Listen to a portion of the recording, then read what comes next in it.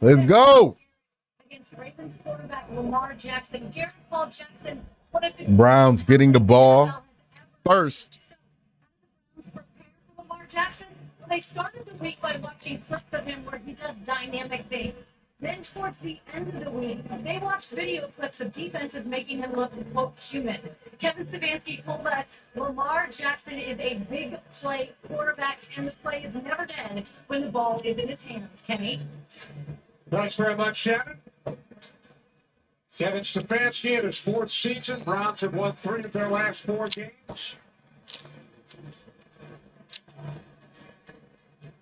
And across the way, John Harbaugh's Ravens coming off their 4th consecutive victory, 37-3 over Seattle. Ravens win toss to third.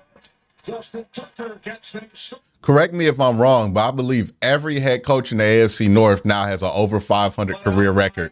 3-time Pro Bowler, 4-1 as a starter. It's crazy. Jonathan Deshaun Watson. Deshaun is coming into his own with this offense. It's a little different than what he's used to running.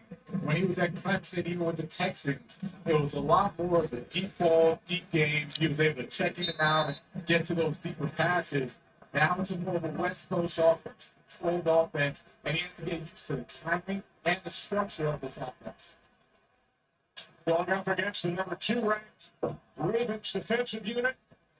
On first down, the handoff. Good run. Good run. Good run to start the drive off.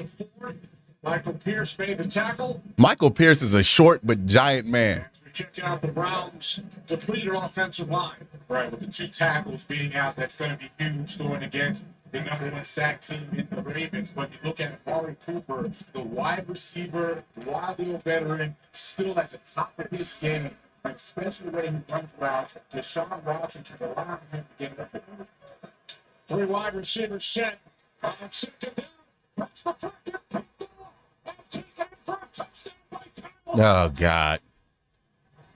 Well, that's not a great start. Didn't realize the Browns D led in total yards allowed by 426. Yep. I mean, what happened there? It's just like Pittsburgh.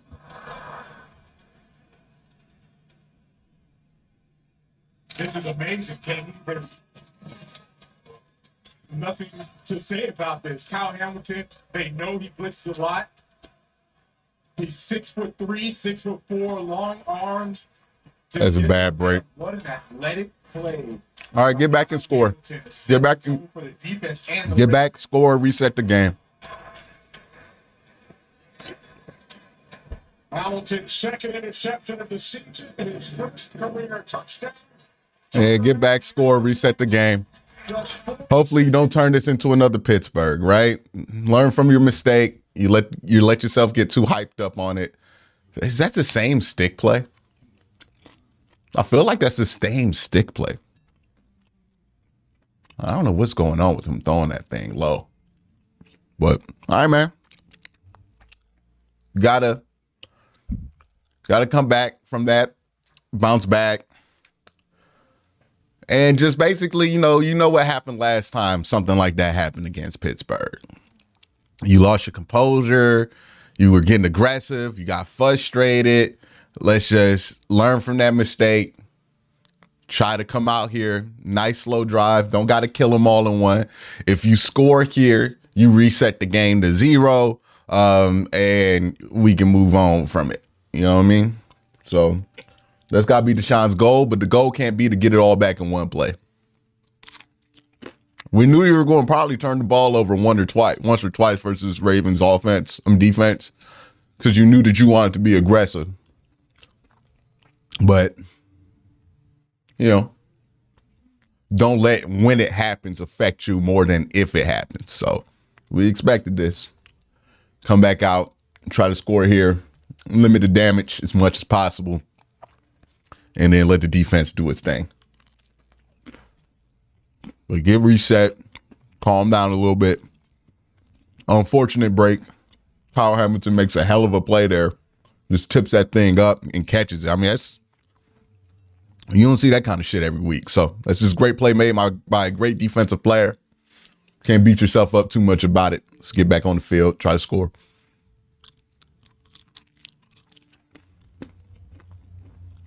I give him credit where credit's due. I just think Kyle Hamilton made a great play.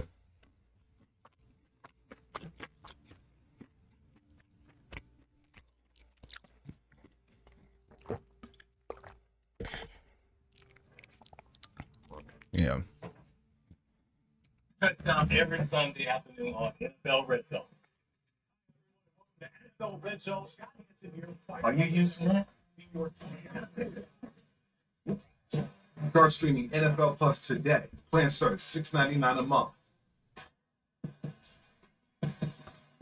All right, come back out here, reset. Took 6 in 27 games, and we talked all week long about these two defenses, and wouldn't you know it, in the opening minute of the game, a defensive score. And John Harbaugh congratulating Kyle Hamilton, and there's Deshaun Watson with the clear frustration. And I can understand why. It seemed like a very lackadaisical throw by him and Kyle Hamilton using his athleticism.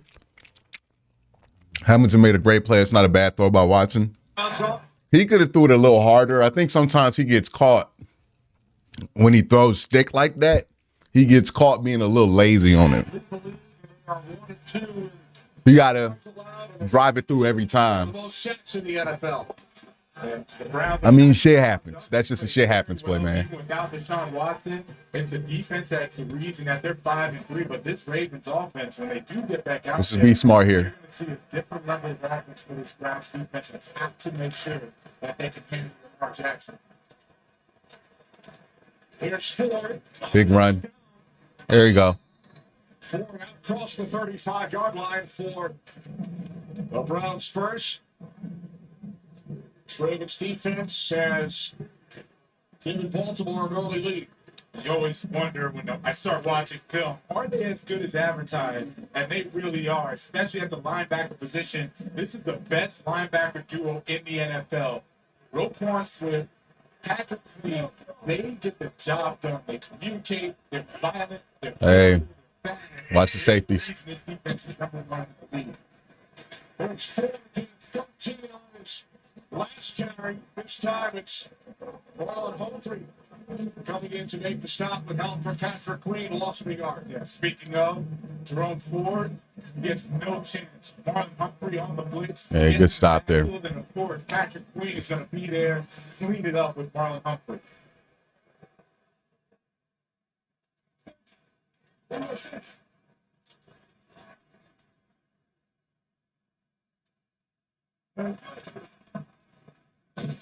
Watson on second and one. Settle in. Think there was miscommunication there. Sean Watson had I time. think there was miscommunication by Moore and Watson there. I think Sets up his third and one. Freddie Swift, they made a good play. Let's move on. It's going to be tough here on 3rd and 12.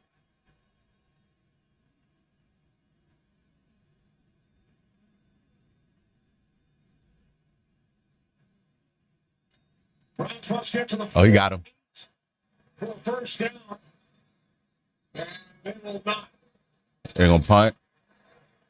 They're going to call it incomplete. Receiver. Cleveland will send out the punting unit. All right, that's not great. Play defense now. The first down of that 13-yard run by Ford, but then stifled by the Ravens defense. That's not how you want to start the game. Not at all. Run game on the outside. Hey, 2 possessions in 3 minutes, not where you want it to be. Completely out of whack right now. Marquez punt. Really got to settle in on offense. Taking up the 17th time. It's that down.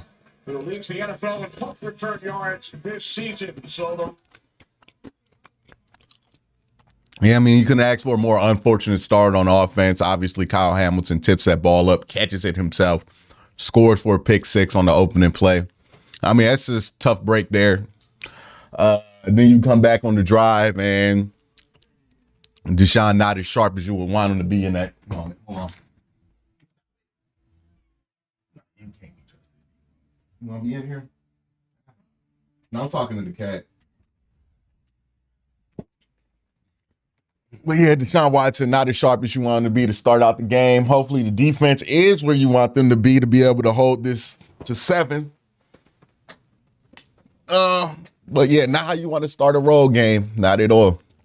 You would wish to get more out of that drive than what you got there.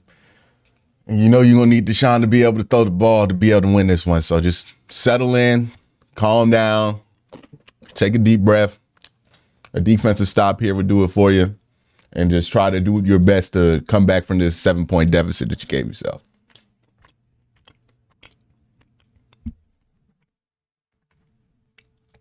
That's really where it can go. How long they've been playing these 9:30 in the morning games? Because what, the Patriots played today? I guess Mac Jones got hurt.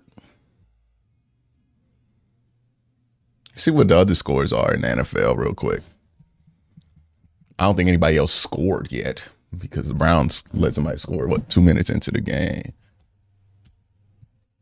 Let's see what pull up the other scores just to have them available for the rest of the stream.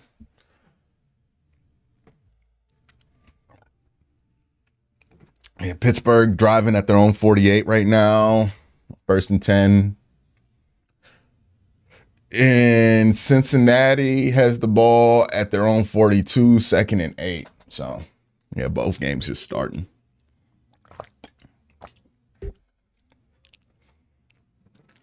Saturday on 5.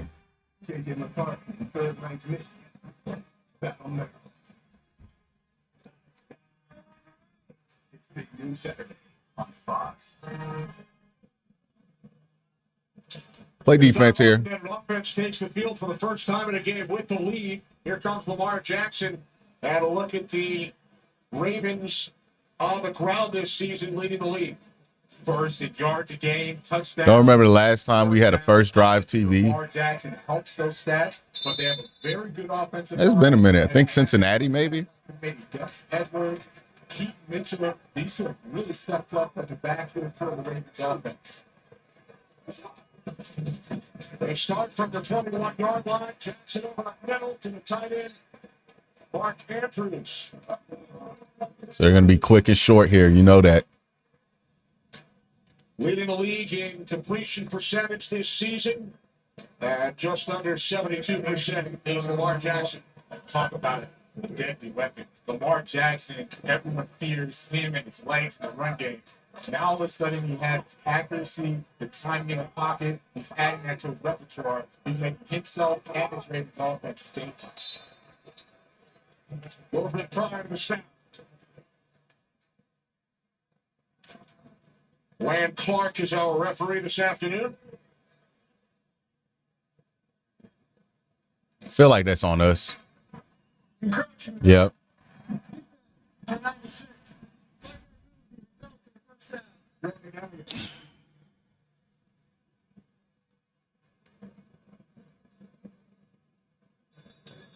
First and 10 for the Ravens. We check out their offensive line with the right tackle, Morgan Moses. This is his second straight game. And Patrick McCary, he's actually filled in very well. 9 games. We played 2 teams under 500. Yeah, it's been a tough schedule, Sly. Appreciate the super chat. There's Edwards up the middle. Good anchor there by Walker. Ravens going up against the number 1 defense. Browns allow only 235 yards per game. That front four, they are vicious. They are violent. What I really like about their game and their defense is Denzel Ward. The way that he's able to lock down one side of the field with his footwork. He's very good. In fairness, he started all his games slow. He's one of the best corners in the NFL. Good pressure. On second down, Jackson. Keep on it. You can't slow down on the pressure, man. Lamar can hurt you if you just give him that extra time by running. Tackle after a gain of 18. Right here. You get good pressure here, but they roll away from it. Away from MJ Emerson. And look at his accuracy. Puts it right on the money for him. Oh, get him. 43, Jackson. No. Trouble, get rid of it. Catch made by. That's more like it. At the 49-yard line, it will be third down and 6. And here's the front four. They really got to get after Lamar Jackson, make him uncomfortable in the pocket. Myles Garrett has two guys. Gotta finish doesn't that. make a difference. Sends Lamar Jackson all the way over to Zadarius Smith, who then gets a nice takedown on Lamar Jackson. But look at the throw. Off balance, still throws it on the money for a nice completion. Keaton Mitchell in the backfield. Huge game last week. 138 yards on the ground on only 9 carries. Hand off. This is Mitchell. Touch to the outside. That's a touchdown. Mitchell. Into the end zone. Well, this game couldn't have started any worse. Yeah, Miles kind of goes. I think Miles blew that gap wide open there, to be honest with you. I think he went a little bit too aggressive towards the quarterback. That opened up a wide open lane there on the C gap. And then AWOL got blocked, or he just took a bad angle. But let's see it on the reverse cam here. I know Miles gets all the way upfield, and so does Jordan Elliott. Okay, Jordan Elliott blew his gap. And then just a missed tackle there by Grant Delpit, and he's gone. Lineman. That's how fast Keaton Mitchell is. Goes Yep. in and makes an immediate impact. Wow. Undrafted out of East Carolina. Ain't the first time you've been down 14-0 on the road. Extends the Ravens lead. Just under 5 minutes in. Baltimore leading 14-0. Speed of Keaton Mitchell. They're now finding out. Hey, man, ain't the first time you've been down 14-0 on the road. Last time you were down 14-0 with PJ Walker. Let's see how they respond offensively. We've been in this spot before. I mean, that's the one benefit if you're the Cleveland Browns right now, is that you're a team that has literally been in this spot multiple times before. So you know what it takes to get there. You know what you have to do. I guess the good thing about this is that they scored in the first 4 minutes. So you got pretty much a whole game to get back 14 points, right? So if you're going to be down by 14 at any point and you want to make a comeback, you know, this is the most time available to do it. Obviously, you don't want to be down 14 points to begin with. But hey, if you have to try to make a comeback down 14, this is how you try to make it happen. You've been in this spot before. You know what it takes. You know what you got to do. And you were able to do it with PJ Walker. I understand that the Seahawks aren't the Ravens. We saw what the Ravens did to the Seahawks last week. But also, you know, you would hope that PJ Walker and Deshaun Watson, there's a big difference there. So, yeah, just going to have to focus in like you did a couple weeks ago on the road and try to make this comeback. But definitely didn't start this game out strong. Couple missed opportunities. I think Miles could have almost had a sack there on Lamar. It's hard to fault him for not being able to get him in that situation because it wasn't even a clean grab, and that's Lamar Jackson we're talking about. And then, you know, we talk about the aggressiveness that we have here. It allows us to be hit for some big runs at times, right? They'll give up 3-4 big runs a game, but they'll stop most runs, and that's one of them 3-4 big runs that they gave up there. So, you know, got to fight fire with fire. Do what you got to do to get some points on the board this drive, and just know that you have the whole game. You have pretty much the whole game, all 4 quarters to come back from this 14-point deficit. So you got a whole lot of time to get your way back into this ball game to win it. That's the positive. Anyone want to wake up, says Dog Pound Backer. We'll see, man. We'll see. They've been in this spot before. 79 yards. Keaton Mitchell looking up towards his dad, a former Super Bowl champion with the Ravens. Anthony Mitchell, who scored a huge touchdown himself during that Super Bowl run in a divisional playoff game against the Tennessee Titans. All smiles for Keaton Mitchell, as it should be. His dad is proud. Man, this is going to be a tough win anyways. We call guys like that fast, right? 3 rushes. Try to battle it. 30+ yards this season, most in the NFL. Let it go. Let it go. Let it go. The goal line, Strong. Strong. Okay, never mind. Good return. Brought down at the 34-yard line. Keaton Mitchell last week versus Seattle Seahawks going over 20 miles an hour, almost 21 miles an hour on his way to a touchdown run. The next time around, he gets the ball first. Wow, that's a great draw play. That is a great draw play design. That's a great design there by Todd Monken. Who got hurt? Right side of your screen is Trenton Simpson. Ooh. With Hope he's all right. 14-0 early first quarter. Back in a moment. Not the start that you wanted at all. Once upon a time, there was a little kid. That's me. And she was in the magic garden. Scores around the AFC North. The Bengals are up 7-0 on the Houston Texans right now. Pittsburgh up 7-0 on the Green Bay Packers. Let's see what the wild card scene is looking like right now. Is anybody else playing? It's Titans, Buccaneers. Titans up 3-0 on the Buccaneers. And the 49ers up 7-0 on the Jacksonville Jaguars, which is important when it comes to the wild card picture for the AFC. So that is what the scores are right now. Again, early first quarter. We'll see how these things develop throughout the day. Yeah, you're the Browns here. You need a drive here. You need a drive here. Right? You need to slow this game down just a little bit. It's been a rough first quarter. You don't want to make it a historically bad first quarter. The good news is that you have 10 minutes in the first and 3 quarters to come back down from 14. The bad news is that you have 10 minutes left in the first, and that if you don't stop the bleeding, this can get really, really bad and out of hand really quick. So you got to do something here to make a stand that you're going to try to make a comeback here to try to feel like you're going to stop this bleeding. So, hopefully we see it here. Hopefully we get Deshaun to calm down just a little bit.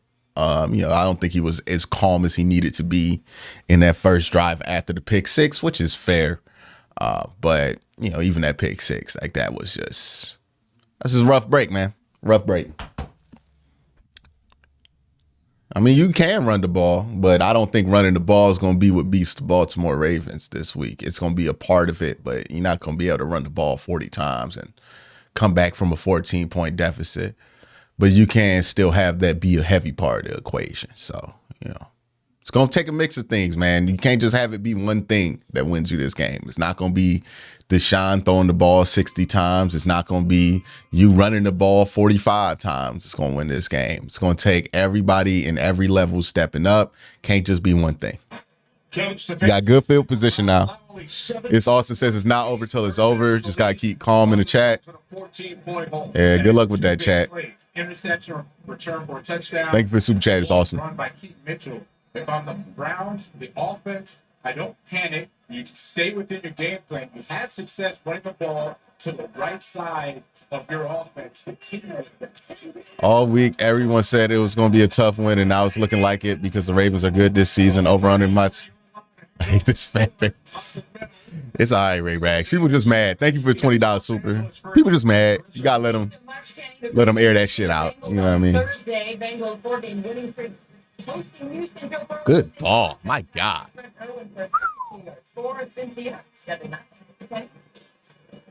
That's Gresham, first of 2 home games in 5 days for the Ravens. They're off to a terrific start. But clearly, they did not overlook the Browns getting ready for Thursday night. Second down and 3. Ford picks up the first. All right. Out to the 45-yard line. Keep it going. Browns, 4 of their 5 wins have come at home this season. Just 1 and 2 on the road. That victory, a wild game in Indianapolis. Yeah, just making it fair to make this comeback all sweeter. We'll see, man. Get set. You got time. Good ball. Oh. It's too far for Amari Cooper. It's a good shot, though. It's a good shot.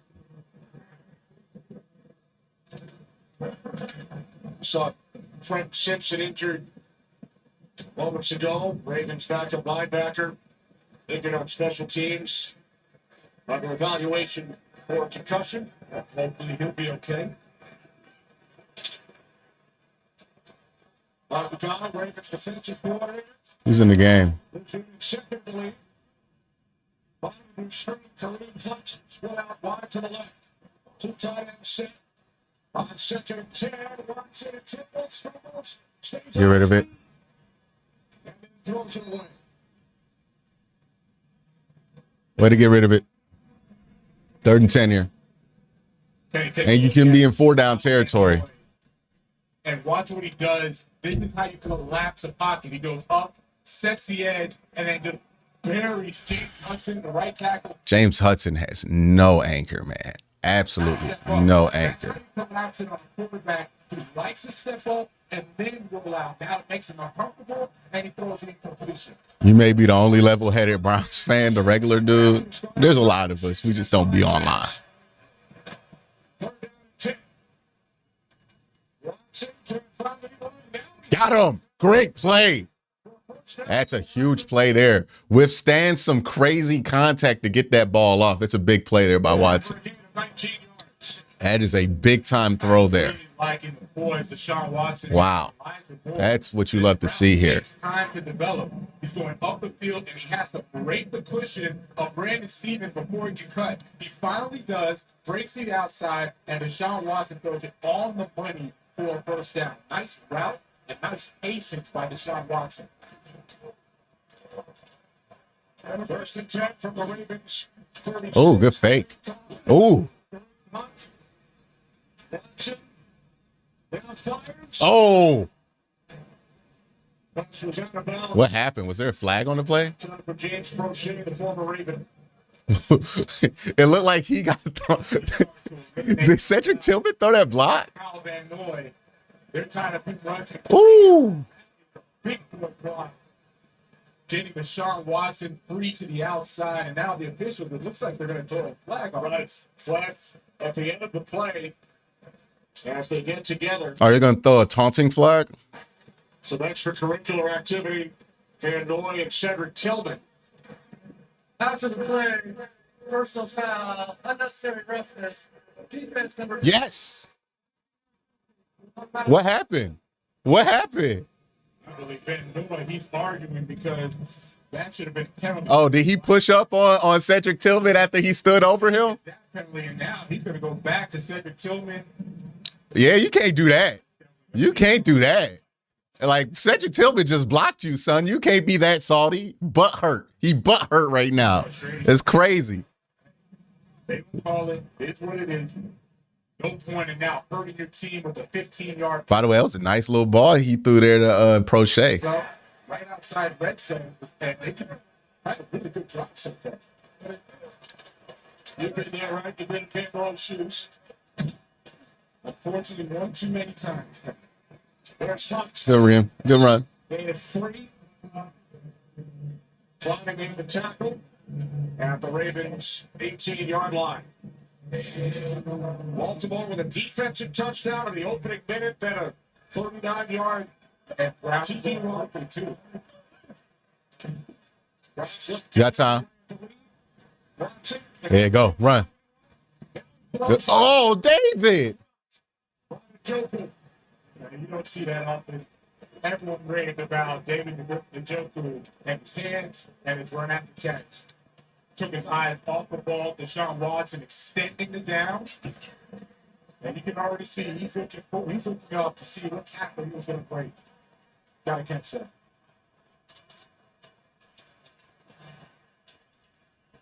Third down at 7. Where the receivers sit. Live playing the drive for the Browns. They need the 11-yard line for a first down. Watson looking for Tillman incomplete. No flags. All right, kick the field goal. You're going to need to play defense. Very good coverage. Ball Ah, David. Damn. throw by Deshaun Watson didn't give Cedric Tillman an opportunity to try to make a play on the football. That's why you saw a lot of contact, Kenny, but you don't see a flag thrown. It's because the ball was uncatchable. So here's Dustin Hopkins. This will be a 36-yard. Nah, they just didn't throw that flag because he's a rookie. Like, rookies don't get that kind of call.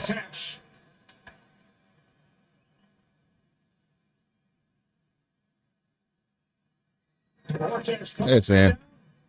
Good money. Good money. All right. On the board. Slow grind back.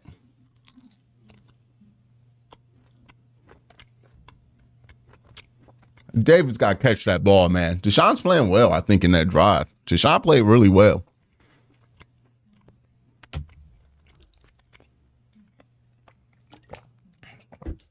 I thought he made some nice throws, some that weren't caught. Some were on target. He's getting time, too. I think that's the most important thing. There's a lot of time to throw, and he's trusting it. That big 3rd and 7th throw to keep that drive going to get into field goal range was really nice.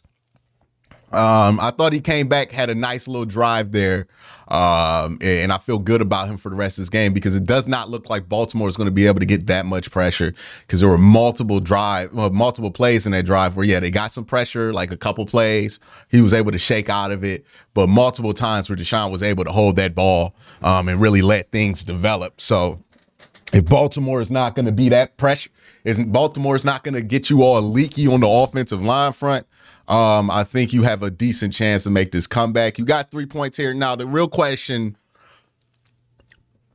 is now for the rest of this game is how much can you do defensively versus Baltimore? You did yourself no favors offensively by spotting them 7 points, and then you gave them 7 points on that first drive. We know that the Browns they're typically at their worst defensively on that first drive. Like, we know that the Browns defense, whenever we have drives where we're like, oh my God, are they bad? Are they trash? It's always the first drive.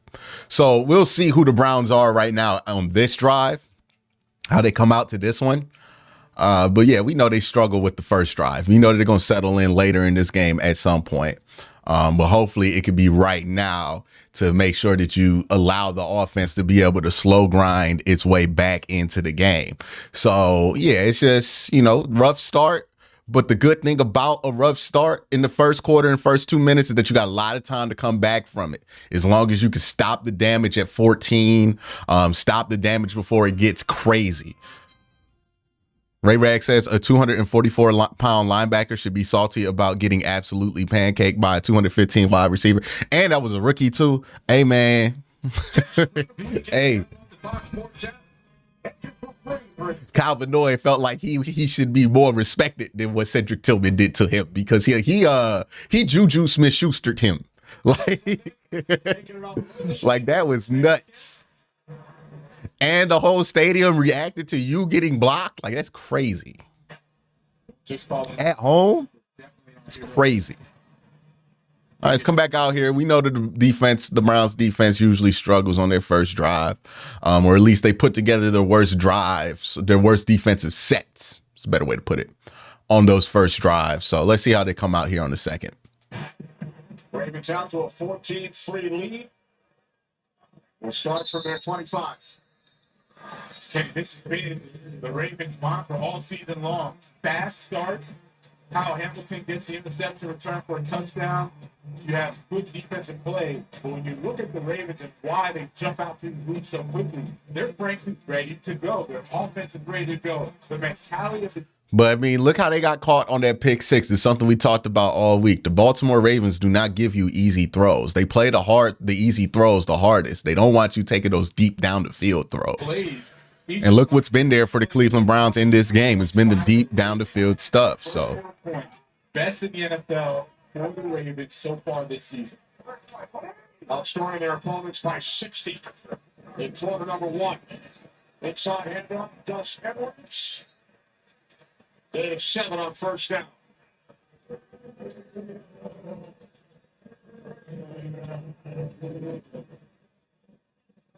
Gus is another guy we love watching him. He's got the dust bust.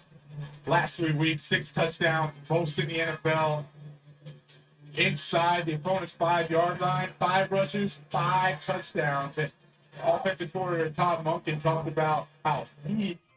everybody's so quick to jump ship. Oh, chat doing his thing down there. Second down and 3. There we go. That's what you needed right there. That's what you needed. Get them behind the sticks. Take advantage now. Get them off the field. We check in with Shannon. Yeah, Jonathan, I think the term was he runs behind his pads, right? And I loved it when we asked Lamar Jackson about Gus Edwards, and just to describe him, and a big smile came over his face, and he said, powerful, more elusive than people think. But I did talk to Gus Edwards. He told me, I'm a downhill runner with sneaky speed who can make every run. His favorite player growing up, Sean Alexander, said he could do it all, and he had the swag. He certainly has a swag when it comes to first and goal. He gets down there and he gets those touchdowns. Now Jackson. Best. Good tackle. All right, force a punt. Preston Herring says, what's the main reason? What's the flag? What's the main reason our defense struggles on opening scripts? Is this a thing where a lot of defenses struggle with? Yeah, you struggle on that opening drive because that's going to be the most game plan. Defense number 21. That's can't happen. Why do they struggle with those? You can't have that. Yeah, but that's why, right? One-on-one with Odell Beckham and What? What? hold at the top of the route. Not much, but The ball was fucking out by. All right, whatever. Forward teammates. But yeah, that's why you would struggle on those first sets. Let's just stop him here. First down, fake to Gus Edwards. Jackson throws. It's complete to Zay Flowers. The rookie out of Boston College. It's a flag. Picks up another Ravens. I think there was. I thought I saw one out the corner of the screen. let's take a look at Gus Edwards. We talked about his run game, how tough he is. Look at him, nice pickup. Allows Lamar Jackson time to step up into the pocket, connect with Zay Flowers. This is an all-around back. That's when you talk about a complete back. They can run the football as well as pass pro. And there's offensive coordinator Todd Monken. He said, Gus Edwards, you can't judge a man by the shorts. And I know exactly what he's talking about. You have OTAs, everyone's running around, it looks good. All of a sudden, pads come on, and Gus Edwards shines. Keith Mitchell back on the field. Way to play it. Jackson switches. Whoa. Explosive. Once again, we saw earlier from Keith Mitchell. And he picks up another first down. Another huge play. 42 yards this time. Jackson to Mitchell. No, you had that cleaned up on that side. Yeah, you just got washed there by your linebacker. For a 40-yard touchdown. Clearly, they want to get him involved when he's in the game. You can't lose track of the football. That's why you can't have that penalty on third down. In franchise history with a touchdown run of at least 35 yards. Our defense hasn't looked good the first quarter most of the year. I wouldn't say most of the year. You've got to read the scout. Some games. I'm playing, and they tell me this guy can just take it to the house anytime. Anthony Walker, the injured Brown. But That's not good. On his own accord, but For more on Keith Mitchell, Shannon. My goodness, isn't he the feel-good story right now of the Ravens? John Harbaugh was one of the very first guys standing on the sideline to congratulate him when he came over. Of course, he had that breakout game last week, 138 yards, 1 touchdown. His dad in the stands here today, as you guys showed, biggest fan. I talked to Keaton pregame. He told me last week his dad said, hey, remember the 24-hour rule. You can celebrate for 24 hours. Today, his advice to his son was stay warm. I think he's staying pretty warm moving those legs the way he is. Well, Edwards got another touchdown to celebrate, Shannon, for 24 more hours. he is definitely staying warm. From the 24. Second and 10 upcoming. All right. Back to that divisional playoff game with the Ravens on their road to the Super Bowl. Al Del Greco, place kicker for Tennessee. There's Anthony Mitchell, number 42, a 90-yard return. And he put on the burners, right? 90 yards. You can't get that far if you're not pretty fast. Gets a nice touchdown, and Ravens sealed that victory on the way to a Super Bowl championship. And that is a proud dad looking on, seeing as Keaton Mitchell really coming into his own in the NFL. Second and 10. Jackson over the middle. Good tackle by Taki. Oh, he reestablished. Going backwards. All right. Second season out of Coastal Carolina. So 3rd and 6, 3rd and 4. Nice job, Lamar Jackson. Right on the money to Isaiah Likely. Isaiah Likely breaking some It tackles. should be 3rd and 4, right? Yep. All right, cool. Third down and 4. That's another 4 minutes remaining. First quarter. Mitchell in the backfield. He's accounted for more than half of the Ravens. They're going to go at Mike Ford here. Hands up. Good job. Good job. Way to force a field goal. Way to force a field goal. All right, get off the field. Watch Lamar Jackson. Look how effortless he makes this look. We are not getting enough pressure on him, by the way, man. Keith Mitchell. Yeah, he just drops it because he's a running back. Now, okay, it was a little harder to catch, you know. Yeah, that's a running back's not going to make that kind of a catch consistently. Just a hard axe there. So give him a little credit. Good defense, but Keith Mitchell could have held on to that for another touchdown. Justin Tucker from 37. All right. All right, you don't love it, but you can live with it. By 14. Let's get a touchdown here. Progressive.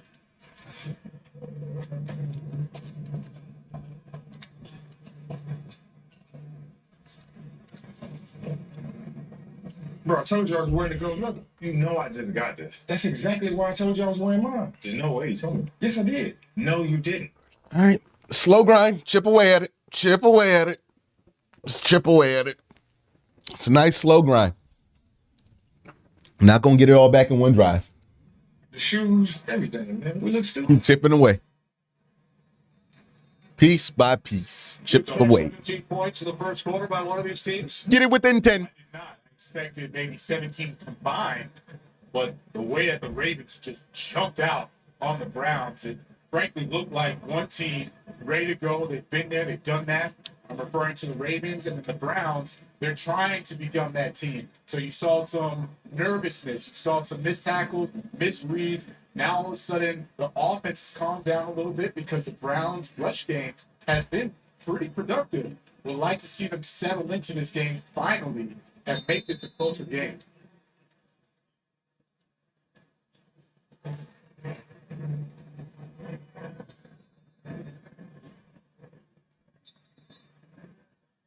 Ravens with a defensive touchdown in the first minute. The interception returned by Kyle Hamilton. Moments later, Keith Mitchell took one into the end zone from 39. Teams have exchanged field goals.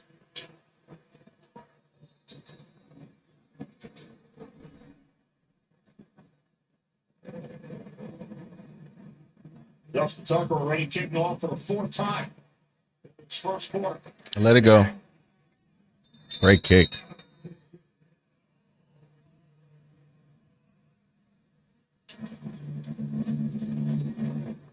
Sean Watson leading that offense back out, and there's John Harbaugh, 25-6 versus the Cleveland Browns.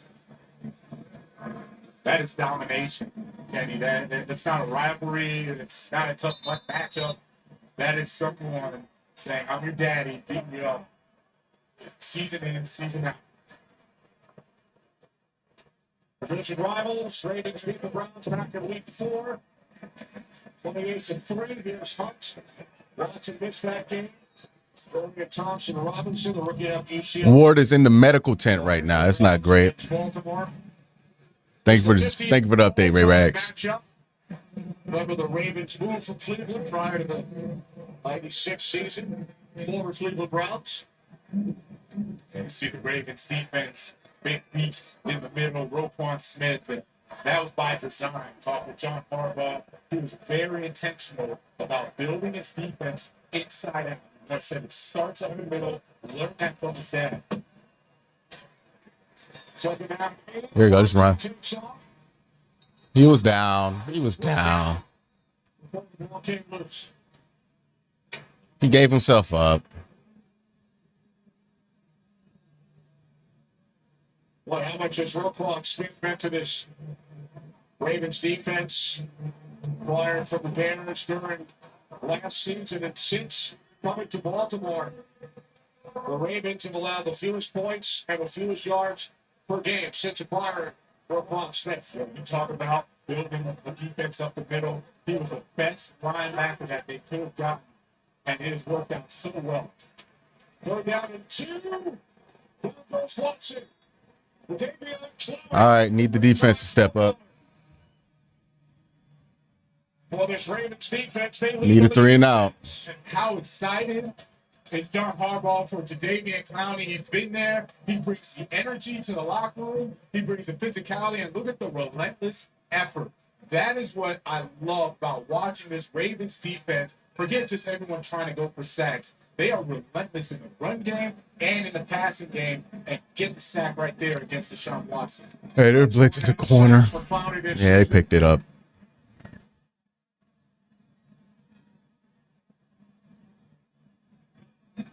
Play clock ran all the way down.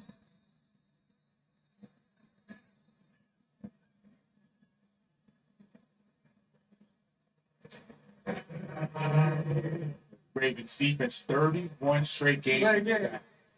Offense. 5-yard penalty. Still fourth down.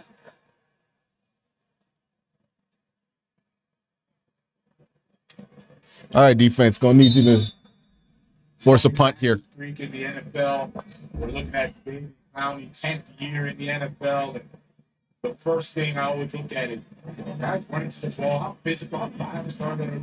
And across the board, Jadeveon, Justin,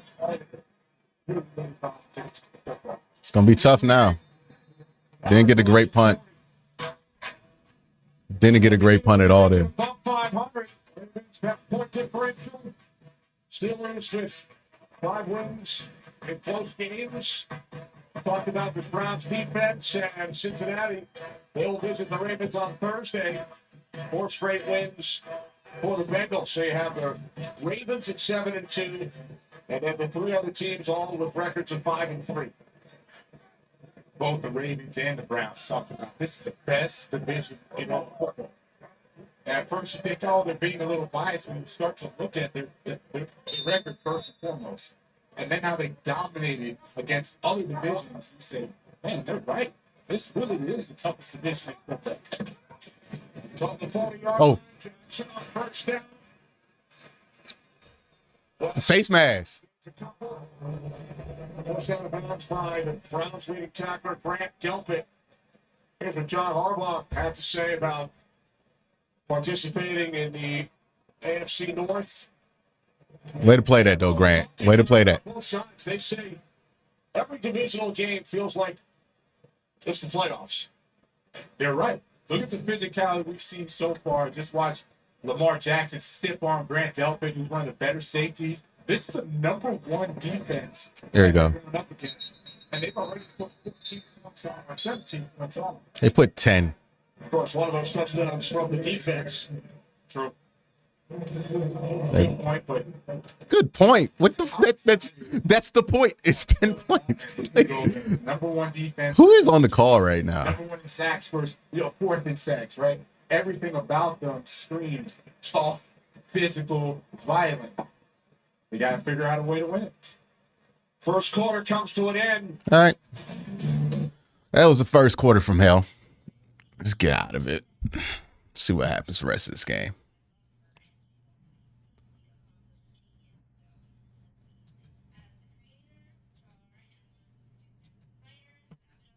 Yeah. So, first quarter from hell. Defensively, you gave up a drive straight up, two scoring drives straight up that you felt like one of them shouldn't have happened, right? We felt like that field goal drive definitely shouldn't have happened because you feel you get him off the field there, but Denzel Ward, for whatever reason, commits a holding penalty or gets called for a holding penalty on Odell Beckham. Got to be smarter than that. Odell's old. You ain't got to touch him. He wants you to feel like you have to be able to cover him, but he's not that good anymore. So you don't have to do all that, Denzel. You're a better athlete than him at this point. So you got to be smarter than that. It's been a sloppy game, especially on the defensive side of the ball. Offensively, it's been what it's been. I thought there were some good moments in the couple drives, and obviously there were some bad moments. Pick six, Kyle Hamilton gets his hands on the football, catches it for a touchdown. This last drive here, thought you had a couple good plays, had some momentum, but just couldn't get anything going through the air. Had a drop pass by David Njoku. It's just been little shit there on the offensive side. So they just need to collectively relax a little bit so they can extend these drives and score. You know, but the area of success is there.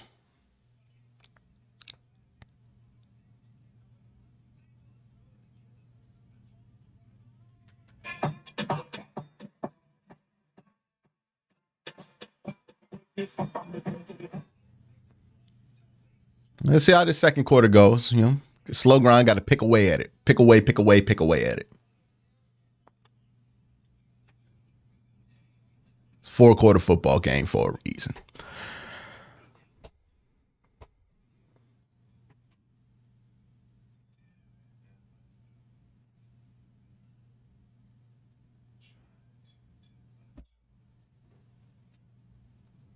Oh, yeah. There's it. Get in there, focus up.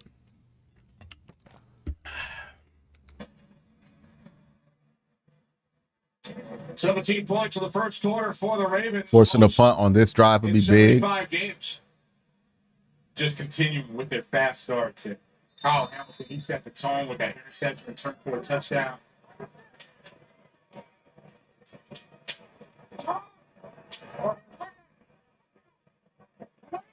Third down and in as we begin the second quarter. Justice Hill in the backfield. Jackson under pressure. Wobbly. Incomplete. There we go. Big. Got him off the field. Big time there. Good pressure there. And this is a nice job both by Myles Garrett and the secondary for the Browns. Yeah. Way to split the double. A little help from Justice Hill on the chip. Force a trip. And then Lamar Jackson. Come back over. Scrambling. And then good job by Okoronkwo to let go of the tackle attempt. Watching tape, why do you think Watson almost never takes the flat in a situation like that? Was open the last third down? I'm not sure if it was open, to be honest with you. Scout out to punt for the first time. What looks open on broadcast is not always open. Even from the sideline angle on all 22, what looks open is not always open, especially when it comes to the flat. You really have to see the end zone angle to see if that was a feasible throw, because the sideline angle really does condense the amount of space that's actually there. So I would have to see that play from the end zone angle to have a good idea on what he was thinking, or to feel like I even have a remotely decent idea on what he was thinking. There just isn't enough out there. But he threw to the flat 5 times last week, so he's willing to do it. I think if he just doesn't do it, it's more than likely he just didn't have it. Browns trailing by 14. They've had some big second quarters this season. And if this holds true to form, we could be looking at a 1-score game, even a tie game going into the half. Looks like they kind of wake up in the second quarter, get into their groove offensively and defensively. Start from the 20-yard line, hand off to Ford. Well, Ford up the middle for a gain of 5 as we check in with Carissa. Gain of 4. Down 7-0 in Cincy when CJ Stroud. Who makes a great move, dives into the score, all tied up at 7. Okay. Thanks, Carissa. These teams keeping a close eye on that game. With the Bengals at 5-3 and heading to Baltimore for a game this Thursday.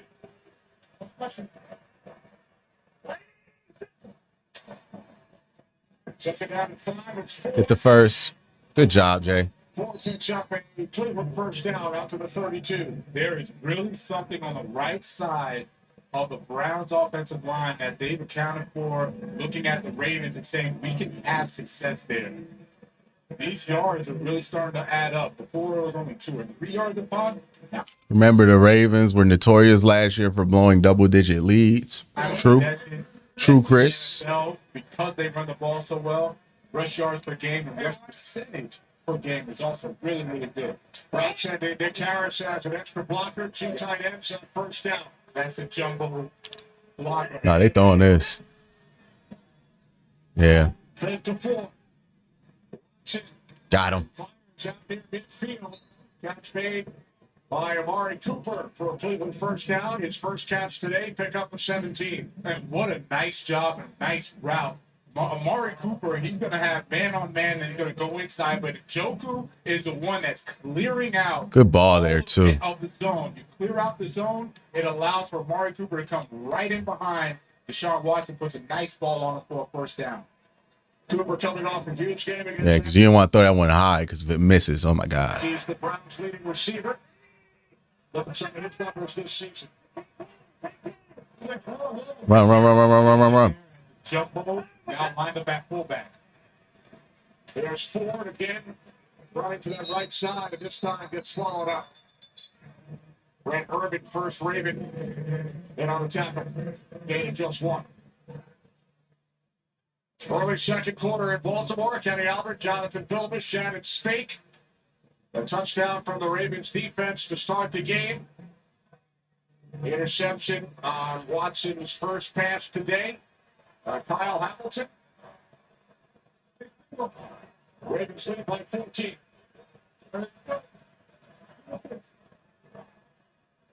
Empty backfield, second down and 9.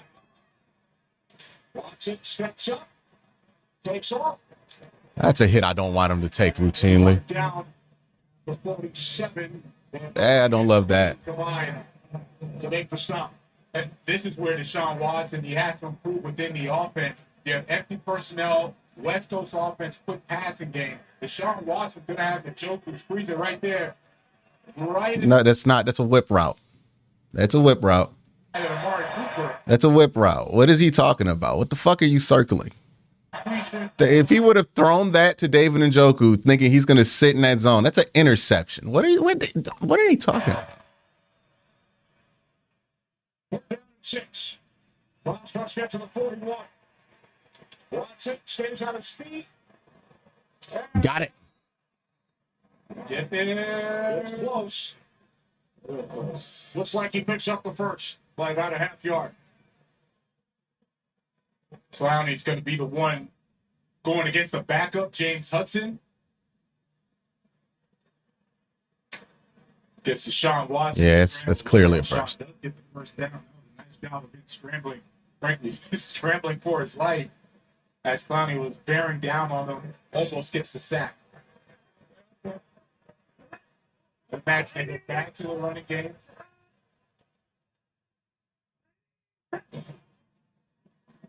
Watson looked to throw on first down. Oh, look up for the ball, Till. That's intended for Tillman. Cedric don't ever look like he's where he's supposed to be in this offense, man. What is going on with the kid? Back because he never was able to create that separation on Marlon Humphrey. Marlon Humphrey is running. Look back now. Oh my God. The time he's able to try and finally stack him, the ball's already on the other side of him. That's great coverage by Marlon Humphrey. Yeah, he's never where he wants to be. Easier said than done. You're going against a technician at that quarterback position in Humphrey.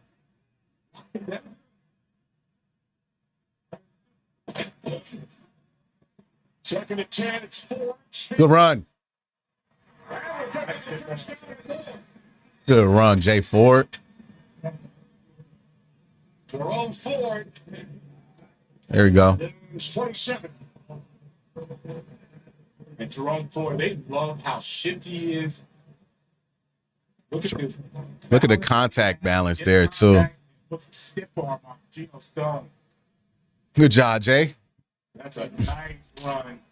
Way to make something out of nothing there. The second quarter. Browns offense now in the red zone. Three Hunt back in from the 13-yard line. Watson again, scrambling away from pressure. There's a flag. It's holding. It's coming back 10. First down. It's got to be on the left tackle, right? Or the right tackle? Holding. Offense number 66. Flag, first down. That's on the right tackle, Hudson. James Hudson looking on right in the middle of your screen. James Hudson, he's going against Clowney. He's trying to stay inside. I understand where the issue is. He was I don't know. Chip block. by Jerome Ford. So he's 6 inside purposefully. Jerome Ford didn't get much of a chip on Jadeveon Clowney. So when Jadeveon fights right back outside, he has no other choice but to hold. First and 20 following the penalty. Fake to punt. Catch is made by Elijah Moore. Knocked out of bounds at the 21-yard line. That's good as a run. Yeah, I don't like that play simply because the Ravens defense is too fast. Queen and Roquan Smith talked about the duo being one Yeah, of you're not going to be able to screen the Baltimore Ravens. It's just not going to be a super effective strategy. 3-12 for Deshaun Watson. Lamar Jackson, 6-9, still doing what he's been doing all season long. But that QB rating, oh boy, we got to pick that up. Pick that up with Deshaun Watson. 6.3 is not going to get it done. 10 play the drive coming up here. Second down to 18 for the Browns. Watson again steps up. Gains 3 down to the Ravens 18-yard line. What's that going to be? 3rd and 12? When we first started the game, this is why the Cleveland Browns brought in Deshaun Watson. It's not to go and compete and keep it close. It's to get over the hump and beat these Ravens defenses, Steelers defenses. Kevin Stefanski, he's going to call what he's going to call. Deshaun Watson has to figure out how to execute and make it work because right now he told us he loves playing these defenses. Statistically, I'd say not so much. Browns into the backfield. Play clock winding down. 3rd and 16. Watson. Njoku. Yeah, screening them's not going to do much against them.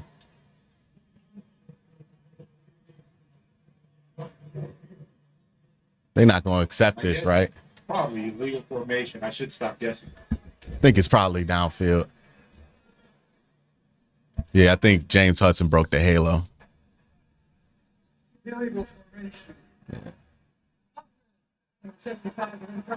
It's going to be declined, right? Yeah, kick the field goal. All right, keep chipping. Defense needs to show up now. The field goal unit. Hopkins connected from 36 yards out earlier. You give up 17 points in a quarter, you're going to have to shut them out for a quarter to get back into the game defensively. So. Try for a first down. They did try for it. They didn't try for a first down. And I get it. You respect the pressure that the Ravens bring, respect the defense. But you're either to win the game, you have to do more than just be conservative. Another flag. What's the flag?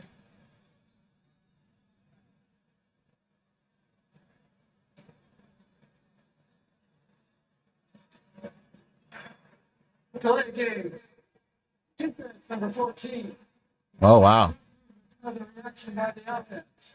5-yard penalty. Still worked out. Yeah, you can't just be doing all that erratic shit during the field goal. So this will move the Browns 5 yards closer. 33-yard attempt, now 28.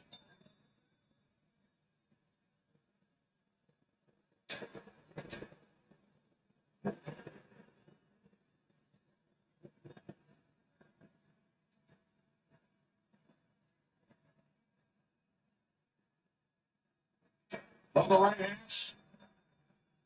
Hopkins from 20. All right. He's 2 for 2. All right, keep chipping back in. Keep chipping back in. Gonna have to get another 3 and out, and then eventually offense, you gotta get going a little bit more execution in the red zone, right? It's been nice you've been able to get there twice versus very tough defense. I understand that, but you gotta finish these drives, right? A couple missed opportunities. David Njoku drops a 37 pass to get you in close territory. I felt like, well, they ran the ball 2 times once they got within like the 20. And both those guys stopped, so they kind of went away from it for the rest of the drive. And then they went to these screens once they got knocked behind the sticks. You just can't get, like, the biggest problem right now is that we get into the red zone, and then we immediately, on both drives in the red zone, got ourselves behind the sticks with the holding penalty. We got to just clean that up. We got to play clean football in the red zone, or else we don't really stand a chance to score. And that's what happened in this drive. That's what happened the last time they got down in that territory. They got to find a way to not get behind the sticks, not get these holding penalties, because I do think there's a good chance that you can score if you don't get those penalties. But when you get those penalties, it's going to throw off the game plan. It's going to throw off the play calling. It's going to throw off everything, because now you're trying to get 20 yards in 4 plays instead of trying to get 13 in 4. It's just that they got to get out their own way. I think, honestly, the offense has been fine. It's just been the execution and the cleanness that they've been playing with hasn't been what you needed in the red zone. And flags are killing us. You can't get those penalties in those areas. You just can't. Give me 1 second, y'all.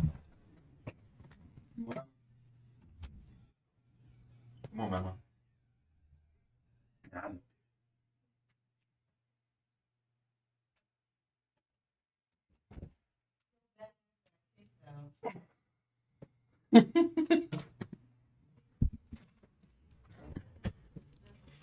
Yeah.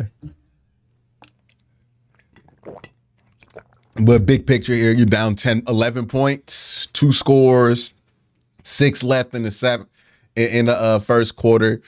If you get a stop here and you score a touchdown, that brings it to about 13-17, and you're right back in this before halftime. So that's the positive outlook.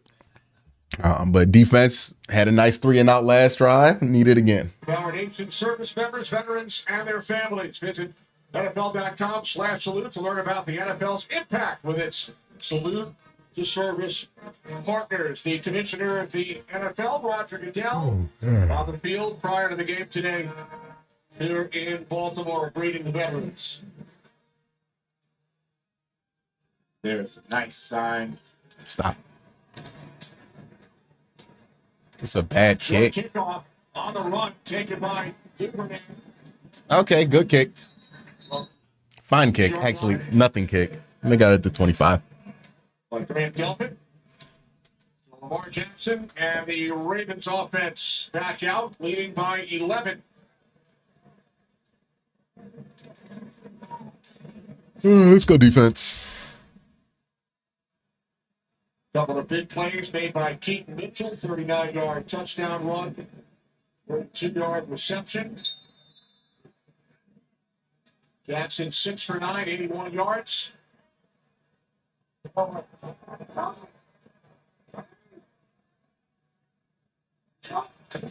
Ravens start from the 26 with Edward to the backfield.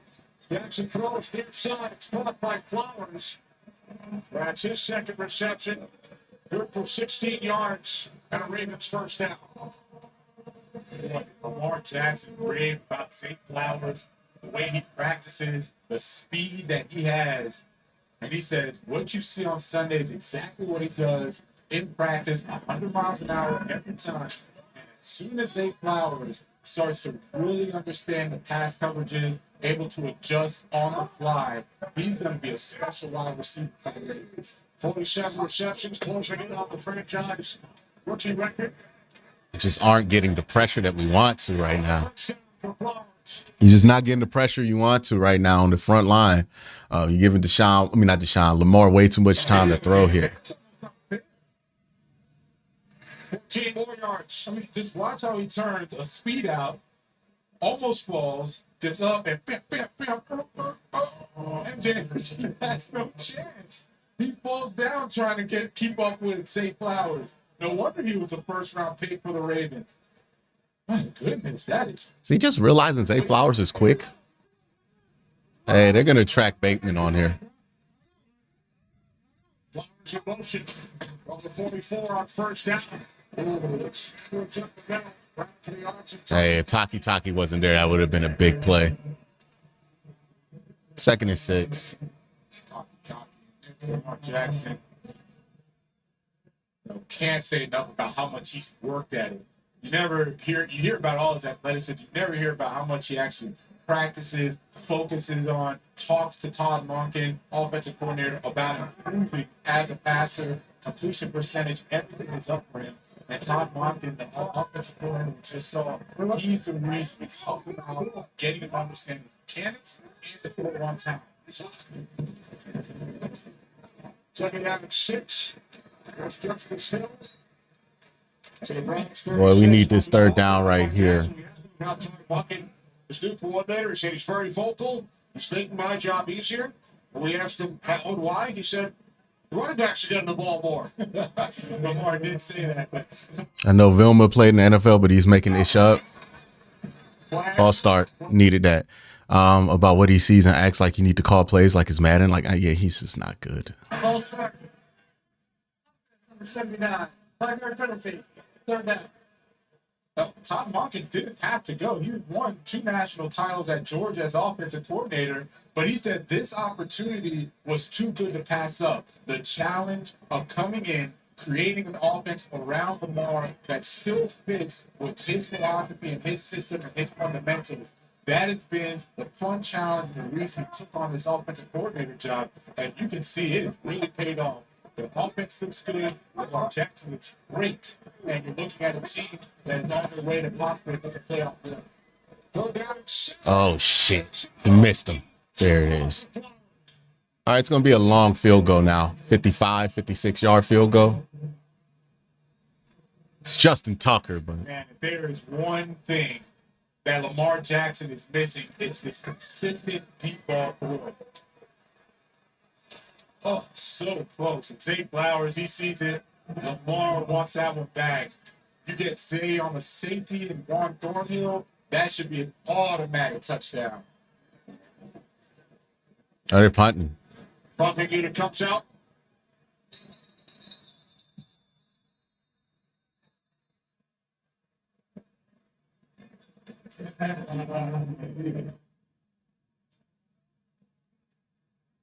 Two players in the formation. Defense. 5-yard penalty. Fourth down. They might kick this now. So now, the Raiders pull the punting unit back out. Harbaugh bring the offense back on. I Fourth like down the and decision. 2. I like the decision. It's 4th and 2. You're in plus territory. Your defense is playing well. You know Justin Tucker's banging on the sideline. Justin Tucker, he just got overridden by the head coach, John Harbaugh, and I don't blame him. John Harbaugh, who told us there's no kick Justin doesn't want. Punting is the ultimate insult to Justin. I'm looking at it. Zone read or Lamar's keeping this ball. I can easily see him keeping it, getting 2 yards. Nah, they're going to try to get us to jump.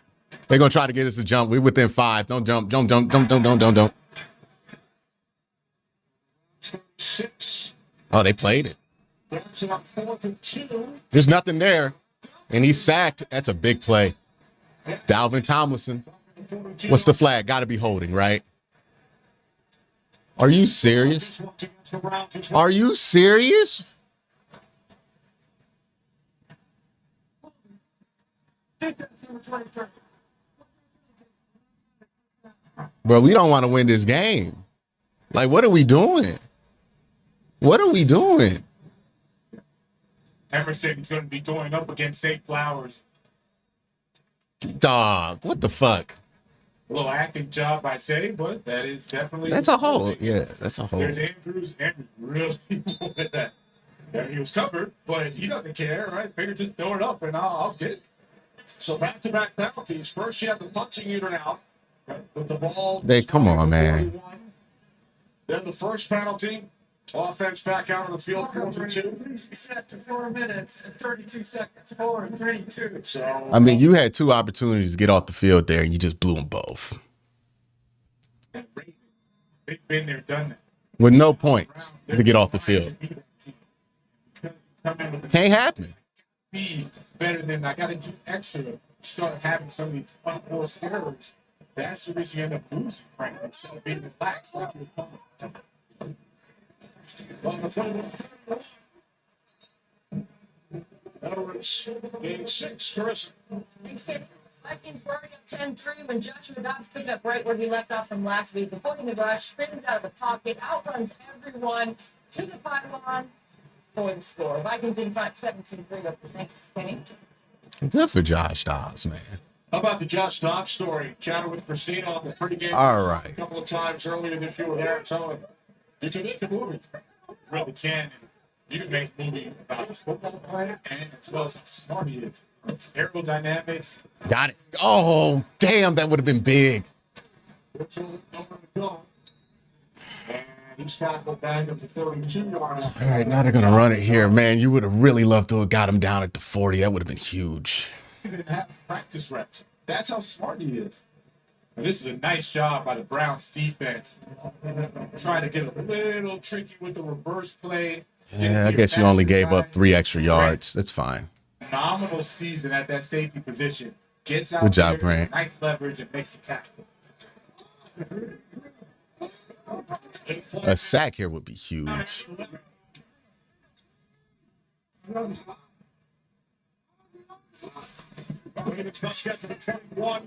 Oh, okay. No flag, right? Didn't hit him too hard, did we? The former Ravens, Darius Smith, along with Greg Newsome. There we go.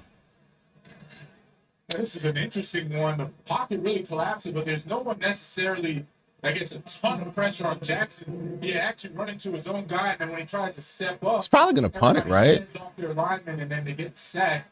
That's a nice job by the secondary. Nice job overall. Now they're going to kick this now.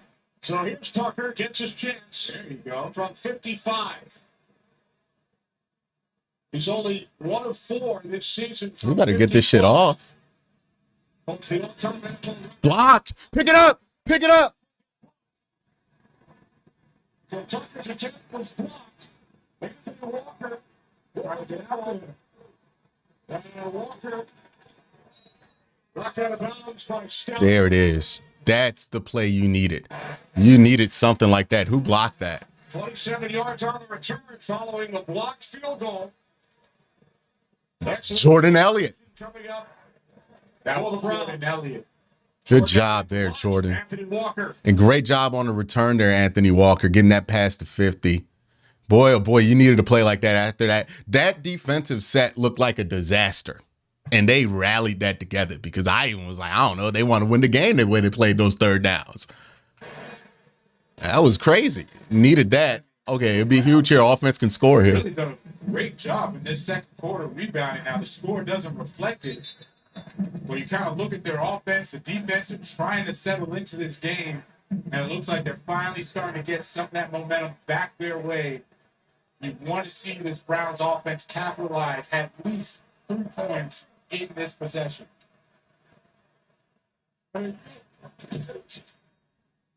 Here's Ford on first down. Throw Ford up the middle. You got time. Take it to the 2. All things considered, man. Well, that's a hell of a bounce back by the defense on that set there because, boy, oh boy, was I pissed. You still could have gotten the ball with that field position if you just let that 4th down play out. But Martin Emerson decided to tackle somebody on 4th down, frustrating as hell. But you know what the defense did a good job of, right? They gave him the ball at the 30 after those penalties. They had a 12-man on the field to force the punt from being a punt to being a 4th down attempt. Then on the 4th down attempt, they get a defensive holding, puts the ball at the 30, but 2 straight negative plays back to back to end it, forces a field goal, a very long field goal that ends up getting blocked and returned all the way to your 40. So, I mean, don't love the 2 minutes we lost on the clock because of that, but that's the second best result. So can't be mad at that. Can't be mad at that.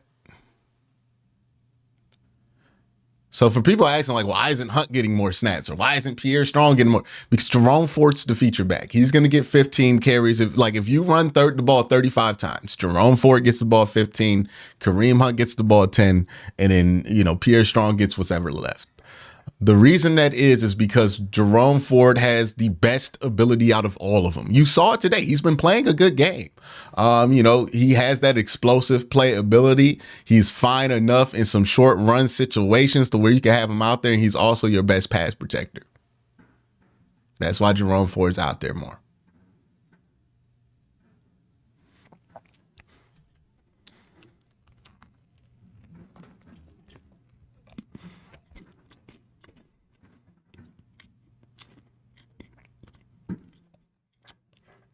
So a frustrating route to get to that result, but same result nonetheless. Hopefully they could score a touchdown here.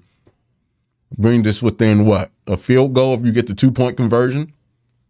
And the field goal here brings us within 1 score. So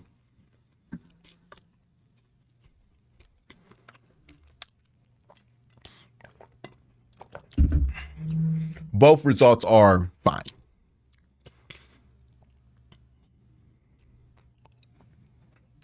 Runs at halftime coming up. Kirk, Terry, Howie, Jimmy, and Michael.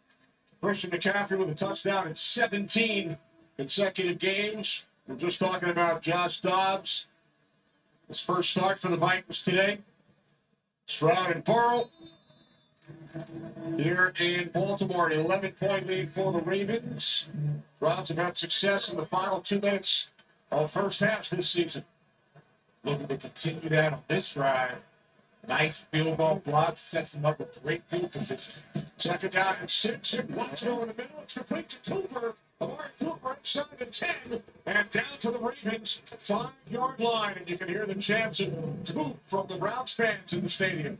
Much respect That's for big. the Browns fans. Big throw there. Sean Watson looks off the defense. That's smart football. That's what they brought him in for. He stands right. You see all the backers, safeties flying to the right, and then he goes right where they left off and gets a big completion, gets all the way down to first and goal.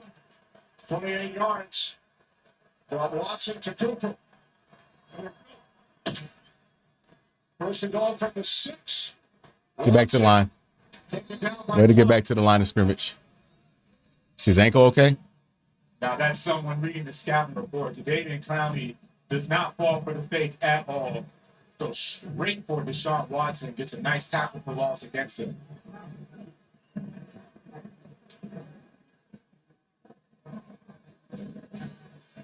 Ravens call a timeout.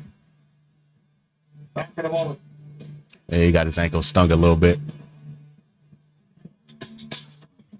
Hopefully he's all right. Yeah, nice throw there to Amari Cooper. Get you within 5. Again, field goal, touchdown, both bring it within 1 score. Obviously, a touchdown and a 2-point conversion will make this 14-17. It is of note, Baltimore does get the ball back to start the second half. So got to factor that in. Got to factor a defensive stop in if you want to maintain those margins the next time you get the football.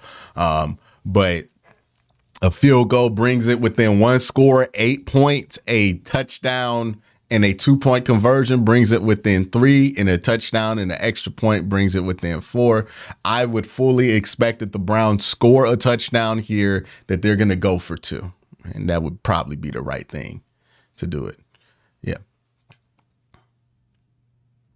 Yeah, they're running Deshaun a little bit too much in the middle. Well, Deshaun's running in the middle of the field. That's the thing. Like, he's not designed to run in the middle of the field most of the time.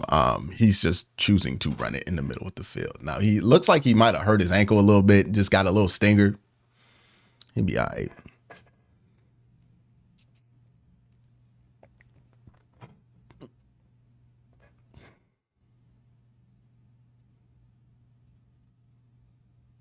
All right. Yeah, let's finish this drive off. 3 or 7 would be nice here. 7 would be huge. Well, 6 and 2 would be huge.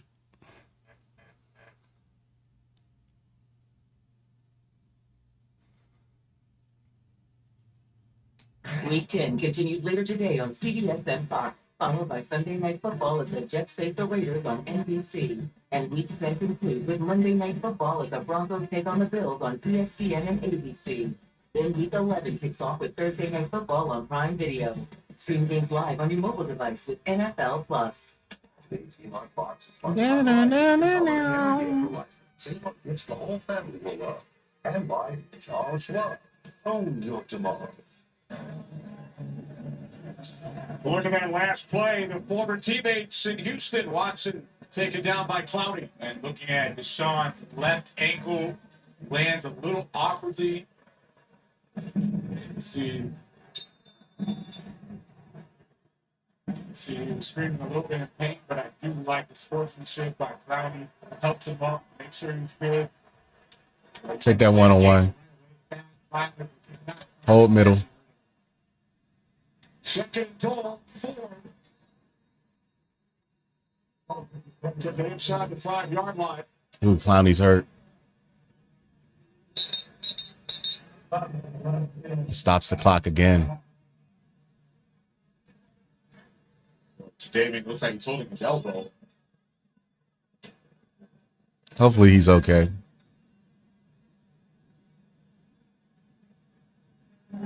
That don't look good. It look like a dislocated shoulder, don't it? He just letting that thing slank. Keeps grabbing at the back of his elbow. Hopefully he'll be okay. He's been a force for this Ravens defense.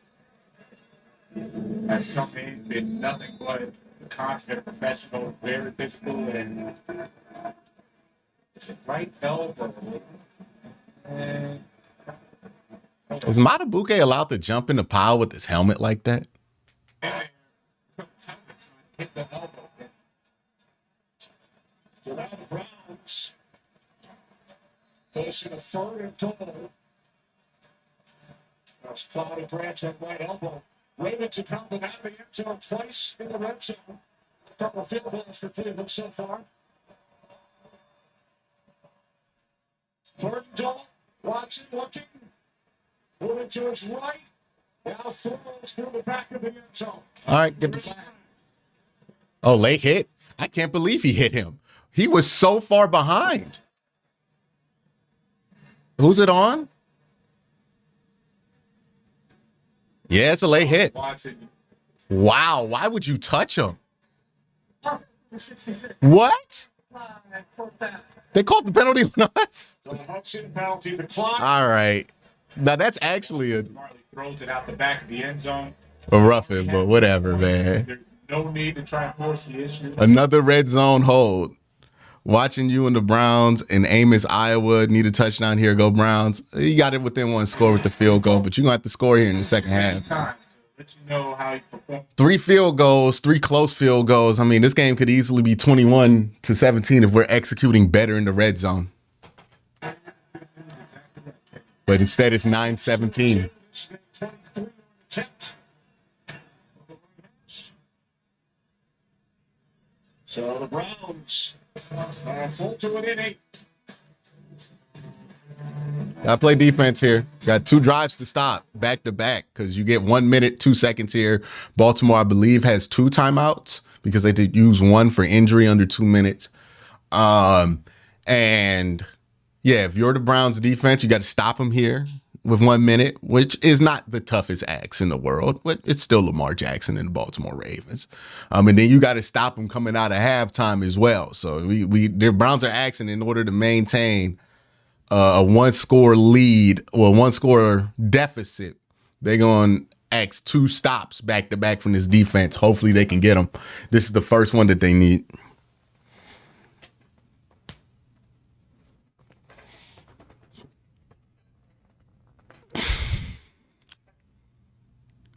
I love how people be like, it's horrible play calling. Okay, brother, what play you calling? What play are you calling? Like, since you in the chat, like, let me know if you're the expert.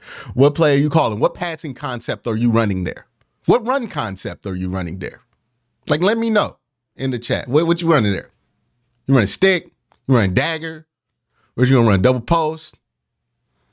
Or do you want to run outside zone sweep? What you want to do? Inside zone? Like, what you want to do? And what's the philosophy behind it?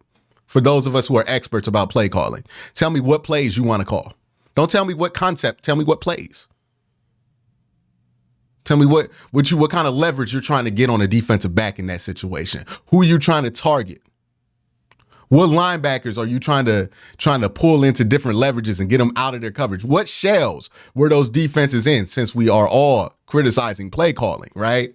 Since we all know and we are all experts, please tell me the offensive philosophy, the play calling philosophy, and why you would do it. I want to know the shell that you felt like they were in. I want to know what kind of leverage you was trying to get on that play, and I want to know who you're trying to leverage with what wide receivers, what combo, and what combo of routes. Or are you just saying play calling because ball didn't go in end zone? Be honest. CTG Cement says we have to punch that ish in. Hey, it's easier said than done. The Ravens, you know, I know you can run it on them within the 20s, but within that 5 area before the line of scrimmage, before the end zone marker, Roquan Smith, one of the best in the league at stuffing those runs. And Jerome Ford is not one of the best in the league at punching those in. So you gotta be able to have success throwing the ball into the end zone. Right now, they just haven't had it. They've been getting behind it. They've been getting in their own way.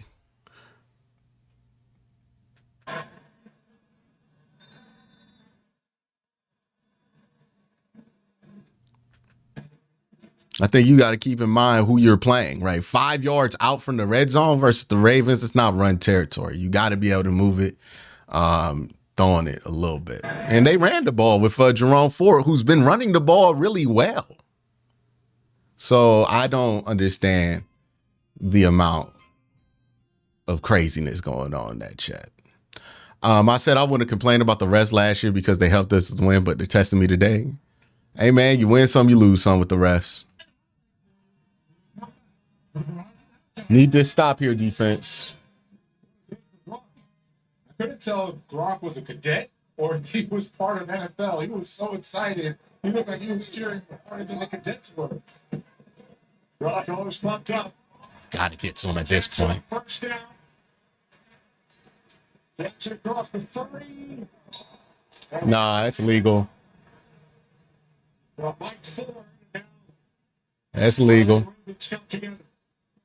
Don't see the flag come out because Lamar Jackson wasn't out of bounds yet. I know the fans don't like it. The Ravens offense, they're going to protect this quarterback, but he was still in bounds.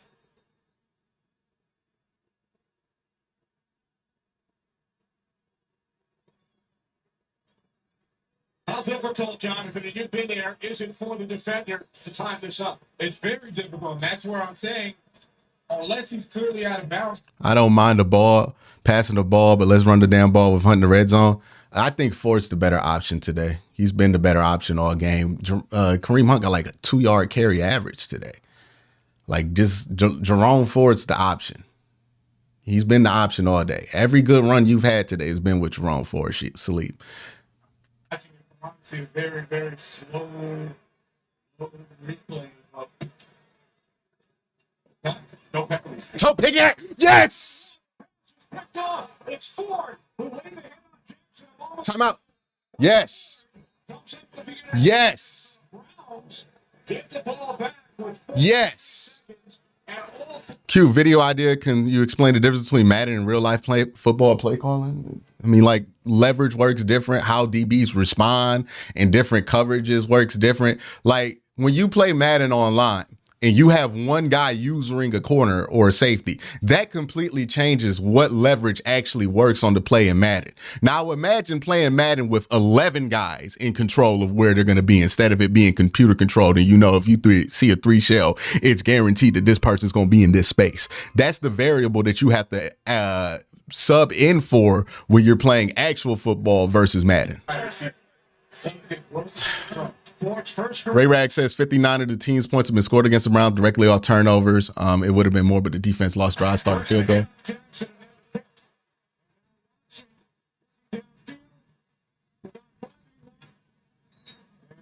Ooh, did he hurt that ankle?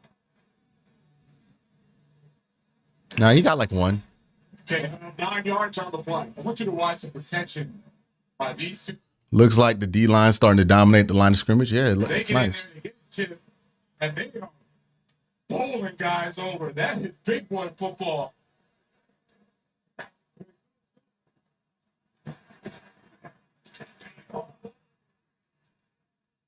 That is tough. That's AFC North, big boy football. Put your pads on. Correction lost at game 2, so now 2nd and 8. Time out. Stick time out. Play clock winds all the way down. Can't lose yardage here. Take a timeout. Still got 2 left. 2 left to get in more. You get a field goal here. That's gonna put you within a touchdown. So, yeah. Elite France. We saw them in practice on Friday at the Ravens facility. Entering the stadium prior to the game today. Well, that's awesome. Now that's Brock at the Air Force Academy. And this is why. So now I get it. He feels like he's a cadet now. So what does he do? Of course, strike it down, baby.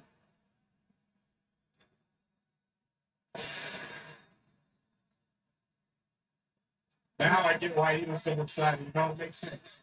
I'm going to be a cadet too after coming out of the fight. Second down and 8.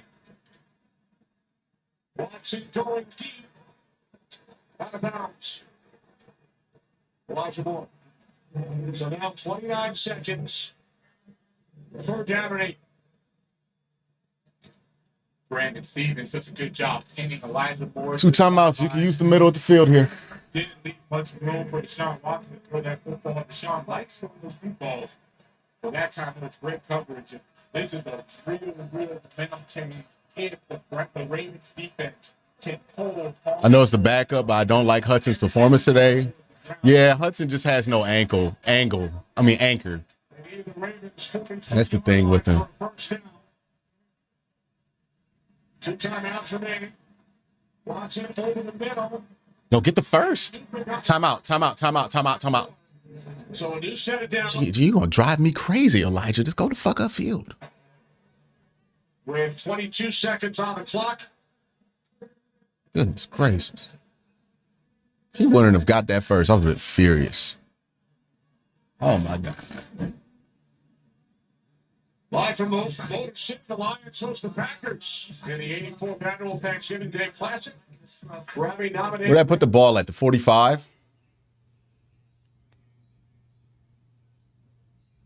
Okay, we're not even at the 45 yet. We're at the 46, 47, 47-yard line. I still would like to get 10 here. I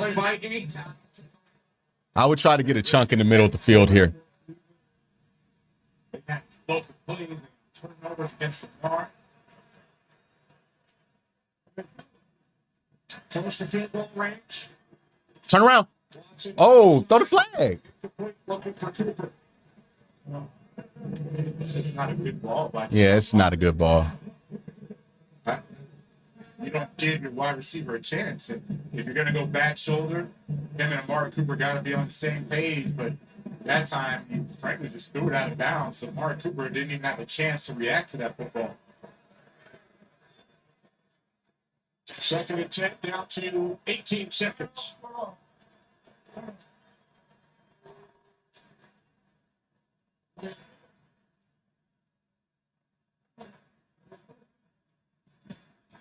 Watson on second down.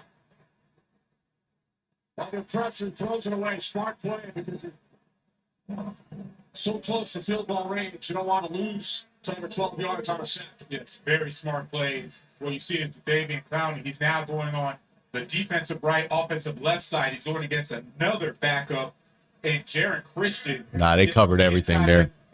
Everything was covered. Nothing happened. Nothing was open there. One thing I've been surprised about: scrambling, getting outside the pocket. He has not been as effective as I thought he would be this year. And there's Davian Clowney, 6th in the NFL, 41 quarterback pressure. He just keeps on going, man. He is timeless. Ralph need about 3 to 5 yards to get it to range for Hopkins.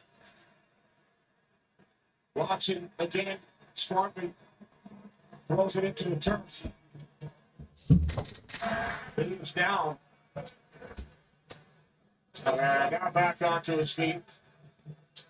So Dustin Hopkins, week 7 against the Colts, kicked a career-long 58-yard field goal. This will be 60, between 60 and 61. Looks like they will place it down right at midfield.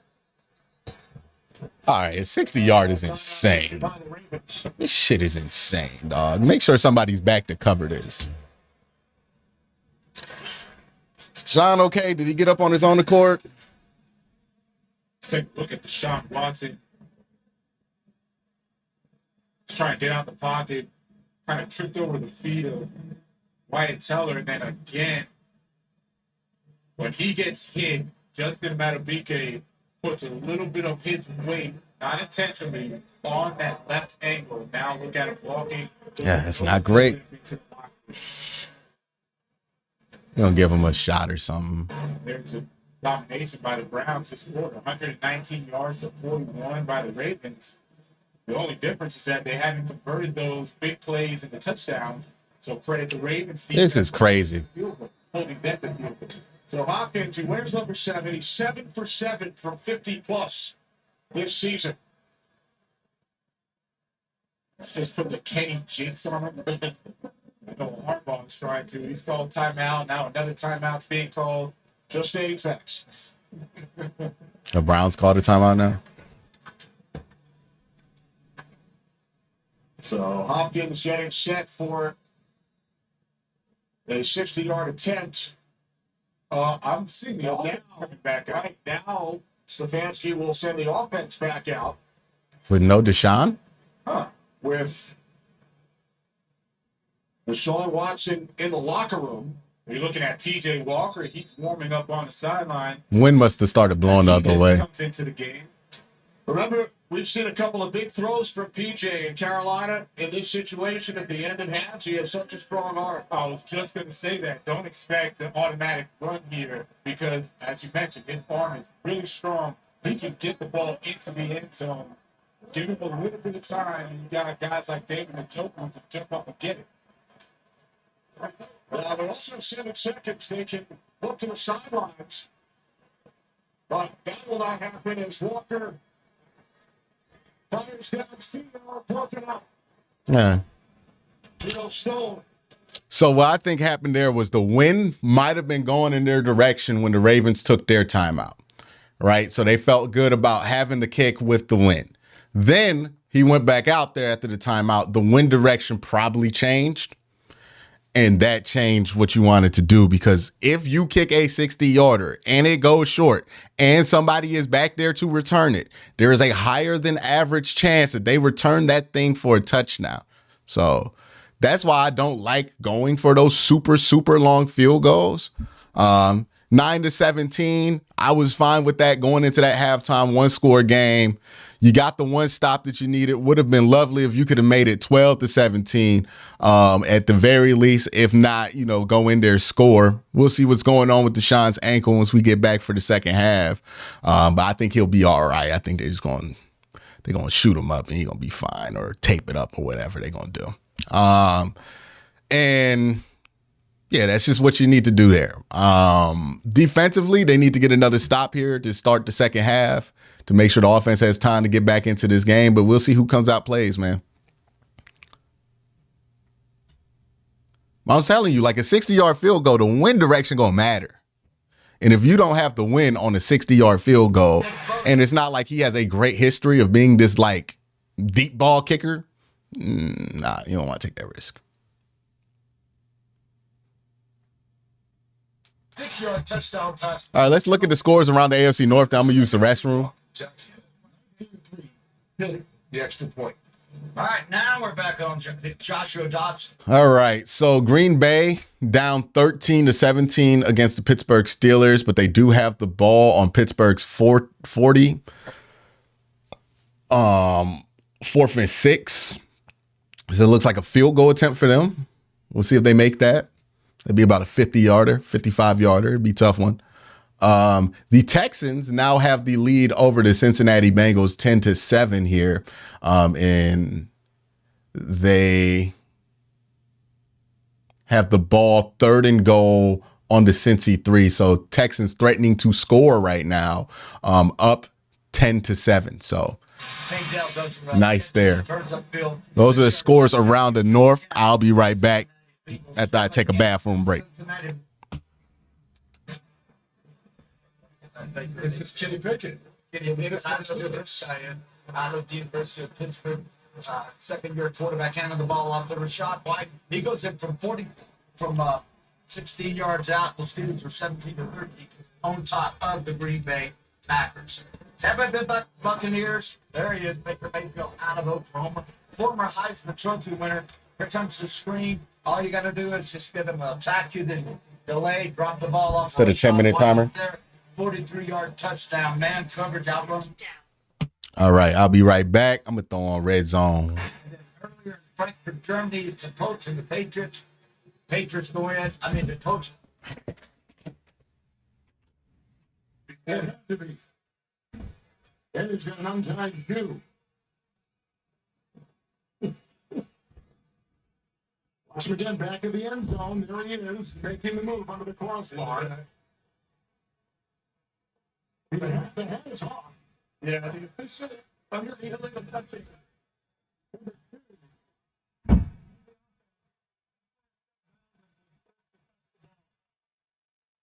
The enforcement has lost it down at the previous spot, fourth down.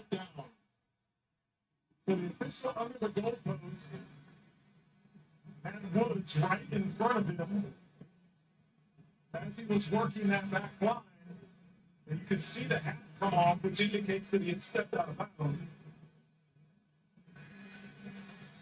Blade right there as he was trying to turn to get back. We're back live in Pittsburgh with a 3rd and 3 coming up for Green Bay. They actually went for it on a 4th down play earlier. Jones sets up got the receiver. And now they'll shift to the backfield.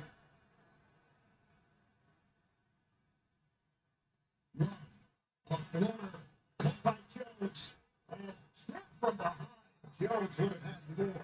Landon Roberts makes the play, but it's another Packers first down, covers 12 yards. And you know those play sheets we see from all play callers, offense, defense, the whole deal that's in front of them, get the full menu of plays. That's all fine and dandy. But you know what the best play callers remember? It's players, not necessarily plays. Who needs to touch the football to make my offense go? And in Green Bay is number 33, Aaron Jones, and that plays specifically for him. First and 10 in the red zone for Green Bay. You see that Carl Sheffers is going to go and talk to New York about an instant replay review in the Texans-Bengals game. Short game there for the Packers. So it must be a coach's challenge because it was not a turnover. It was not a scoring play, so it's not an automatic booth review. I think we've got D'Amico Ryans with a coach's challenge saying that Robert Woods did not step out of the back of the end zone, or perhaps that the Cincinnati defensive back may have touched the ball, making Woods legal to touch it. All right. Touchdown reception, if that makes sense. 2nd and 9 here. Green Bay has the ball at the Pittsburgh 14. Quick dump off, has a screen, no blockers. And it's going to be 3rd and 9 for Green Bay. Keanu Benton makes a great play there for Pittsburgh. Just comes across that screen. 3rd down and 4 at Raymond James Stadium in Tampa with Will Levis taking a snap. Going short, Tajay Spears makes a man miss. Gets the first down. Nice. Over the 45-yard line. Nifty little 15-yard pickup on 3rd down. Will Levis 97 yards passing on 10 completions. We got about 6 minutes until the Browns get back from halftime. Turnovers this season, they are +8 on a turnover differential. This is the 3rd and 9 for Love. Sits and fires. Oh. All right, so it's going to be 16-17 if they make the field goal there. Green Bay down 1 point against Pittsburgh. This is another big one here for the Cleveland Browns when you're looking at the AFC wildcard picture. The Jaguars are certainly, or whoever's coming out the AFC South, certainly going to be a part of that conversation here. The 49ers up 20-3 on the Jacksonville Jaguars right now as they seem to have bounced back from the 3 weeks from hell that they just had. See if he makes this field goal. He should. He does. The kick is good. Packers cut it to 1 with 9:08 to play. So that's big there. Let's see what's going on with that challenge out there in Houston. 64 yards for Kirk. Understood.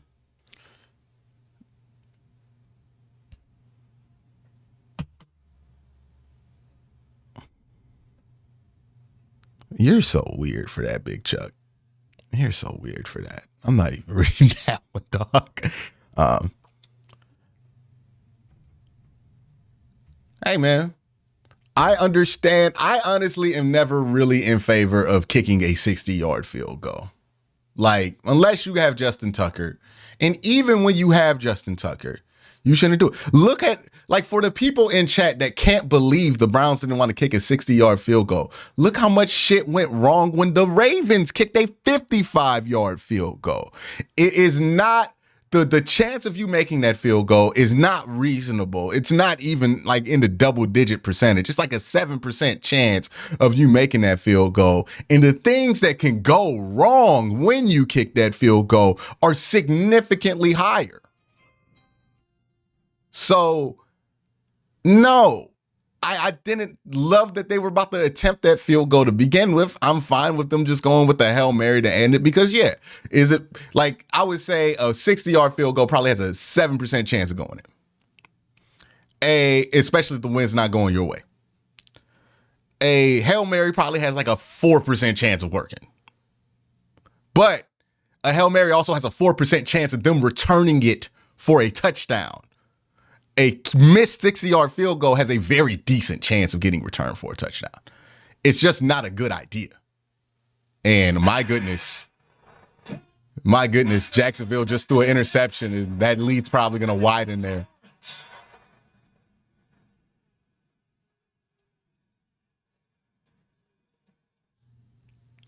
It's not about the chance of completing it and scoring a point on the end of the drive. It's the chance that something can go wrong. Yeah, it's a lesser chance than kicking a 60-yard field goal. It's like by 2-3%. Both aren't very likely to happen, right? You understand me? 60-yard field goal, 7% chance of making it. 50-yard Hail Mary, 4% chance of making it, right? No matter who's throwing it. It don't really matter who's throwing it. It's a Hail Mary. Like the Hail Mary does not require precise precision. It's just a ball thrown in the end zone. So it doesn't matter who throws it. 4%, 7%. Okay, that's one. So you can say, oh, well, it's better to kick a field goal because you have a higher percentage. But the chance that the defense can recover that and score on a 60-yard field goal is like 12%. Like, that's not good. They're not going to catch the Hail Mary's not going to get returned for a touchdown the other way. We see missed field goals get blocked or get caught, returned the other way for touchdowns all the time. In a situation where all you wanted to do to get out of halftime was be down one score, it was not worth the risk to try to get 3 points. I hope we can understand that.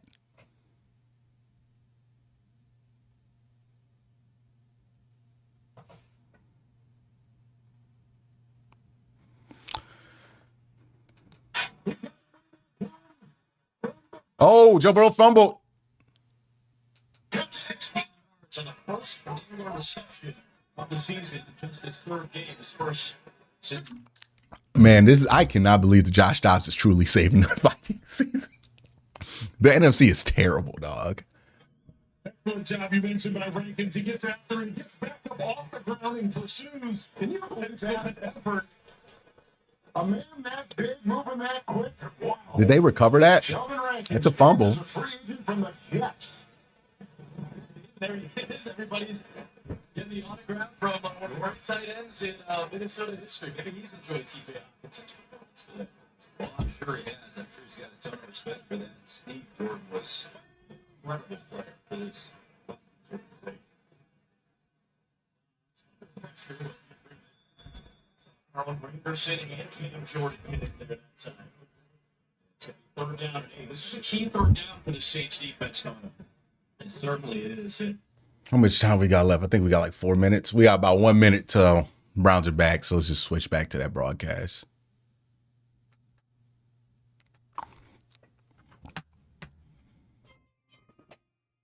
I don't care how they get it done. I hope the Browns win. Me too, man. Me too.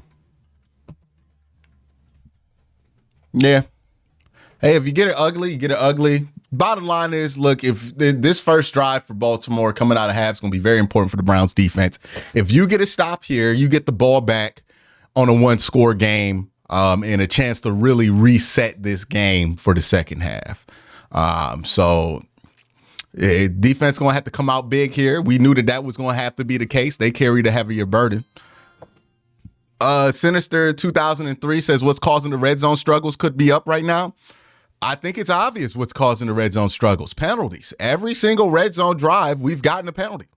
That's been the problem. It's been penalties, penalties, Penalties. We get in the red zone. We set ourselves back 10 yards. We rinse, wash, repeat, right? We have no problem getting to the red zone, which is very tough versus this Baltimore defense, but we can't finish because we keep getting penalties on top of penalties, right?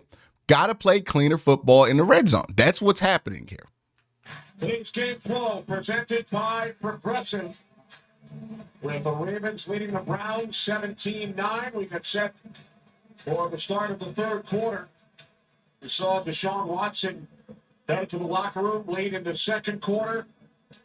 PJ Walker has been warming up over the last couple of minutes. That's not great. And we've called a couple of PJ Walker's games. I like the way he plays. He knows the offense. He pushes the ball down the field. Is he still in the locker room? Like, where's Deshaun? Way. And he's won games before in this league. So, you know, it's not like the Browns have to just fold it in. They have a guy that can handle this. He started 2 games. There's Deshaun walking out there. Does he have a helmet? Today on the return. So I see Deshaun walking out there in full uniform, but I don't know if he has a helmet. Going into the locker room, I have not had an opportunity to get an update on Deshaun Watson, but he did. Yeah, he did I just literally, you can see it on the broadcast. He walked back out there, no helmet. Maybe his helmet's over there.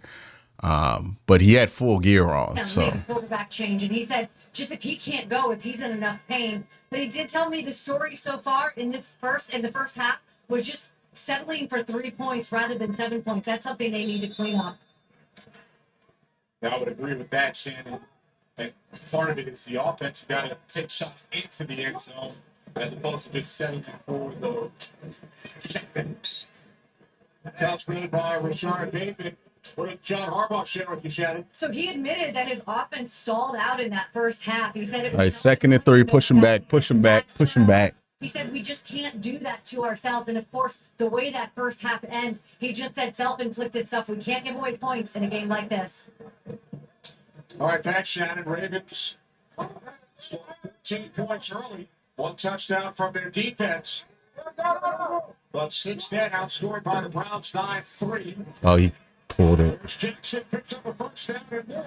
All right, you got time. You got time. Get them on this set. They're not in field goal range yet. This is what you get back to in the Ravens offense. Myles Garrett, he's bearing down on Gus Edwards. That's a real late pull by Lamar. My goodness. Pulls the ball and then That is so dangerous. calm everybody down offensively, not forcing the issue. He's warming up. Deshaun Watson back on the field. He's starting to warm up as well. So that's definitely a good sign for Browns fans and the team. Back on the Cleveland sideline. Jackson sets, throws, complete. First down, it's Flowers. In Browns territory. Gain of 18 yards. Is Thornhill hurt? Flowers talk about the way that he's going to get better in being a better receiver. Gotta push him back here, man. Coverages on the fly. So he's running his routes. He has to understand when they convert to 4 coverage, 2 coverage, man zone. Now he's doing a much better job of Is he hurt? holding that zone for a first down. It looks like he's still on the sideline taking a knee. Not sure what happened to him. And Brown safety Juan Thornhill also shaken up on the play. Heads to the Cleveland sideline. So Juan walking gingerly. Physical football, Zay man. Flowers. It looks like he has an obvious pain somewhere on his right arm, upper extremity. There's Thornhill replaced by Rodney McLeod. Heading into the medical tent. Flowers receiving attention from the training staff as well. Got him. Oh, God damn. It's Jackson again. And he'll be marked down at the 40-yard line after scrambling for 4. Now I'm watching the pressure that Jim Schwartz, he wants to bring. Greg Newsome is going to come off the edge, and you're going to see the aggression by Greg Newsome. That forces the issue. So Lamar Jackson sees one side. Oh, good block by Gus Edwards. My goodness. You know, that's not bad at all. That's really good defense. Jim Schwartz, defensive coordinator, mixing up 4-man rush versus 6-man, 5-man plays. Jim Schwartz grew up in Baltimore. Oh, good tip. 90s, and that's one of the guys, Grant Delpit. All right, right here. Need this one right here. Get off the field here. 6 coming up. This is here. Now, going back a little bit, Kenny, there's Zay Flowers. There's one. Oh, that's what it looks like. There's a shot by Zay Flowers. It was linebacker was actually hitting on him. That might have been what caused that injury. And then Thornhill, the way he landed, might have landed awkwardly on his ankle. He went off to the sideline. 4th down and 6. 1st down and 4. Take it all the way into the end zone. Gotta score here. Gotta score here, man. His first reception today, 40 yards for the Ravens TD. They're gonna throw the flag for the peace sign. They shouldn't, but That was beautiful, Kenny. Everything about this play was beautiful. gotta score here now. Beckham in his giant state. Yeah, Mike Ford on Odell Beckham is just not good. Not good. Can't do that. Can't do that. Put somebody actually good on him. Mike Ford's a practice squad player. Doing it against his former team. This is first game against the Browns. 6 leading Cleveland. All right, score here. Back-to-back weeks for Beckham. So the Ravens. It's 7. It's now 24-9 Baltimore.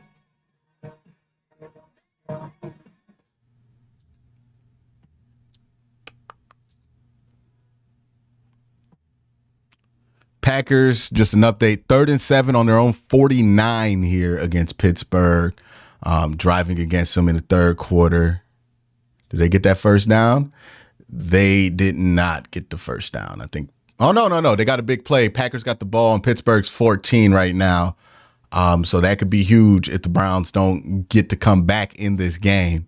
The Texans and Bengals. Texans just went up 27 on the Bengals right here. Hey, it's a physical game. Physical AFC North football game here.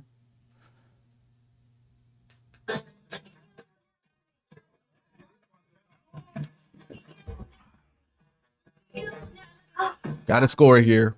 Got to score here. Got to keep this game competitive. You get a score here with the extra point. It's 16-24. It's not exactly where you want to be with the Baltimore Ravens, but at least it keeps you in the game here. With the V8 engine. The Super Cruise hands-free driving experience. Odell is old, but Mike Ford sucks. Like, that's what it was. The multi-pro tailgate. Yeah, Mike Ford just... GMC Sierra. Ray Rag says, I hate playing Lamar Jackson. Yeah, I wish the Falcons would have traded for him. But no, they wanted to keep Desmond Ridder. I hate the Falcons for that. You want to one day achieve those sort of things and play at those levels. Christian Gonzalez. To be able to represent Colombia really means a lot to me. That has to mean something. I'm one of the few representatives of Mexican culture in the NFL. I have that on my shoulders, but I like having that on my shoulders for sure. Score the ball.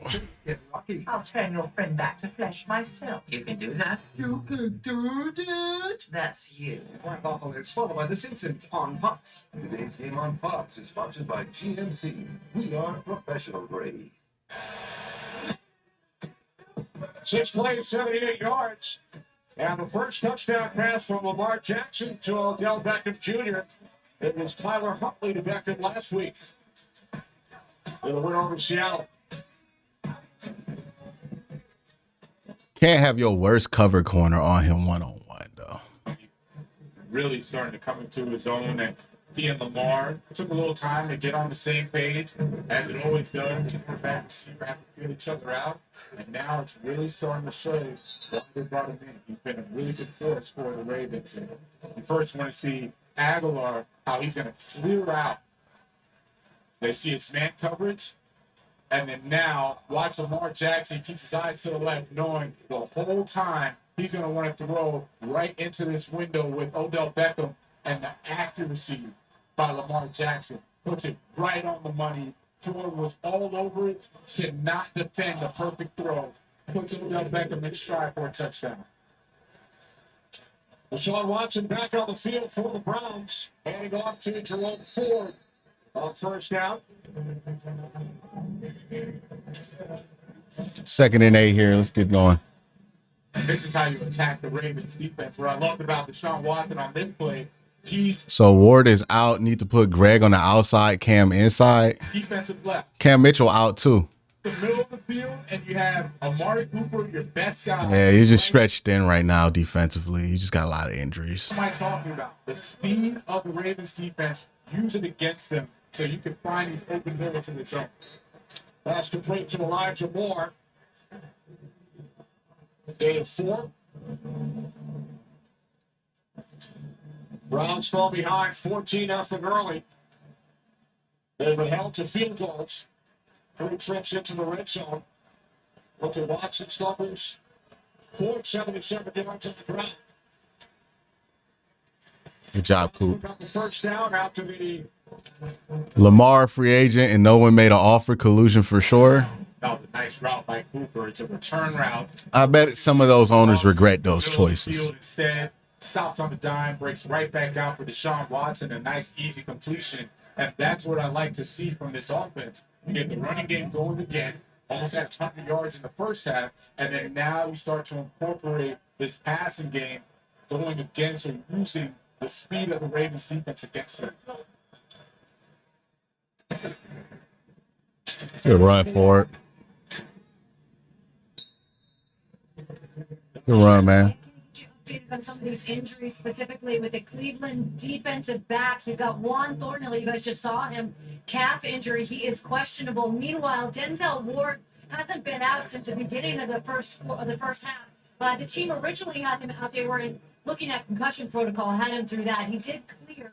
However, he has been ruled out with now a neck injury. So getting thin with those defensive backs. forward ball for the Browns section.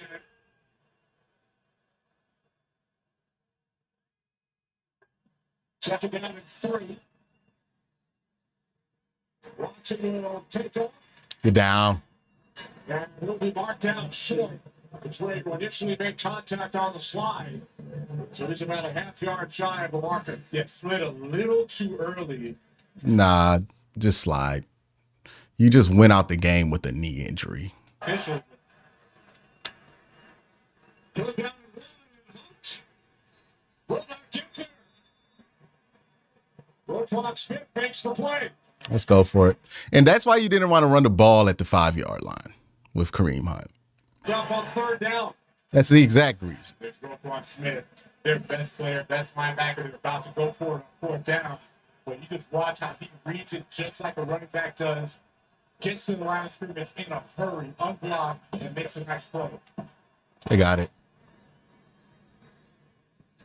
Now it looks like the Browns have picked up the first. Good job there.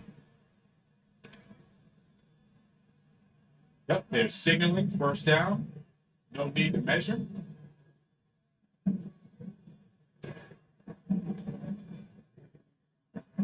Now they bring in 3 tight ends. They're going to have Amari Cooper go out. That now causes the Ravens defense to bring in their pace personnel.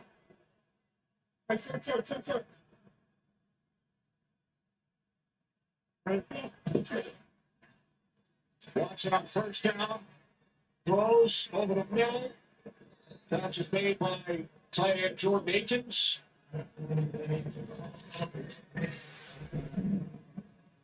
And you ask, well, why would you take Amari Cooper out of the game and bring in 3 tight ends? The reason is the matchups. The personnel now for the Ravens defense goes to Bates, bigger guys. So you usually Stay ahead. zone, which makes it easier for the tight ends to find those holes in the zone. Deshaun Watson hits him on stride, gets a nice completion.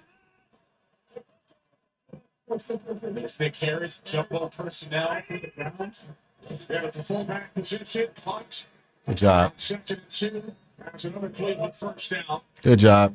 Let's go again. 8 minutes remaining, third quarter in Baltimore. Ravens with a touchdown on their last possession from Lamar Jackson to Odell Beckham Jr.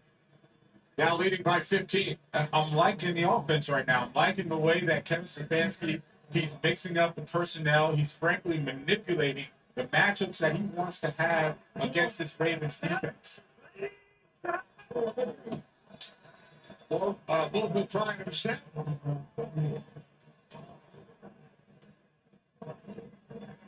False start. Offense number 77. Penalty. That's Wyatt Teller. We check in with Carissa. 13-7 when Devin Singletary takes this one around the end in for the score. Think they would add a field goal, but Houston leads this one 20-10 over the Bengals. Okay. That's Carissa. Ravens and Bengals here on Thursday.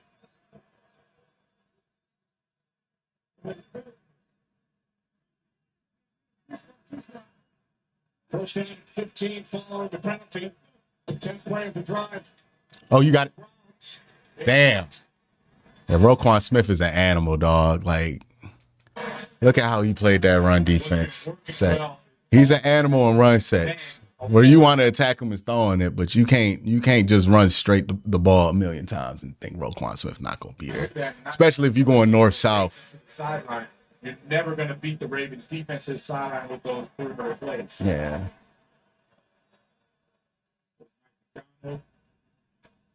That's from a long line.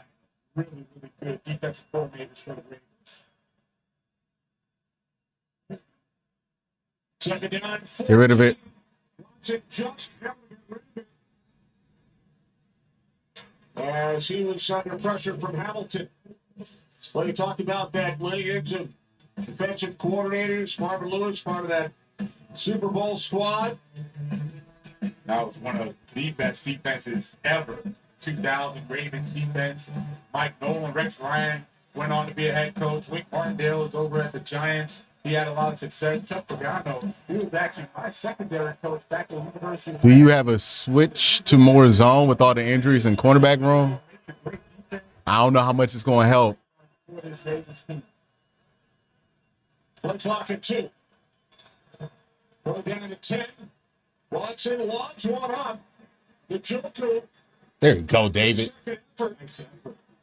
That's close. He is close to a first down. I don't know. That's a bad spot. Picks it up. So they will move the chains on third. Good job, David.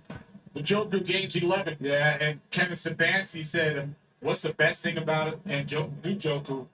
The Joker. He said it's rack. Run after catch. You see the second effort, breaks the tackle of Patrick Queen, and the Joker gets the first down. Nice job. Oh, they're going to look at this. Marlon Humphrey shaking up.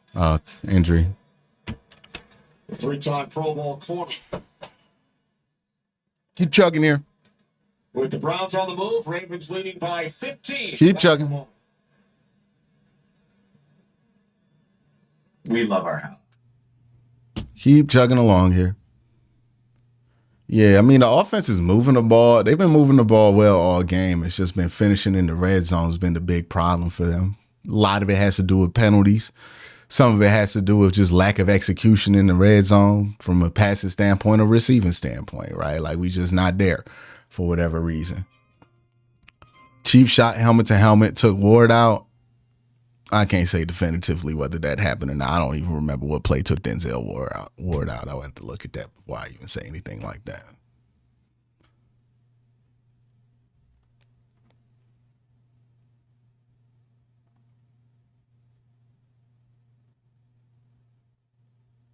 Yeah, I want to say this would be a good game by Watson. Like, it's been okay. Like, it's a no game. I don't think he's been exceptionally bad. I also don't think he's been good. I think he's just been pretty, like, meh in this game. You know, some on-target throws and some plays that he could have made that were dropped by his receivers. There were some plays that his receivers could have made, what could have been made by his receivers if he gave him a better ball. I don't think it's been a bad game. I don't think it's been a good game. It's just been a game. It's a 45-degree day from him. Undisputed. And this was a day where you needed more than a 45-degree day, right? Music and big hair. No, we're not talking about Robin dressing room. It's chosen with boy band music. That's gonna get me copyrighted.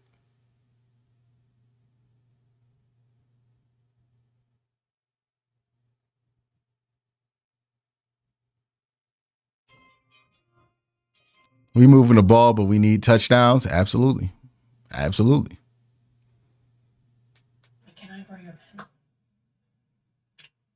That's the definition of a 45-degree day, right? You're moving the ball, but you're getting field goals. 45-degree day. That's what we've been on offense. 45 degrees. Marlon Humphrey, he's really just going towards the ball. Ooh, that's not good. Grabbing at the back of his leg. He was able to walk off on his own accord and goes into the blue tent, but you know, those non-contact injuries, they're always tough to assess. Hopefully it's nothing major.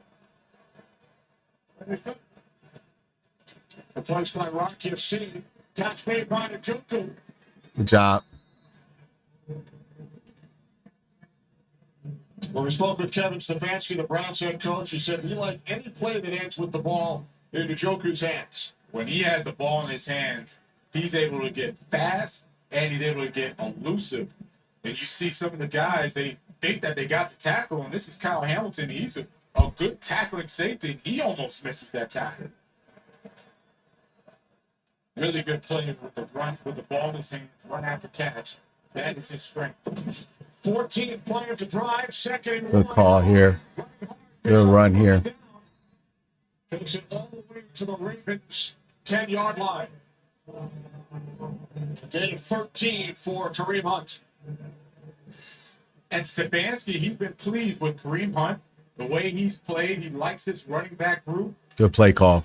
Way to get to the edge. Kareem Hunt is the one that gets those tough yards. All right, let's go to the 10 here. 30 short. They love putting in. Got to score here. And the Cleveland offense today, 3 trips, 3 field goals. That has been the difference in the game. Now, give them credit. They're going against the best in the NFL, the Ravens, opponents' red zone team percentage. Hunt right into the arms of Geno Stone.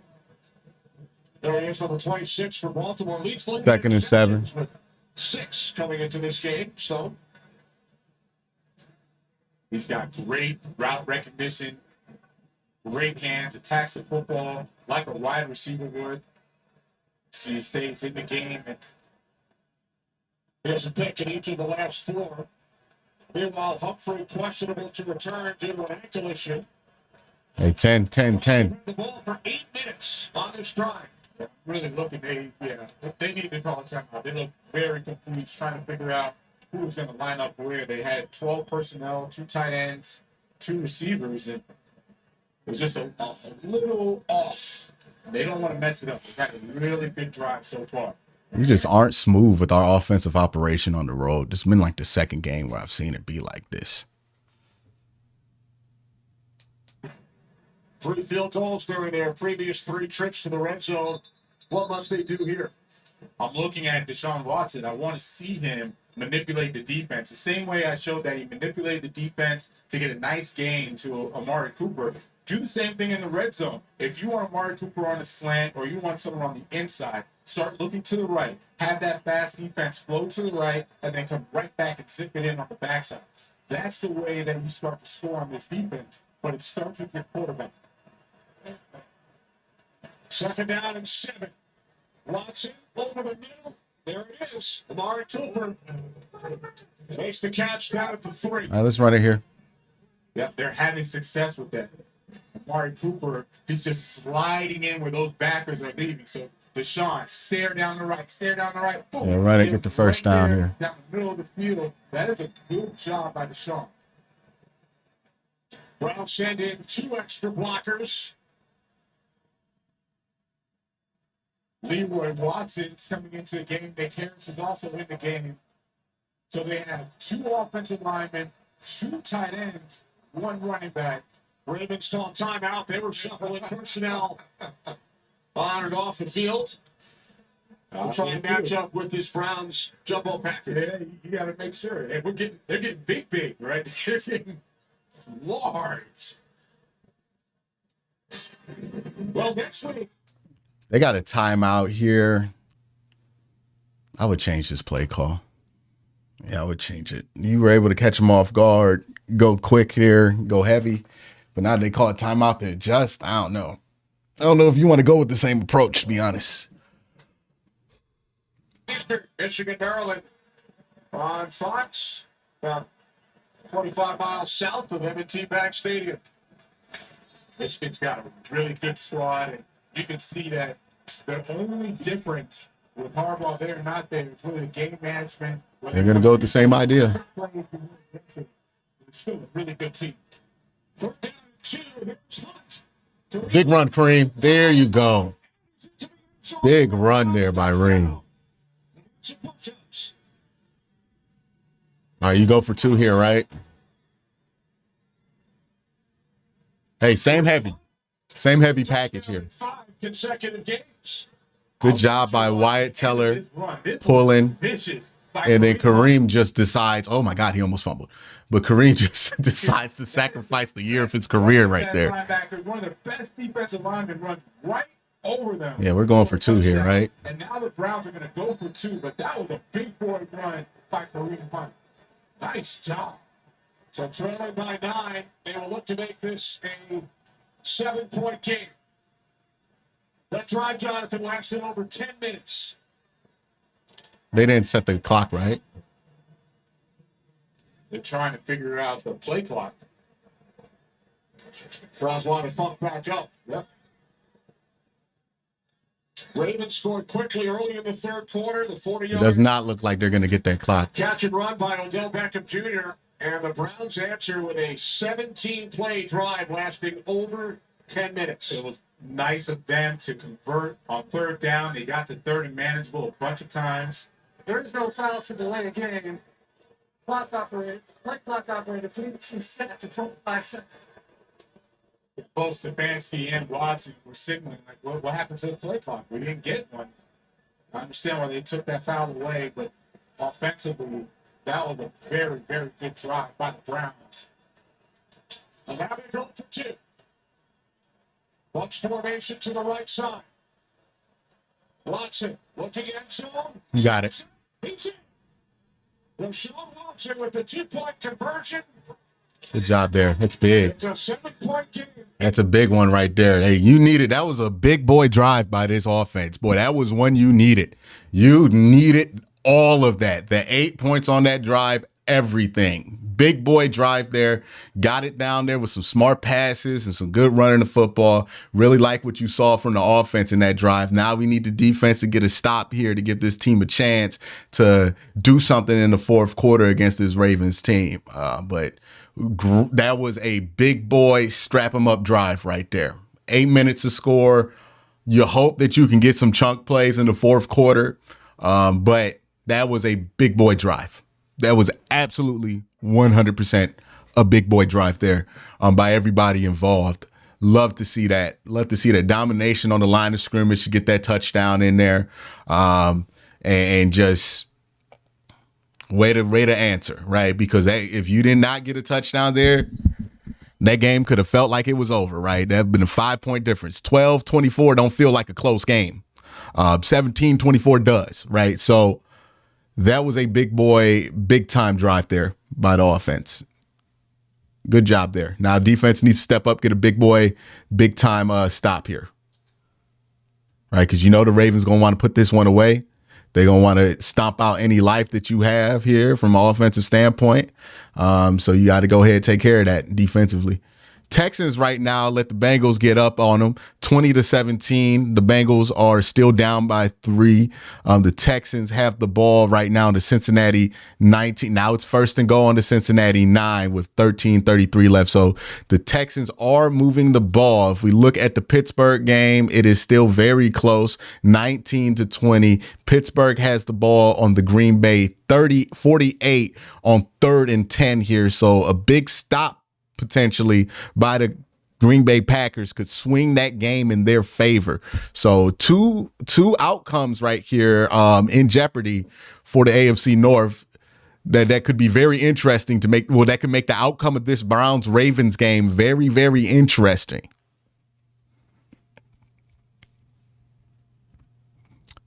Yeah, the secondary. Look, the secondary's in a tough spot here because I think Martin Emerson and Greg Newsome. Sly, why does this team? Why do people just want Kevin Stefanski fired because they're used to saying fire the coach? It's not really like I think we got to stop engaging with the fire Kevin Stefanski crowd as if they're like trying to make an intellectual point. They're just saying it. And I'm not saying like, oh, they're dumb for saying fire Stefanski. It's not a real logical argument. It's very emotional. We can't just engage with that as if it's a logical take that people have and be befuddled when it's not logical. It's not. It's very much not a logical take for people to have to want to fire Kevin Stefanski. It's kind of like when people say fire Tomlin, right? Like that's not logical. That's just very emotional. And that's why people say it all the time. D-line needs to step up with the banged up secondary. Yeah, this is a game where you need Myles Garrett to hit God mode. Well, look at Lamar Jackson's day. Loving Lamar Jackson on the move. He's throwing on target. They get him out of the pocket. As crazy as it sounds, look, man, scoring on the Ravens defense, that's the easy part of this game comparatively. Stopping Lamar Jackson is the more difficult thing. Back up. They convert that touchdown. And now all of a sudden, Deshaun Watson starting to catch up with Lamar Jackson. 13-27. Pass yards are almost getting there. Each has an interception, though. That's big. Not enough pressure.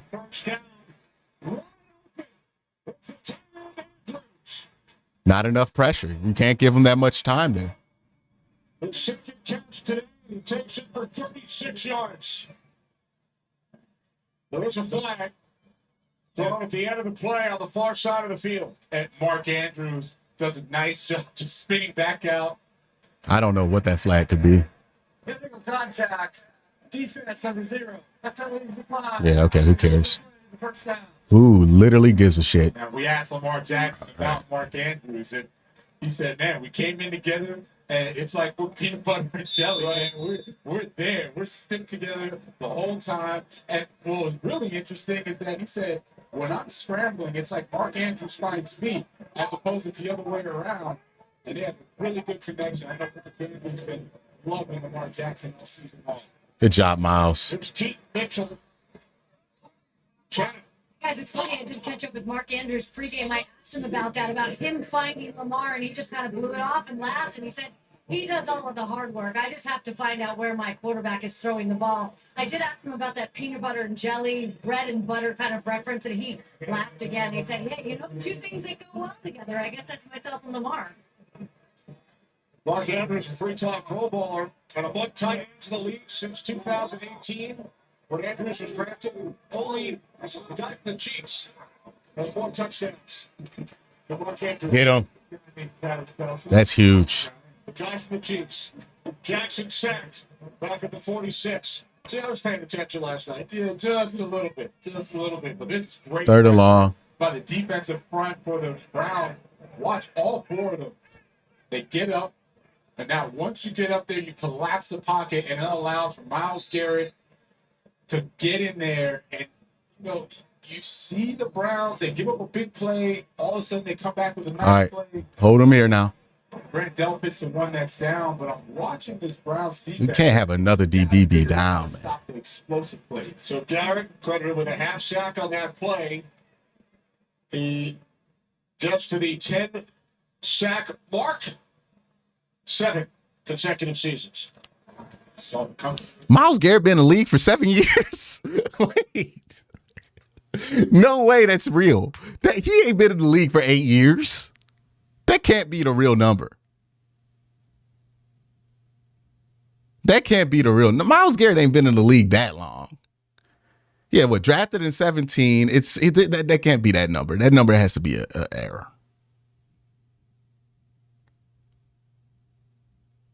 That has to be an error.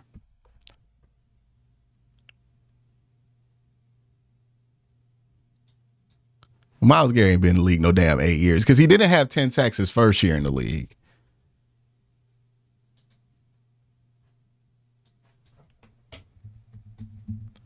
I know he's had 10 sacks every year since year 1.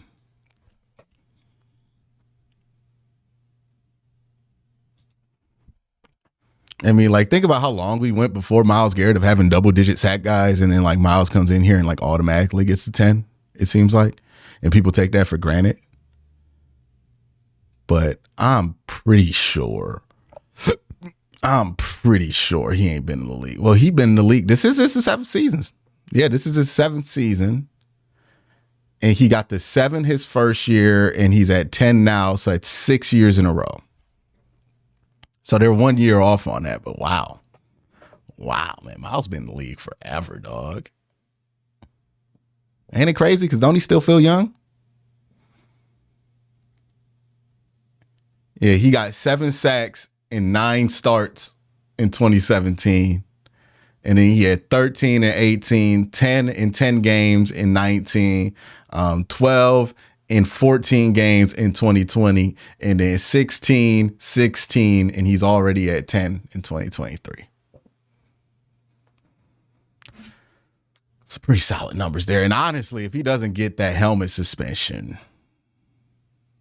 in 2019, he probably would have got 16 because he was on his way.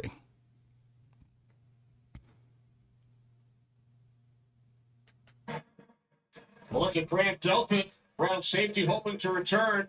Cleveland without their other safety, Juan Thornhill, and the 2-time Pro Bowl corner, Denzel Ward.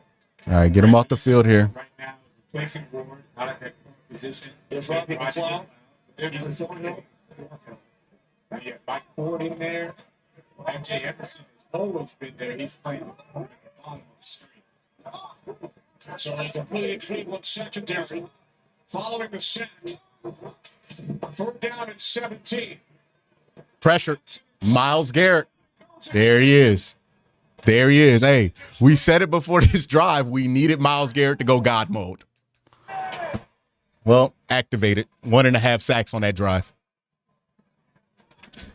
Takes him out of field goal range. Absolutely massive 2 plays on that drive. That is huge there by Myles Garrett. That is massive. Massive. Massive there by Myles Garrett. 3rd quarter comes to an end. Ravens getting set to punt it away. The Browns. Yeah, Pat McCarry stood no chance.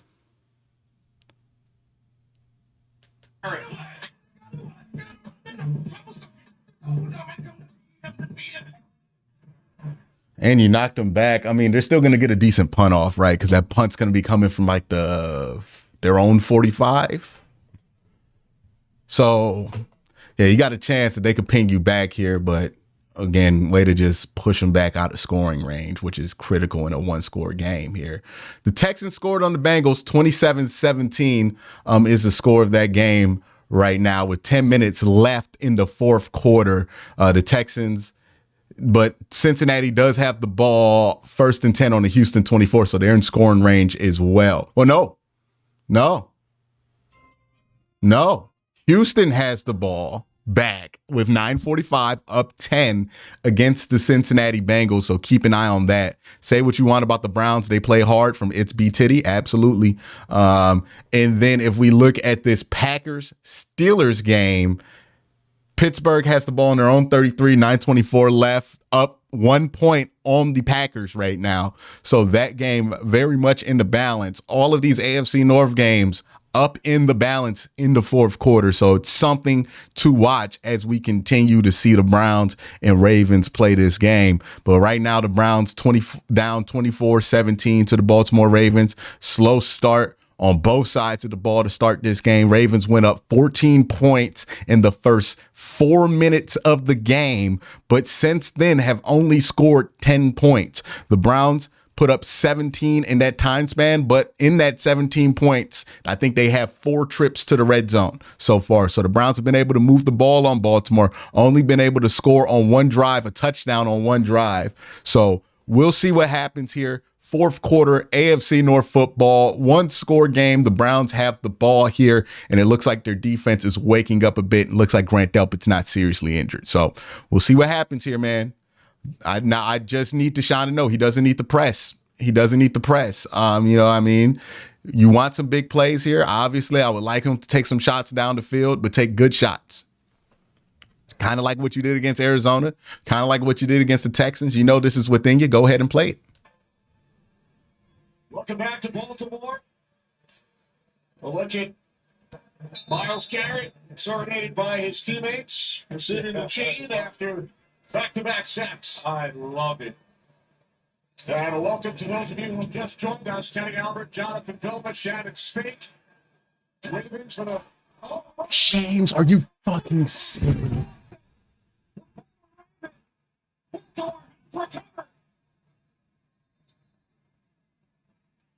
Tapered at the bottom of the pile.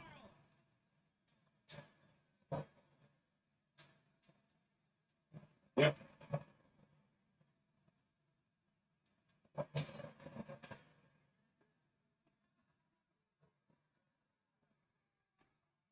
Incredible. Kenny, I was just about to Fucking incredible. how the Browns had taken a life out of this stadium, how they had the momentum, they were running the ball, they were doing good things, how Gary had the sacks, and then you would have another turnover. Man, that is tough break for the Cleveland Browns. And Duvernay, with the awareness to get that fumble, and really not to go in the zone, right? It could have easily been a penalty had he gotten too close to Crochet. James Crochet, who spent the last 3 seasons with the Ravens, calls it up. Gus Edwards takes it down to the Cleveland 11. And there's nothing there. He's not going to get hit. He's staying for the pick. I can't believe that. I mean, what do you want to do there? Duvernay gets the fumble recovery every day. What's my number one thing with special teams? You just can't fuck up. Break his concentration, but hey, you see the disappointment on Crochet. Everything was going right for the Browns. Brought to the 10-plus minute drive on their last possession. Put to it at 7. Now the Ravens looking to add to their lead. Lamar Jackson, pump fake, and then throws incomplete in the vicinity of his tight end, Edwards, in the end zone. That's a good job. Good defensive coverage by the Browns. I like the way that they're stepping up. If you hold Lamar. I was at the airport today and couldn't turn the game on until now. Appreciate your coverage. Keep me updated. Thank you, Zorg, King of Monkeys. Appreciate you, man. 3rd and 9, and to say it's a big third down is an understatement. It's a one-score game. You don't want to have to be down 14. Instead, be down on 10 points. What I'd like to see from Jim Schwartz in this defense is pressure in the front four. 3rd down and 9. Jackson rolling right. Electric traffic. Can't find anyone, and then at the last instant, before he was about to get sacked, he throws it away. Yeah, there's a flag on the play, though. Back at the goal line. Yeah.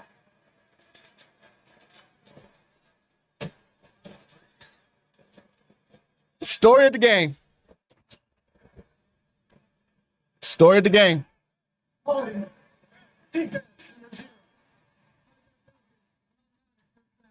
Bucks on Newsome. Right, and Newsome is in because Denzel Ward is out. He's playing the corner going against Odell Beckham. Jumps that slant route. I don't see the hold. What the fuck are they even calling, man? Attack. Then you have to tell me if Lamar was still in the pocket, etc. But I don't see the holding at all. So it gives the Ravens automatic 1st down. Hill in the backfield, 1st and goal from the Cleveland 6. This is Hill. Yeah, I mean, how long could you expect to hold? Oh, did they throw a hold on that? Did we finally get a call? That's against the Ravens. Jeez, what this game's been so disgustingly efficient.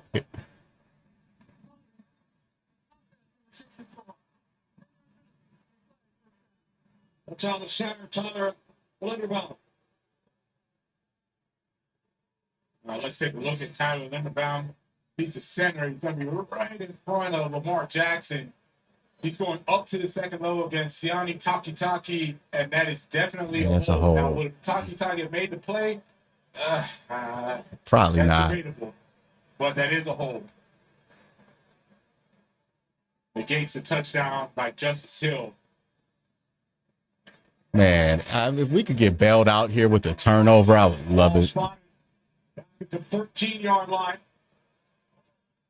First and goal. Ravens leading by 7. And this is interesting. Mark Andrews is in the backfield. Don't usually see him back there. They got a huddle again. Never mind, they're going to huddle up. We'll see what they come out in. They didn't get the hash they wanted.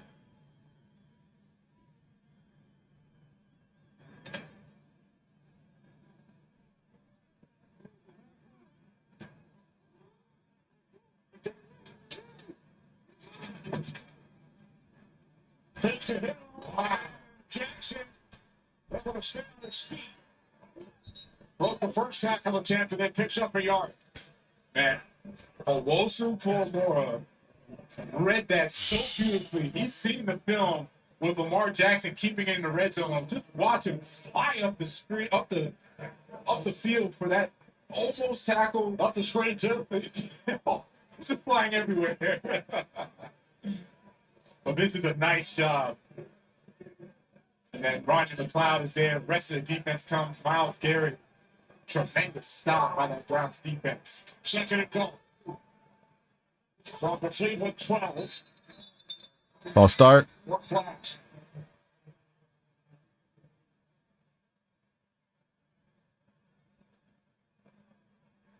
False start. Offense to the 79. Second down. Left tackle Ronnie Stanley. This ball's at the 20 now. So this will force the Ravens back. 5 yards to the 17. Fans reacting to what they saw. Come on, get a turnover here. Get a turnover. Sean Bateman, he's coming in for the Ravens. They're going to go in their 11 personnel.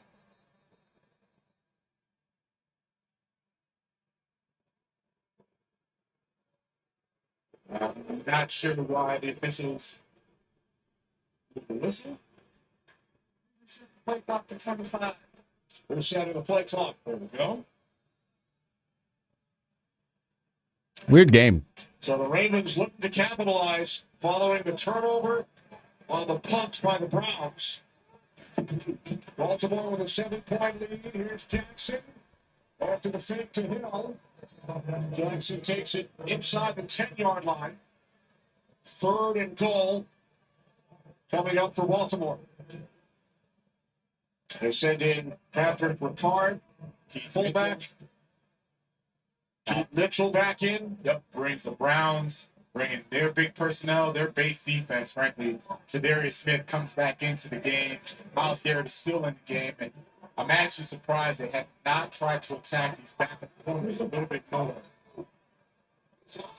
Ravens empty the backfield on 3rd and goal. Mitchell split out wide to the right. Jackson. Contain. Can't find anyone. Now throws with a flag. And the pass picked off in the end zone by McLeod. It's going to be defensive holding. There's an Are we? injured Raven as well, the left tackle Stanley.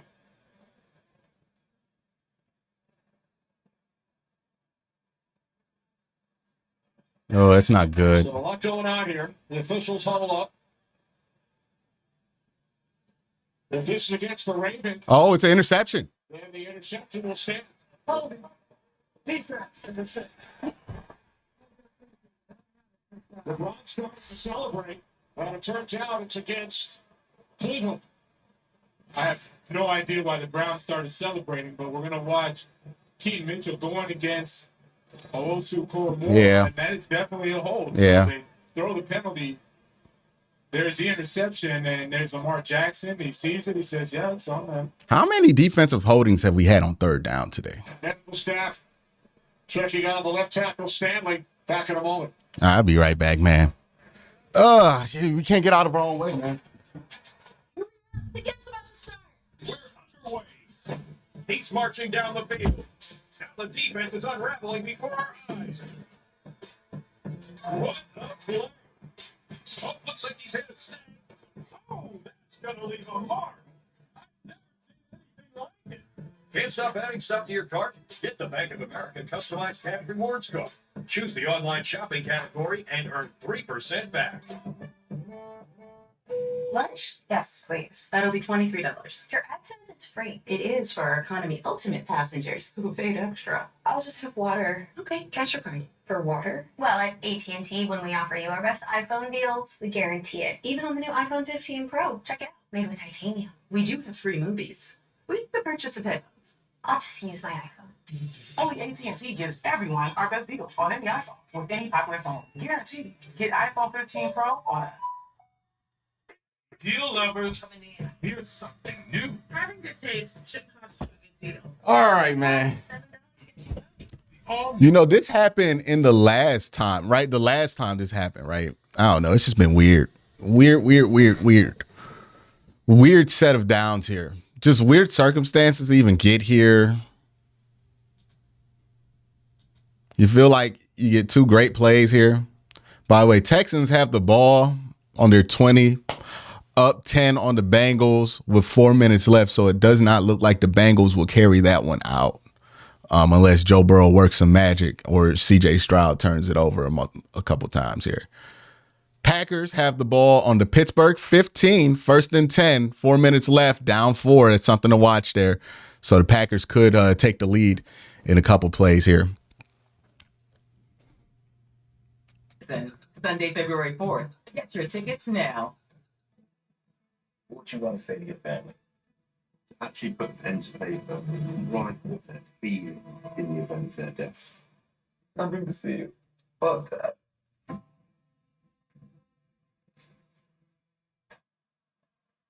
Ravens looking to add to their totals. They've already capitalized on one turnover today. You see number 77. Is it first down again? And at left tackle, Ronnie Stanley walked into the medical tent under his own power. Now they send out the jumbo package once again with Ricard and Charlie Cola, 88. And it keeps the base defense for the Browns. Hold C. You have two backup quarters in the game. You see what I'm saying? First and goal, following yet another penalty. Gus Edwards, who has been a touchdown machine, takes it down inside the 2. 6 touchdowns over the last 3 games for Gus. They want to run it again.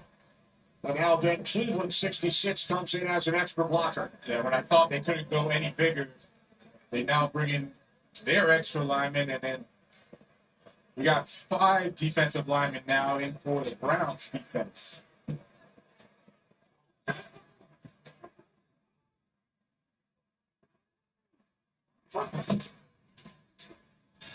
Second and goal. Touchdown. All right, Deshaun. Need a touchdown. Need a quick here. Need a touchdown. Need one quick. Still a lot of time left in the fourth quarter, but you got to score quick here to have a chance. And now Pittsburgh has the ball, so I guess the Packers went for it and didn't get it. Now we talked about watch Cleveland.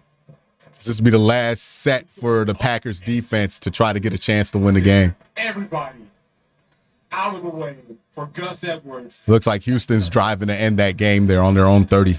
Ben Cleveland against Cleveland. Helping the Baltimore Ravens. So Cleveland wins. Yes.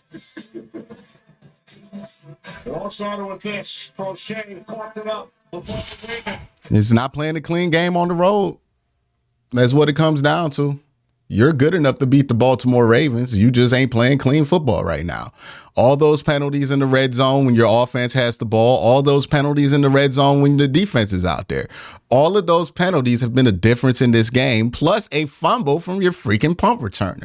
That's been the difference. You're good enough to beat the Baltimore Ravens, and that's what's most frustrating right now about the score in the game is that you're good enough to beat the Baltimore Ravens. You could have beat them or at least have the lead today, but red zone penalties, time and time again, have kicked your ass on both sides of the ball. Just not playing a clean game.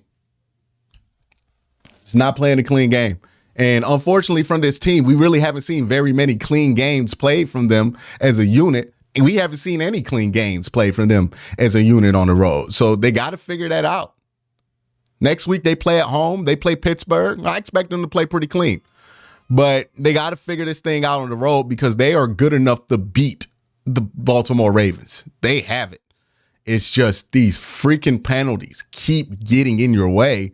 And that ends up being the difference in the game. Ray Rag says multiple questionable defensive holding calls. Man, the refs have been bad this entire season. Yeah, you win some, you lose some with the refs, but you can't let it get to that point. You have to trust yourself in coverage enough if you're JOK against a running back that you don't feel the need to hold. Like, again, we've just gotten a lot of these penalties, and like whether he needed to hold or not, I don't think that a lot of these penalties were ones where it's like, hey, if you didn't hold, it wasn't going to be a successful play. Right? Like, it could have been successful if you didn't hold. It really could have been because you're getting pressure on by your front four.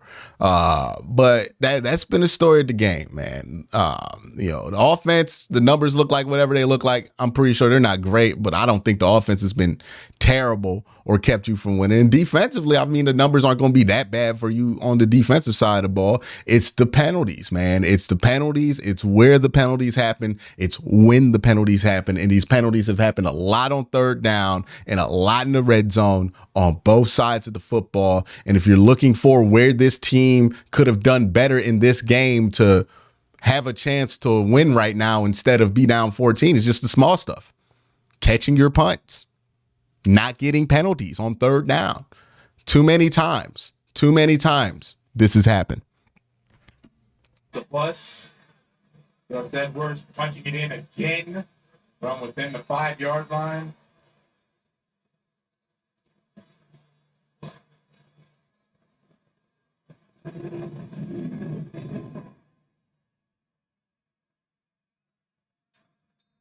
Browns will start from their 25. All right, Deshaun, we get a quick score here. It could be fine. All four teams with winning records, all in playoff positions. 17-6 against the other divisions. Oh, Bengals just got back in close. 27-23. Bengals still down, but 27-23 with 3:22 left. Pittsburgh leading Green Bay. And it's not just that they beat the other teams in other divisions. It's the way that they're handling their business against those other teams.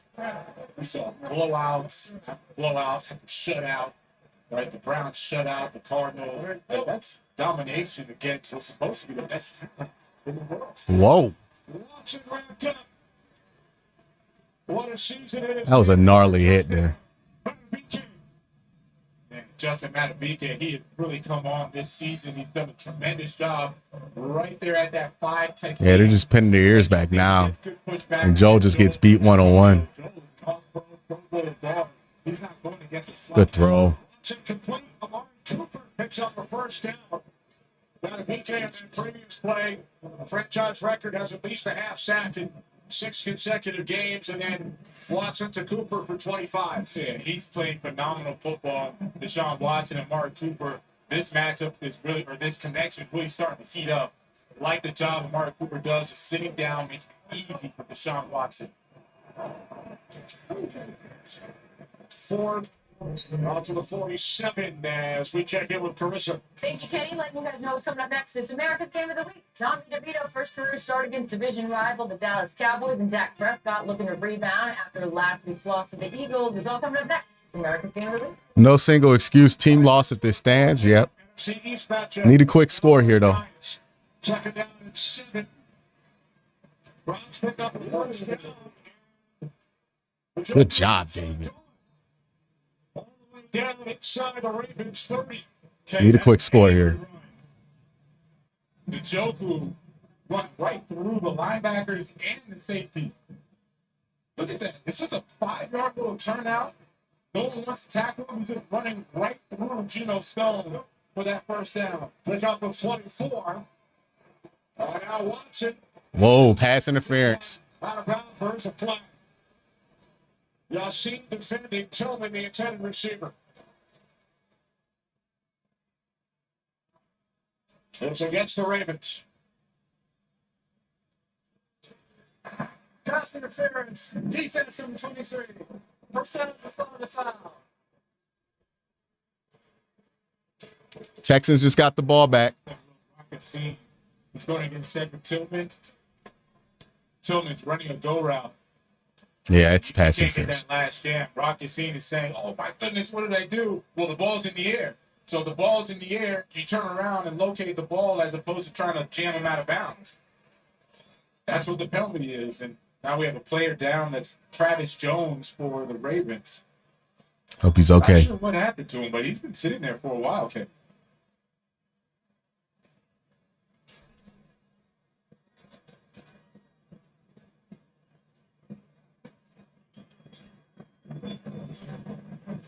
All right, there we go. Jones back on his feet. For the Browns, it will be 1st and goal from the Ravens 10. Earlier in this half, Cleveland with a 17-play, 10-plus minute drive. And now they took a page out of the Ravens offense, had some explosive plays, a nice big completion to Amari Cooper for 20-some yards. Then Njoku ran over the whole Ravens defense for another 15, 20 yards, and now that pass interference gets him in red zone. On first down, pass caught by Njoku. He loses Let's get back on the ball. tackle made by Kyle Show some pace here. Kyle Hamilton in his second year from Notre Dame. Harbaugh couldn't stop talking about how well he's done, especially from that deep third, deep half position. As a safety, you can't be in the box all day long. You have to stay high and look to close and speed on David Njoku to make the tackle. Hamilton with the interception in the game's opening minute to give the Ravens the early lead.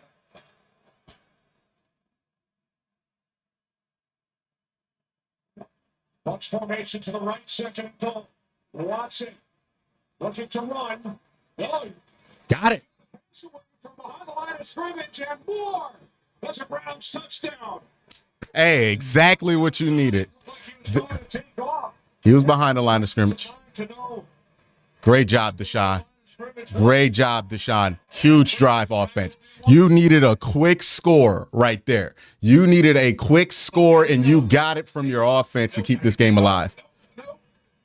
Nice job, Deshaun Watson finding Elijah. And Elijah Moore's first touchdown of the season. Frustration on the Ravens defense, because what are you supposed to do? You go up and stop Deshaun Watson, you give up that touchdown. If you stay back, you know he could scramble for a touchdown with his legs too. Hell of a drive by the offense. 2-minute drive there, scored. Got it. All right, defense, you get a mulligan. Get another stop here, defense. Let's go. Let's give us a chance to win.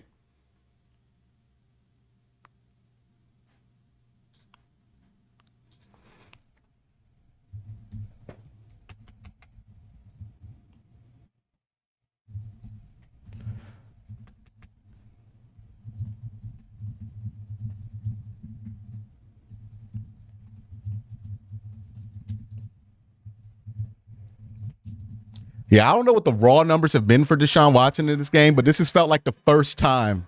top defense in the league. And we have the highest scoring game of the day. Can't make this stuff up, right, Kenny?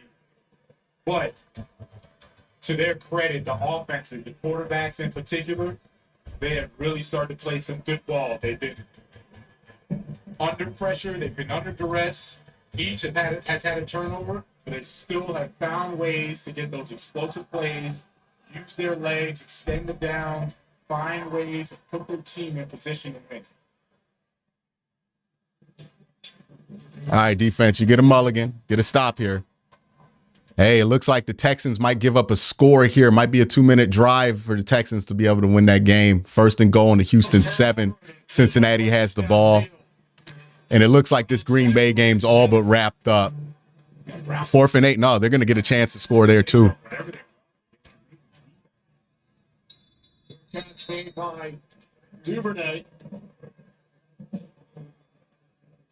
So Lamar Jackson and the Ravens offense back on the field, but how about Deshaun Watson? He did not initially come out at the start of the second half, suffered the ankle injury late in the second quarter, but impressive on that last drive. 4 for 4, 58 yards. Yeah, one, it shows his toughness and it shows his leadership, where he's injured, doesn't matter, doesn't make any excuses, and continues to go out there and find ways to make plays for this offense. What I also like is that he's looking downfield He's taking his time in the pocket, understands when he needs to get out and scramble or sit in there and make that tough throw, which he's done in the second half for the Browns.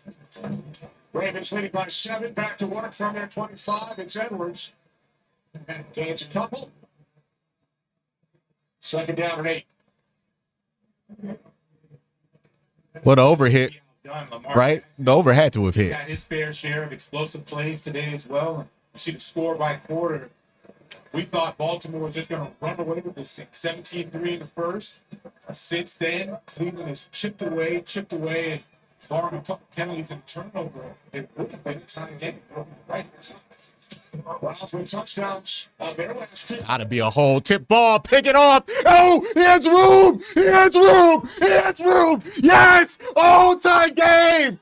Wow. What in the world has happened? Yes.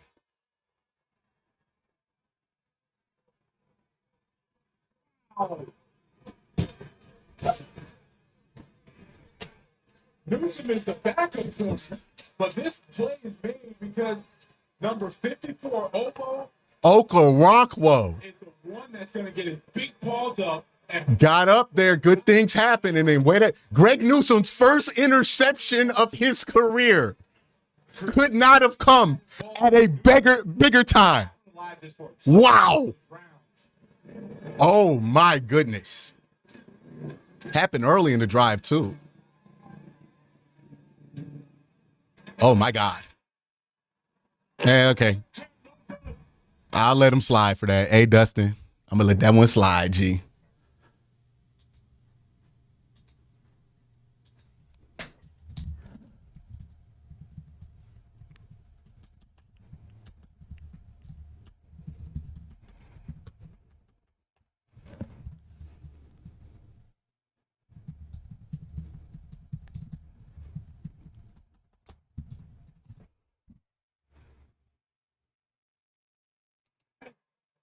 Newsom picks it off.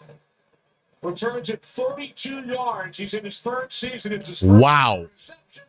His first NFL touchdown. And he and the Browns defense reminding us why they are the number 1 defense in the NFL. They're starting to show up. They're starting to put their spin on this game and how it's going to end.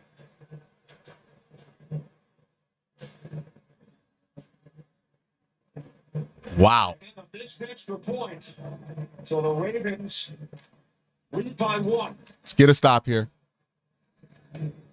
Say the only good thing is that the Browns defense, they know they can keep up and stop this Ravens offense. So you're down a point, you go 3 and out or force a 3 and out, get the punt.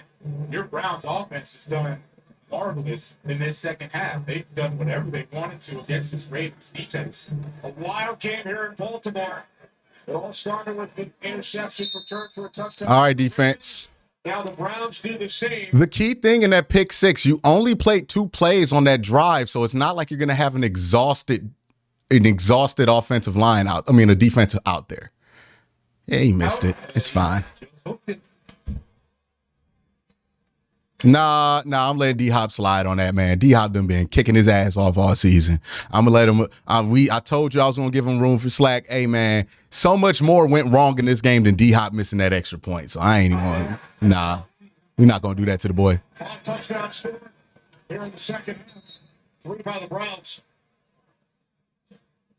Ravens have led right from the start. Took a 14-0 lead early. How about this? Baltimore has trailed for less than 29 minutes all season. This is their 10th game. That's crazy. Look at the next closest person is 80 minutes.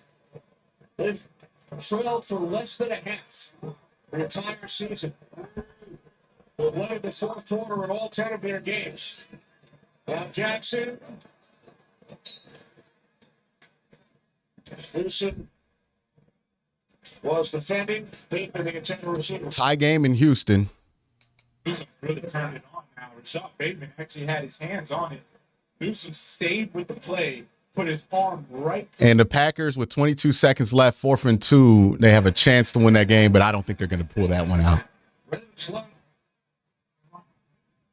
14-0. 17 out of the half. 31-17. Big 3rd and 8 here. This is the matchup I'm looking at. Mark Andrews versus Grant Delpit. Let's see what happens to run across. Third down and 8, and it's Flowers. Puts up a huge first down. All right, get him on this set. Get him on this set. In the process, ties Torrey Smith's franchise rookie record with his 50th reception. They had nice coverage on Andrews. Andrews going to chip and run over. Grant Delpit trailing him. But you forget how fast Zay Flowers is. Zay Flowers started from the other side and in a hurry gets across the field and into the line of sight for Lamar Jackson to get that first down. We hit 7 minutes remaining.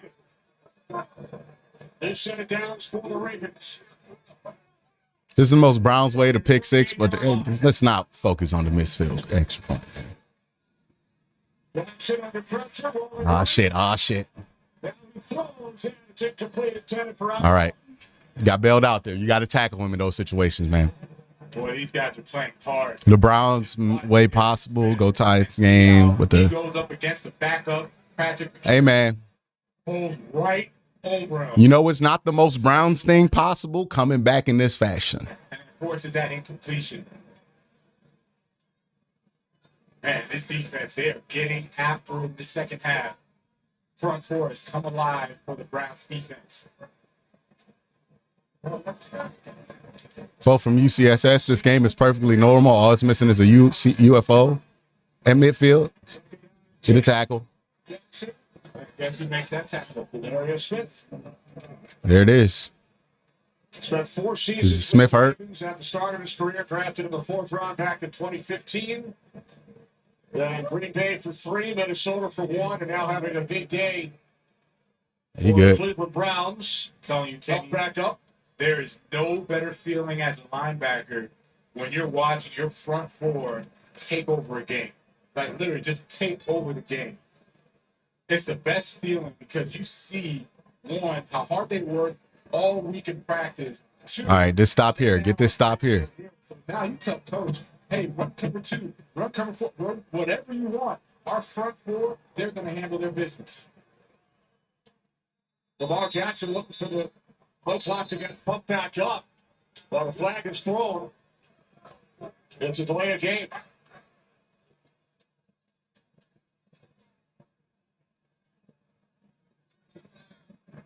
Delay game.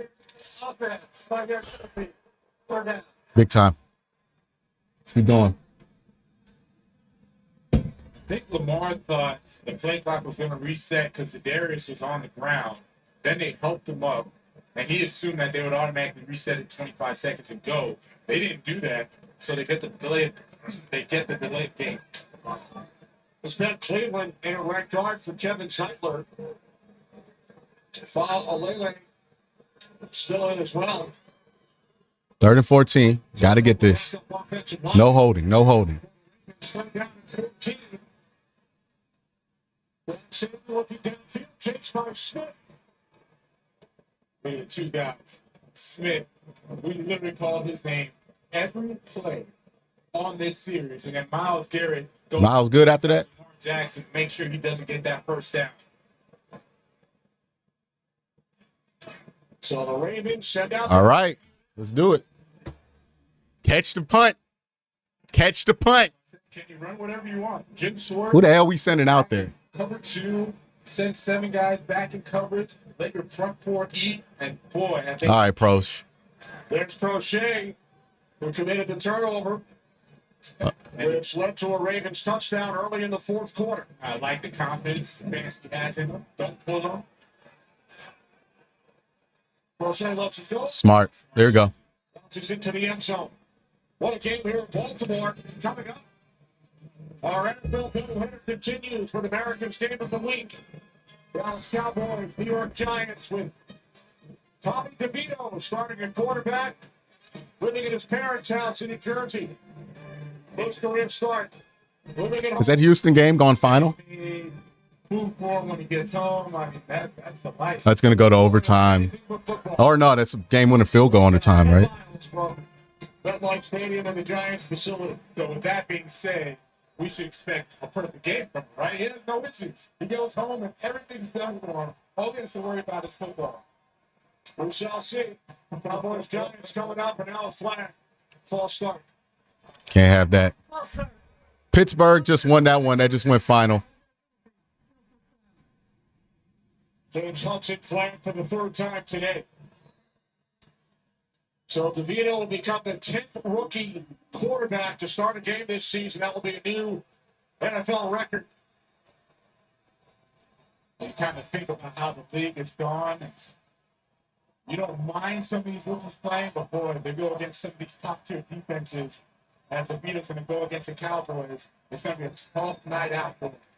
The Joker makes the catch. The Joker, man. That's huge there, getting it to 2nd and 4. 6th reception today. So with under 5 minutes remaining, the Browns, who have never led today, with an opportunity to take the lead on the first place Ravens. If I'm the Ravens defense, I get Kyle Hamilton or Patrick Queen, one of them. It's a press man, the Joker. You cannot let him keep catching the ball for 5 and turn it into 15. Second down and 4. 4 out to the 29.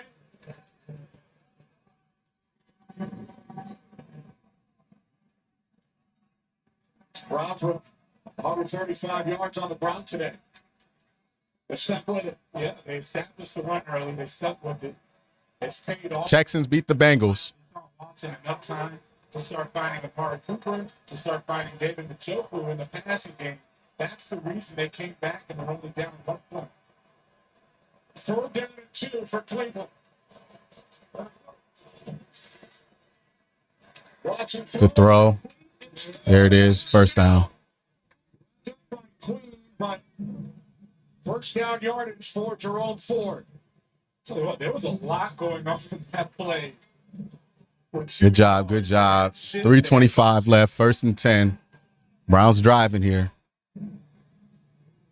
Harrison Bryant, when under center, comes back. And then, of course, it leads to Deshaun Watson completing the first down. Look at him in the second half. 13 of 13, 117 yards. Exactly why they made the trade for Deshaun Watson. From the 31. Get rid of it. Got back on it. And the Browns have recovered. Lions falling on it. And it's Odafe Owe. He's coming around. He finally makes his presence felt. He's been going against the backup Jared Christian. And now you see why this Ravens defense is so good. Number 1 in sacks in the NFL. And it's because they take advantage. If you go 5 out and don't chip those defensive ends outside linebackers, they're going to get home on their quarterback. Watson 6. Got him. It's complete. Amari Cooper at the 39-yard line. 2 yards shy of the marker. As the clock winds down, we approach the 2-minute warning. Gain of 17. No rush from the Browns. They're not going to try and do an extra play before the 2-minute warning. You got what? 2 timeouts left. 2 minutes. 2 plays to get 2 yards. All right, so the good news if you're a Browns fan right now, obviously you got the ball at the 40. You're only down 1 point. That's good news. The other good news if you're a Browns fan is that the Texans have beaten the Cincinnati Bengals. Now, the bad news is that the Green Bay Packers did fall to the Pittsburgh Steelers, but the Texans have beaten the Cincinnati Bengals, which means that they will be in last place no matter the result of this game. The Cincinnati Bengals will. That's a big result there if you're a Cleveland Browns fan. Other scores around the league that might be pertinent. It does look like, let me see, did they close that game out? Want to see if that game was closed out by the Jaguars. Yeah, the Jaguars lost to the 49ers, which is important there. You also have what in the wild card picture, the Chargers are down 9-0 to the Lions. And then the Colts won against the Patriots, so that's something to be watched, even though the Browns have the tiebreaker over the Colts right now. The Jets and Raiders play in primetime. So good news all across. Got a real good chance to put yourself in a position to try to win this game here if you're the Cleveland Browns. If you could get this one, I mean, this would be massive. I mean, and let's be honest, to even be in this position, given where you started with this game, man, it's crazy. Crazy.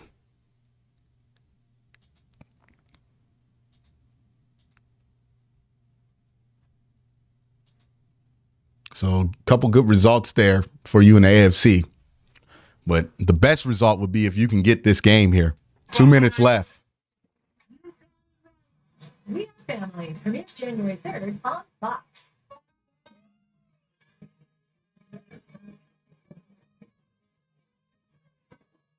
On Tooth, the musicals where dancers do things you didn't think the human body. Just keep them. Strong. Big Saturday on Fox. 3rd and 2. I mean, you can't run it here. That's running range. You have 2 timeouts as well. And you just took the 2 minutes. Just can't get a penalty here. Can't knock yourself back. Be smart. Extra point following their last touchdown. 3rd down and 2 for Cleveland. Huge play here. Middle open. Looking at the Joker, wherever he motions to or check releases. Instead, they keep it on the Good run. to the 45-yard line. And what a way to change it up. The Joker was actually the Good run. blocker. They're going to go cross action. Good call there. He makes sure he seals the end. Good call there. Waste no time getting north and south for a first down. Watson, pump fake. Oh, Good run. Get out of bounds. Oh, it's got to be a face mask. before he was knocked out of bounds by Patrick Queen. Gain of 16 for one. Is he okay? Slow to get up. Just give him some time.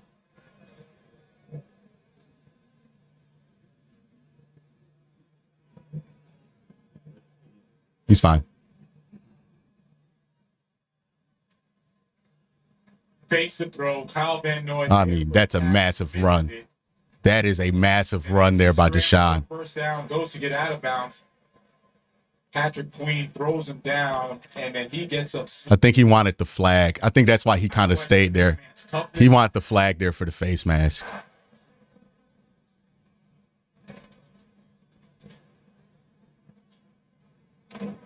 Oh, he's just stretching out his groin a little bit. Took a big hit from Queen at the end of that run. Did.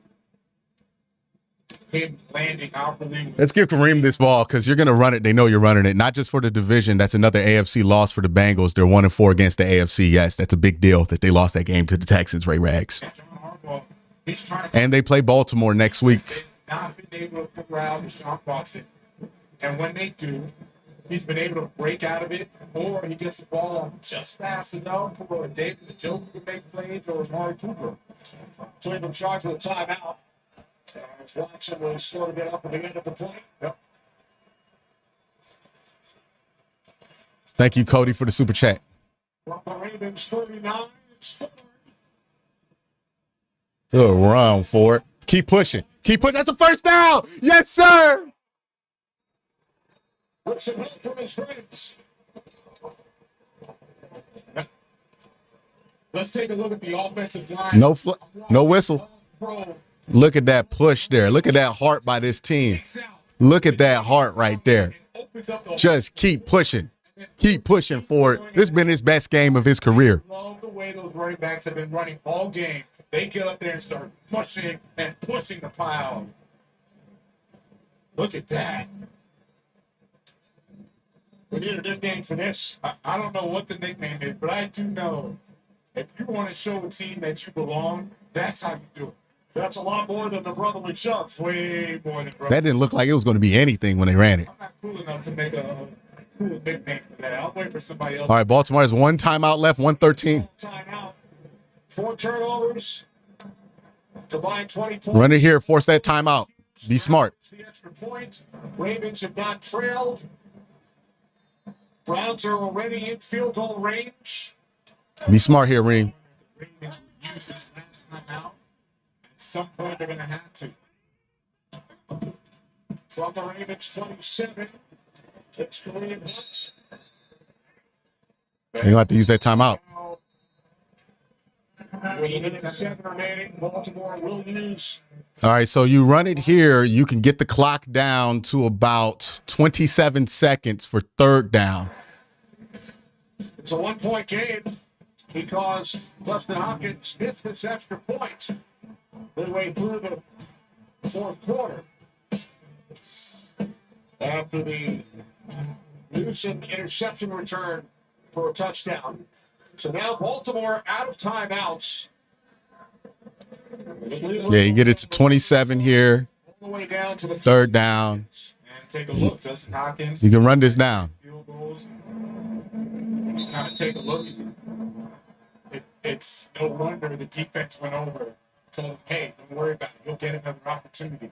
Sure enough, defense steps up. They get the stops that they needed, and now the Browns' offense is taking over. Nick Harris is in the backfield. That's their offensive time jumbo personnel. There's Hunt.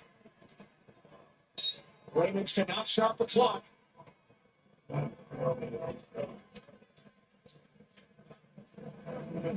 What a tale of two halves, right, Kenny? The first half, it was all Baltimore.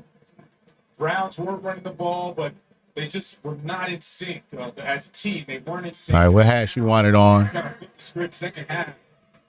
I'm watching the Browns. You can snap this thing at any point now. The football, they made some nice big plays. They had turnovers for a touchdown. Everything that the Browns wanted on the road has gone well for them in the second half. Basically going to take a knee. Watson will take a knee. The Browns will let the clock run. So about 3 seconds. All right, man. Then use their final All right, D-Hop. You got us. game-winning field goal. Timeout. Timeout with 3 seconds remaining. Here comes Dustin Hopkins. All right, let's get some clean blocks up front. Easy, smooth kick. Let's bring this home, man. Missed extra point early on. Or excuse me, not early on. Late. He's had such a terrific season. We mentioned earlier, 7 for 7 from 50. 11 career game-winning field goals in the fourth quarter or overtime. This will be a 40-yard attempt. Not an easy one.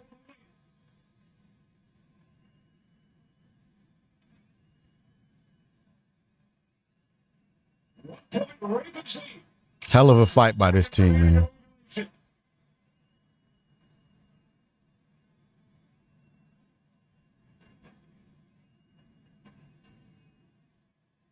It's like time's going slow here. Oh, my God. He got it. There's a penalty. It's on them.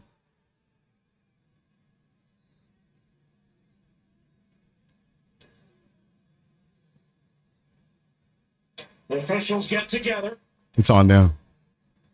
All the Ravens keep pointing as if it's going to be a penalty on the Browns, but then the Browns are cheering. It looks like it's going to be on the Ravens. There's no foul for illegal leverage.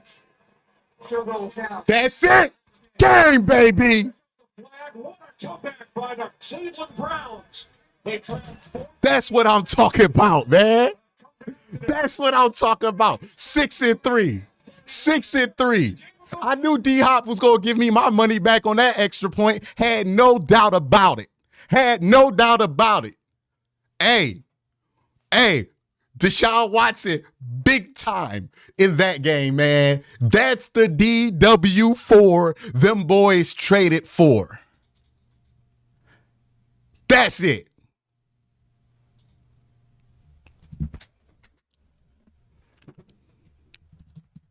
We haven't even reached our final form.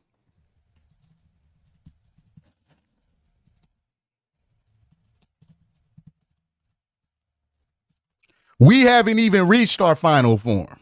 Way to go out there and fight, man. Every level. Way to go out there and do it. That's why I love this team this year, man. They don't ever give up. They don't ever fold. Oh, we down 14. Everybody in this chat was giving them the death sentence when the Ravens got that 31-point lead, got to the 31-point marker. The Browns said, nah, we going to score quick. We going to get this thing back, and then we going to tie this up, and then we going to win the game. That's it. That's it. That's it, man. That's it. That's a good football team, man. That's a good football team right there. That's good stuff. That's what I like to see, man. These boys got it this year. These boys got it. Hey, that was the Deshaun Watson we've been waiting for. That was the signature Deshaun Watson performance we have been waiting for. That's the guy you traded for.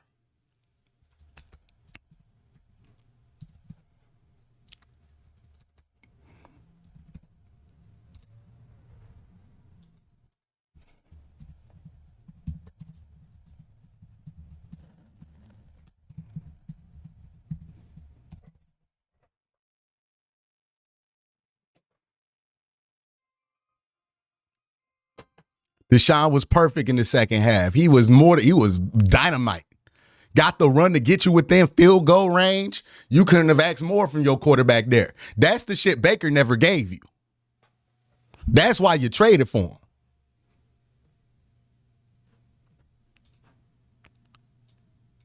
Man, let's go. Let's go. Let's go. I'm about to go live on Bleacher Report. Let's go, man. Let's go. Let's go with that. Like I said, I don't care how. Yes, sir. Yes, sir.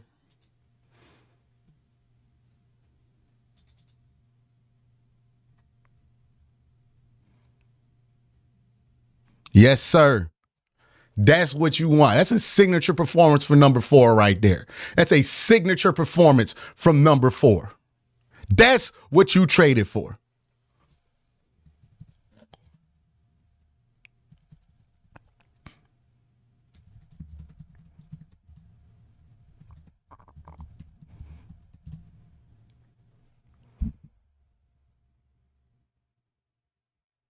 That's gangster right there. On the road versus a division opponent, that's gangster.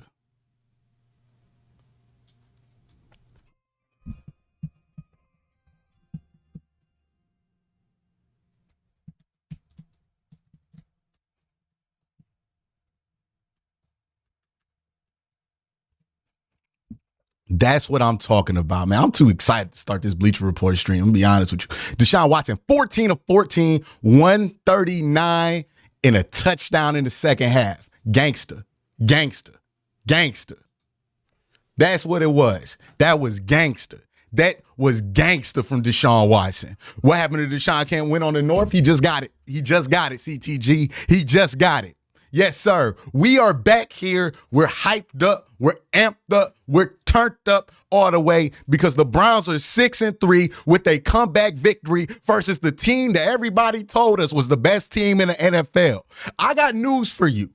If you think you're the best team in the NFL and people are ready to crown you, the last team in the world you want to play is the Cleveland Browns, because 2 times this season they were ready to crown a team Super Bowl champion in the regular season, crowning the best team in the NFL, and then they came up against Cleveland and hit a wall, San Francisco, and now we're talking about Baltimore hitting that same wall. Deshaun Watson with a signature performance, one that he hasn't had, quite frankly, since 2019. He came back here and he was dynamite running the ball, and he was dots all day throwing the ball. 14 of 14, 139 yards and a touchdown to go with that. You can't get better quarterback play in that moment. You can't get better clutch quarterback play in that moment. You don't get much better than that in that moment. And the 9 quarterbacks who are getting paid more than the $230 million that y'all love to talk about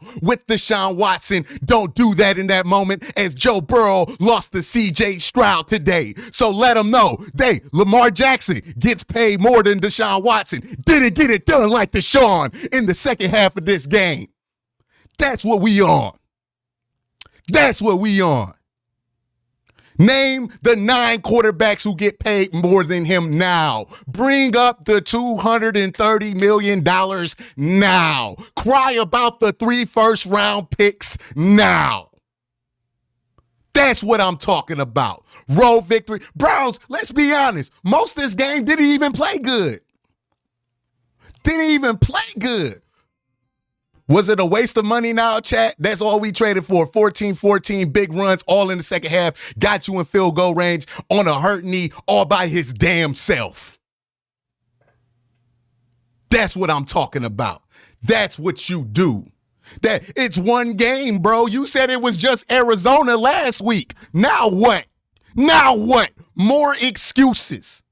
More goalposts moving. It was just Arizona, bro. Wait till he plays the Baltimore Ravens. He does it to the Baltimore Ravens in the fourth quarter while Lamar Jackson does absolutely nothing in response, who, by the way, gets paid more money than Deshaun Watson. And what, you ain't got nothing for Lamar? What about Joe Burrow? What about Joe Burrow? What about Joe Burrow? What he do today? Did he come back in the clutch or did he lose to a rookie at home? What happened to Joe Burrow? Hey, the only quarterback in the North that showed up when it mattered the most is the one y'all love to talk about being the worst. What's up with that? What's up with that? That's what's up. That's what's up. Sly says, I don't want no more Kevin Stefanski slander. I don't want to hear it anymore, man. I don't want it. CeeDee Lamb just made one of the most incredible catches I've ever seen in my life. I don't want to hear it anymore, dog. No more doubting this team. They have no right to be 6-3, but they fight and they play hard and they find a way to win every week. This game, man, they gave this game away 3 different times. Let's be real. If the Browns were playing their best football, Baltimore wouldn't even be close in this game. The Browns gave Baltimore everything in this game, and Baltimore still couldn't beat them. Spotted them 7 points to start the game. Came back and then got a holding penalty when they got an interception on a 3rd down and goal and set the downs back again after doing it earlier. Gave them 14 points for free. The Browns defense gave them 14 points for free. They gave Baltimore 14 points at home with the MVP for free. And what happened? And what happened? Where are all the Baltimore fans in chat now that were talking all mad money in the first quarter, in the second quarter? See, I could respect the man who could step up and talk shit right now, but I can't respect the man who can't step up when his team don't step up. Talk about what you want. People in chat still telling me Kevin Stefanski can't coach. He's coaching a 6-3 record. He's the best coach this Browns team has had in a very long time. So apparently he can coach. Maybe you can't coach, dude in chat that's never coached a football game in his life. Maybe you are the one who can't coach if you're saying that down in the chat box. I'm so tired of this team being doubted despite showing week in and week out that they are not to be doubted. Every week we get told why this team can't do something. Every week we get told why this team can't win a game. Every week we get told why this isn't going to work out. But what do they do week in and week out? Week in and week out. Only game they got blown out was when they let the rookie play, the 5th round rookie play. That's the only time y'all been able to touch us like that. PJ Walker, Deshaun Watson, nobody's been touching us like that. And guess what, AFC North? The Browns haven't even reached their final form. This ain't even the Browns' final form. The defense could have played a much cleaner game than they did today. And we just took your best mans out. Think about that. AFC North fans, Raven fans, we didn't even play a clean game defensively. We didn't even play a clean game offensively. Had all kind of penalties in the red zone on both sides of the ball. And we just took your best mans out in his crib. What you think about that, AFC North? What you think about that? We took first place out. We just got our starting quarterback back last week. And we took your best mans out. What's up? And if you want to talk about the Bengals being the other best man, we took him out too. And we about to do it to Pittsburgh next week at home. So what's up? What's really good? What's really good in the North? That's what I want to know. I keep hearing people give these excuses on why the Browns ain't what their record says they are, but yet their record continues to be who they are. I keep hearing people give Browns reasons to get counted out, but yet they ball out every time. Even when we not at our best, we taking you out. That's what I'm talking about. Hyrule Hitman says, dog check. Yes, sir. Yes, sir. Yes, sir. I am tired of Browns fans feeling like we need to be passive when something good happens while everybody else gets to go off. I'm tired of Browns fans feeling like the other shoe gonna fall. Look, the shoe done failed 3 times in this game and it didn't matter. This different. I don't care what you remember from the 80s, 90s, early 2000s, 2010. This team is different. People talk about this the most Browns thing to miss the extra point. It ain't the most Browns thing to come back. Greg Newsome with a huge pick 6. By the way, Lamar Jackson, MVP candidate. Can't believe he threw a pick 6 in the 4th quarter like that. Boy, oh boy, if that was Deshaun Watson, y'all would be talking about it, but nobody brought it up, huh? It was a tip ball, Quincy, but Deshaun's tip ball interception, that counts though, right? That counts though, right? Yeah, I thought so. I know how it's going to go. I know how it's going to go nationally. We're going to act like the interception didn't count for Lamar, even though it happened at a more critical point in the game. And we're going to act like nothing that had happened in the 4th quarter happened. I know how it's going to go. I know how y'all going to do it. So if we don't sing our praises, if we don't tell y'all we here, if Browns fans aren't barking loud, nobody's about to bark loud for us. So we got to be loud. Be an obnoxious Browns fan this week. They gonna hate you anyways. It's Big Titty says, I don't want to hear nothing about nothing. Michael Stone says, dog check. There's some dogs in Baltimore. Heard them barking. Heard them barking. Heard them barking. Hey, Baltimore, what happened? What happened, Baltimore? Do we got Baltimore people in chat? I know y'all was here in the first half. Let me see where the Baltimore people are in chat. Let me see. Are there any Raven fans with the balls big enough to say what's up right now? Are there any Raven fans who are willing to step up in the chat? Are there any Raven fans willing to say anything right now? Where you at? Myles Garrett isn't better than TJ Watt. Yeah, what you think about that now? Hey, man, James Prochet tried to give you a touchdown in this game. James Prochet gifted you a touchdown, and it took you 2 penalties in 12 plays to score from the 4-yard line. Y'all know what's real. Y'all know what's real. Hell, the Browns gifted you 14 points on straight-up mistakes at home, and you still couldn't get it done.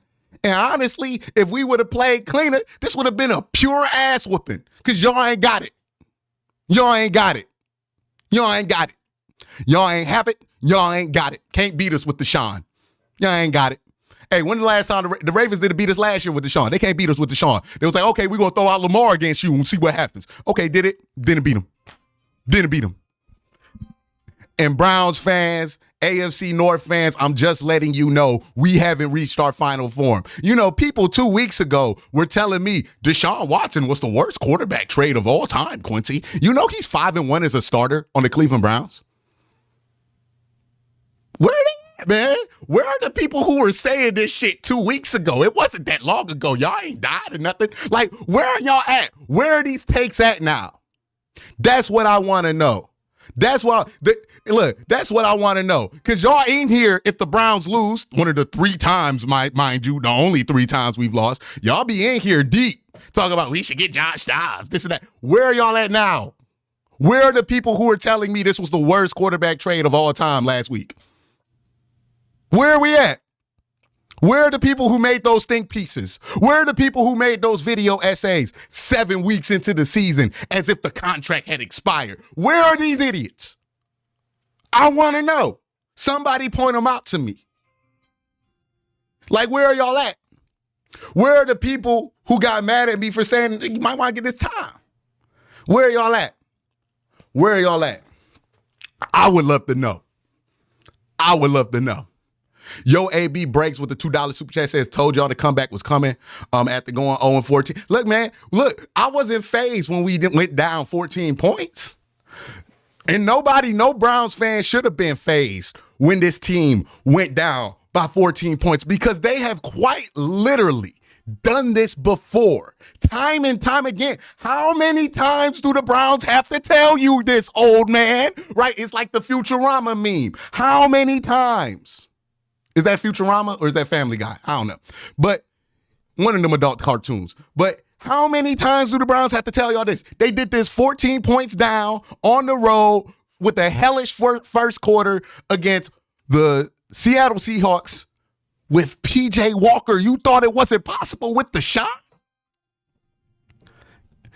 When we gonna learn to not sleep on the Browns no more, man? Ravens can only beat the Browns when they play a 5th-round rookie who learned that he was the starter Saturday night before the game. It's crazy. It's crazy. It's crazy. That's SpongeBob. Yeah, chat. Thank you for correcting me. That's SpongeBob. All I'm saying is, after this game, I don't want to hear anybody underestimate the Cleveland Browns. I don't want to hear it. I won't hear nothing of it. I don't care. Deshaun Watson in that second half, remarkable. The passing stats don't even do it justice. How many times did he run his way out of sacks, came back from a 3rd and 14, threw that thing to the 2? Like, he was remarkable in the second half. He was better than the guy I felt like should be the MVP in Lamar Jackson. Outplayed him. Outplayed Lamar Jackson in crunch time. Because while Lamar threw an interception that cost his team the game, John did everything to put his team in position to win that game. We smoking that big trust Ratbird pack all effing week. Hey, man, you got the free one, Baltimore. Congratulations, you got the free one. You got the DTR victory. No shade on that one. You got the easy one. You made your layups, but when it came time to make that pressure 3, you folded. You dookied yourself. That's what happened on that one. So that's what I'm talking about. That's exactly the type of performance that the Cleveland Browns needed to put on display for the whole world. That's the type of performance that lets people know that the dog pound is here. The dog pound is for real, and we ain't nothing to be slept on no more. You should have known it when we beat the San Francisco 49ers and reset their whole season trajectory with PJ Walker. You should have known it there. But people decided to act like they ain't no better. And now we letting you know with Deshaun. Remember all those dumb think pieces? Who wrote that? Monday Morning Quarterback wrote the think piece that the Browns got the signature win of the Deshaun era without Deshaun Watson. Do you care to rewrite that article? Cavs last night, Browns today. Let's go, Cleveland. Yes, sir. Yes, sir. Defensive line showed up big. Denzel Ward had to come out this game. They was playing Mike Ford out there. And I don't know if you guys watch Mike Ford in training camp. He's not very good. He's not very good. But you know what? My man Mike Ford did what he needed to do. The Browns did what they needed to do to come out here with the victory. Deshaun Watson was special in the second half. That was 2019 old school gangster Deshaun Watson. You had no answer. Raven fans, man, I would love for y'all to be in chat because I want to know how that felt. That Deshaun, this guy that y'all talk so much shit about, did you like that? I would love to hear about it. Can we talk about that block kick? You are absolutely right, Flostradamus. We're going to talk about that block field goal kick. Jordan Elliott, who looked like a dude at the end of his career last year. I thought he wasn't going to be in the league no more after how he played last year. Playing the football of his life the last 2 weeks. He was dominant versus Arizona. Comes back out this week, dominant versus the Baltimore Ravens and makes some really key plays here. For as frustrating as the defense was throughout the game, I felt like when it mattered the most, they showed up. The Browns have the better defense in the AFC North. Stratton says it can never be easy, but this W feels great. It was going to be fun. AFC North talk this week. Yes, sir. Yes, sir. Bengals lost too. So not only did you get separation on somebody that you had the tiebreaker over, you did your damn thing. Hey, give You know who really needs credit? I think two people, right? We've already talked about how Deshaun Watson needs credit. Myles Garrett, he the face of the franchise. He gonna get his credit. But there are two players I think deserve a lot of love that haven't been getting the same amount of love. Well, one, y'all doubters, y'all haters, y'all Mark Henry, Aggie Fury, appreciate you. All right, but one player that deserves a lot of love, Jerome Ford. Show Jerome Ford some love now. Show Jerome Ford some love. Jerome Ford kicked ass in that game. I don't know what his cumulative stats were, but it felt like he had a lot of chunk runs in that game. Let me pull up Jerome Ford's stats in this game. But I felt like Jerome was big in this one. I can't get the box score. The recap. I gotta go to ESPN to get it. I hate Fox's thing. Quincy Rules, appreciate that, brother. Appreciate that, Richard. Appreciate that. Appreciate that. Hey, man, that was, you needed every bit of that to get that win today, and you did what you needed to do. All right, so yeah, Jerome Ford, 17 carries, 107. I know a lot of people, $20 super chat, appreciate you, bro. But a lot of people were kind of out on Jerome Ford during the course of this game, asking why other guys weren't getting more carries. And Kareem Hunt did his thing, 10 carries, 32 yards and a touchdown, 3.2 yards per carry. I was fine there, and I thought Deshaun added well in the run game as well. 8 carries, 37 yards, no touchdown, but was responsible for a touchdown throwing it on a run play. But Jerome Ford, 17 carries, 6.3 yards per carry, and it's not like he had a big run, right? He had a bunch of really important gashes. And if he can continue to be that guy, and let me tell you something, if he did that versus the Baltimore Ravens, he can do that against a lot of other teams. And we're starting to see Jerome Ford really come into his own. But you know who I saw truly come into his own, and two units that I saw truly come into their form? David Njoku and this offensive line. And shout out to this offensive line. Down 2 tackles. A lot of people were out on this game because they were down 2 tackles. Kicked ass. I think Deshaun took, 4 sacks? But I think all 4 of those sacks was just because he had to hold on to the ball to wait for something to develop, or he was running around back there. I don't think those were bad sacks, because if you look at the sack yardage, it was 18 yards. So it's not that many yards that he lost with the sack. So not really that bad there. But I felt like they held up pretty well. But when they ran the ball, They were able to push Jerome Ford for 20 yards on that last play? And then David Njoku, man, let's give Chief some love. Let's give Chief some love, because Chief was an ass kicker in this game. There was that one reception he had where he just carried somebody for 20 yards. Cue so much doubt, but we keep winning. Yes, sir. Scott Stack says, where are the haters now, dog? Check. Real Browns fans. Absolutely. Yes, sir. Yes, sir. Yes, sir. Yes, sir. But yeah, I thought that Jerome Ford, really good in this game. Amari Cooper is dependable as ever. 6 receptions, 98 yards on 9 targets. David Njoku on 9 targets, 58 yards. But all 58 yards he got were critical. I think they were all in the fourth quarter. And shout out to Elijah Moore. Got his first touchdown of the season. 5 receptions, 44 yards. And they even got Jordan Atkins involved in a little bit. That fake out Harrison Bryant snap play on 3rd down on the last drive was such a good play call. Look, man, Kevin did his thing down the stretch. You have a really good football team. You have an offense that feels like they have a good enough quarterback to win these kind of games in the fourth quarter. You have an offensive staff that is really capable with Kevin Stefanski, Alex Van Pelt, and one of the best offensive staffs in the NFL. Look what they've done with nothing the last 4 years. Look what they've done since they've been in Cleveland. There's no doubt about it. Defensively, you have one of the best staffs in the NFL with Jim Schwartz. And special teams wise, you got some room to improve there. James Prochet shouldn't fumble that punt. But outside of that, special teams also got you the score to win this game. So you executed on all 3 sides of the ball, despite the fact that you were playing sloppy on all 3 sides of the ball. But you made the plays you needed to come back. And that's what winning football teams do. Trey Ball with the $2 chat says 14-14 second half, game tying and game winning drive. That's big boy stuff by Deshaun Watson. That was a big boy. Those were 2 big boy drives while Lamar Jackson threw an interception in the meantime. Is it Daniel says, is this kind of a springboard to what we've been waiting for? What a great team win for them. Very deserving, very resilient club there. Things are looking up. We have to see what the injury report looks like after today, but you have to feel good about the direction that this Cleveland Browns team is going, because they have just shown an ability to overcome and persevere adversity. If you look at what has defined the Cleveland Browns since coming back from 99, it is the inability to overcome any amount of adversity. Night Gaunt says, we're back. Let's go. Appreciate that. It's this team. That's what's defined this team. They have never been able to withstand any adversity at any point. You go back the last few years. Deshaun Watson gets suspended. We don't win enough games to keep the game close. We don't withstand that adversity. The year before, Baker Mayfield sustains an injury. We can't withstand that adversity. 2020, nothing went wrong. We was good. 2019, something went wrong. We wasn't good, right? This team has not been able to withstand adversity since coming back in 1999 until this year. This year, they've been through so much adversity. Backup offensive line set Till were huge. Yeah, absolutely. But they've been through so much adversity, this team.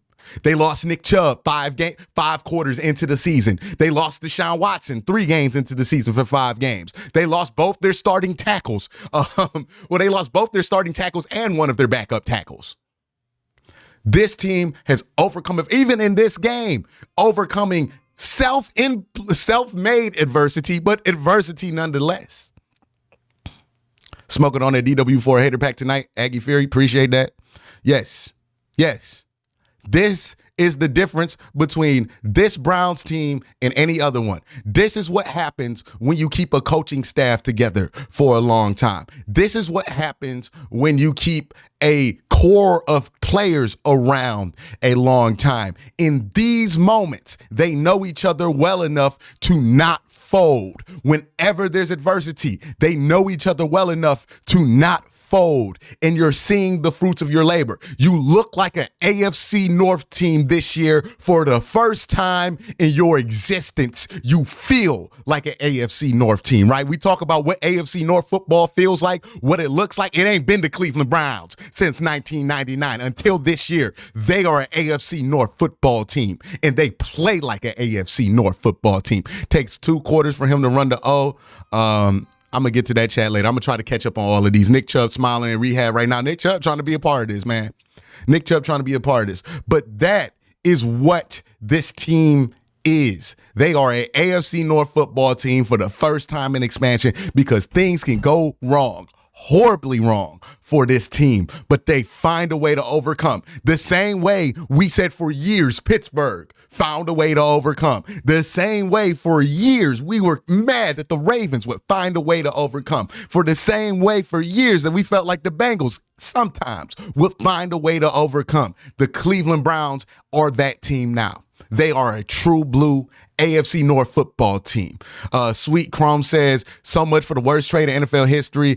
We smoking that OBJ Clowney revenge game. Lamar pack, so proud of this team. Words cannot express it. It was beautiful to see Lamar Jackson have to do the I eat ass face on the sideline. Shout out to Kevin Hart. It was beautiful to see it with that one. Y'all saw that with Lamar, this little shiesty bass?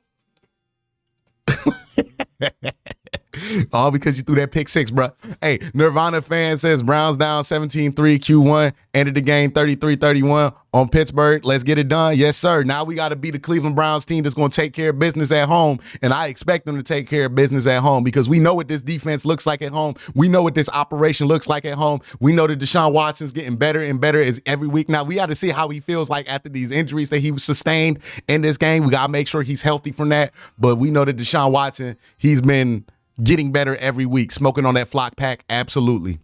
Absolutely smoking on that flock pack. Jamil Smith in the BR chat says, imagine thinking you're down Nick Chubb, Ward, Thornhill, both starting tackles and more, and you pull this game out. Let me tell you something. Nobody would have expected, if I told you everything that would go wrong for this Cleveland Browns team, that they would be 6-3. Because the Cleveland Browns have not shown the ability to do that over the last 20 years. they have this year. This is a true blue AFC North football team. Now, the problem is everybody else a true blue AFC North team this year too. We are so back. Lamar just lost to some L's. Damn crazy. It's crazy he lost to some L's, man. By the way to come back. D-Hop misses an extra point that would have tied the game, but he comes back calm, cool, and collective without a doubt to make the 40-yard game winner at the end of the game, because that's what we do. That's what we do. Big Dog with a 50 bomb. Preach to him, Q. This was a monster team win. Let's effing go. This was a win that shows you your ability to overcome adversity. This was a win that the Cleveland Browns have not gotten in years. How many Browns fans told themselves, we done? And be honest, because I know a lot of y'all did. I know I might have at some point been like, damn, man, I feel like it's over. But this is a team that can overcome adversity. They're not like any team you've seen before. 4th and 5th string tackles, no problem. Crazy. They found a way to pull this out. Shout out to Deshaun. We got to find a way to make sure he don't take as many hits next week as he did this week. We got to keep him upright. We know what the difference is and what this team is with. Now we can stop pretending like we don't know that this is a better team with Deshaun Watson, by the way. Because like there were some of us who were willing to pretend that this team was the same team with or without Deshaun Watson. Now we know. Thank you, Todd Oatley, for the $1. But yeah. I think Paul Hall just said in here, this game showed you that we can win in the playoff-like atmosphere. That was playoff atmosphere, and we showed up. This is what you made the trade for, to win games like this. This is what you made the trade for. Instead of this game being what it's been the last few years, like, oh, if this thing would have went right and that thing would have went right, the Browns would be 6-3. Right? How many times have we done that? How many times as Browns fans have we done that? If this would have went right and then we could have just made this and then we get this first down, we would be 7-1. Right? How many times have we done that? Or 6-3 or whatever it is. We're not doing that this year. Yeah, are there missed opportunities? The PJ Walker, against Seattle? Yeah, sure. But that's PJ Walker. We can understand how that one happened. But now, man, I'm telling y'all, was there any update on Thornhill and Ward? We probably ain't going to get one until Wednesday, player. Appreciate the super chat. Akalon says, unfortunately, couldn't watch the game, but just got here. Happy. Also, Q, don't forget to shout out the stay-at-home parents and the single parents. Absolutely, man. Shout out to all my people in parenthood. That shit is tough. Shout out to all my parents in chat, man. Shout out to all y'all. It's a tough job, but it's 1 or 2. Tough job. But yeah, I think that this was an important statement for the Cleveland Browns to make. And not necessarily for the rest of the league, but this was an important statement, not even for this locker room, because I feel like they know that that's been them. Myles Garrett for MVP, David Hahn, yeah, I see it. But I feel like this was a statement win for the fans. I feel like the fans needed this kind of win more. Like, I feel like we needed this to know that we're this type of team. We needed this win as fans more than anything else, right? The team, they know that they could do this kind of thing. They've done it before. I have no lack of confidence in it. We got a 50 ball here, right? Oh, 100 ball. 100 ball from Dead Sea Salty. Appreciate the love. Appreciate the drop in there, bruh. Says, what's up, Q? Love the win and the content, but have been unable to keep up due to the work situation. Smoke that Ravens pack and collect all them receipts. Have some good food on me. I absolutely will be doing that this year. But that's what I'm talking about. This is what you needed to see from this Cleveland Browns team as a fan, first and foremost. Is it time to give Kevin that extension? Hey, it's coming. It's coming, dog. It's coming. It's coming. Ravens big trust. Oh, we got a Raven fan in chat. This win was the Super Bowl. Why the Ravens will be in the Super Bowl, that's the difference. Okay, we got Ravens big trust, Salty in chat. Damn, that's crazy. And how come every time we beat one of our AFC North division opponents, y'all declared the Super Bowl only when y'all lose? Only when y'all lose. Hey, man, maybe you should have won the game. And maybe you wouldn't be this salty, Ravens Big Trust, but that's on you. Ray Rag says down 14 in the first quarter, went down 15 down second quarter in this game, still came back. Yes. This is the type of team they are. This is the type of team you don't ever count out. This is the type of team that can come back and get you at any moment. The Cleveland Browns this year, they're real. They're real, right? Everybody was, can one game tell you if you are one of those people that were like, hey, this game tells you, they're real. They're real. You know they're real. Now they got to go at home next week, play Pittsburgh. Not going to be an easy game, but you got to do what you got to do against them too. Can't ride so high on this win. And it's crazy.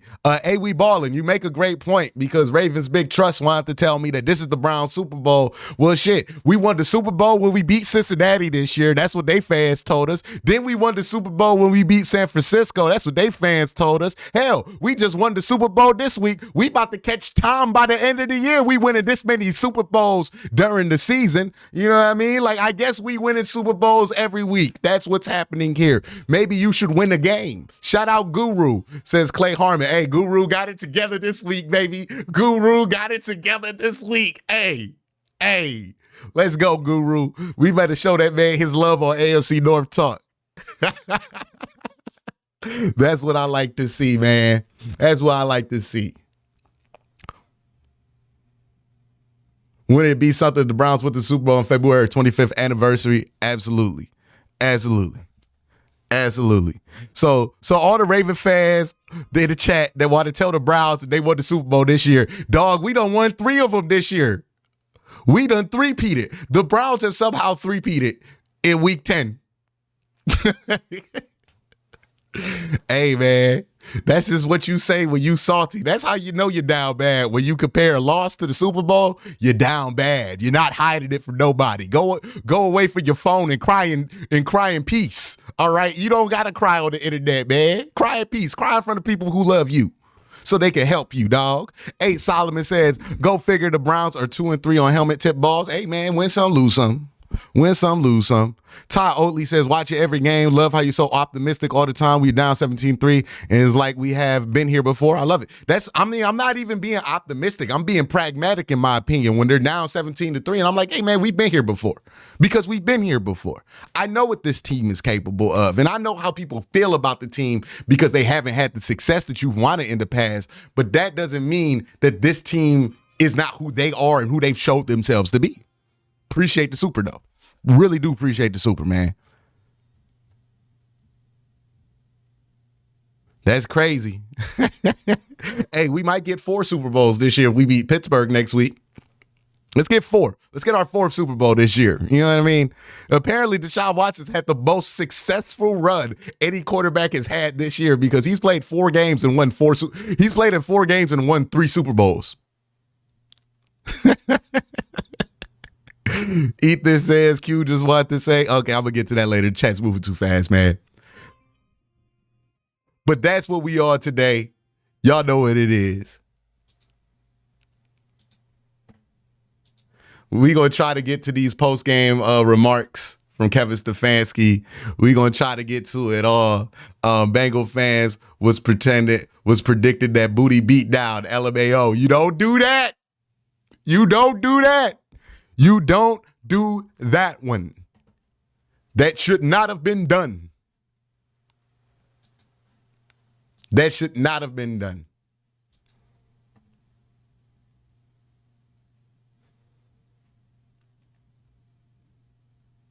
That's what's up, man. We're going to try to get to these post game. I appreciate everybody who's been up. Was at the game, lower 50-yard line seats with my pops. Greg Newsome, first pick, 6. Was first pick is 4-6. Crazy. D-Hop for POTUS. Walking your trap and take. You know what? You right. You are right.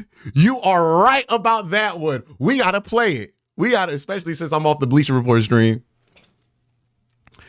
Y'all ready for this one?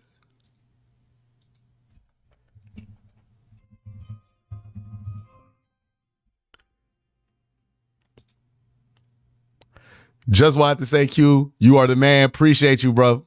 Appreciate you, bro. Alexa, play Take Over Your Trap. by Bankroll Fresh. Take Over Your Trap by Bankroll Fresh through Spotify. Let's get it turned up.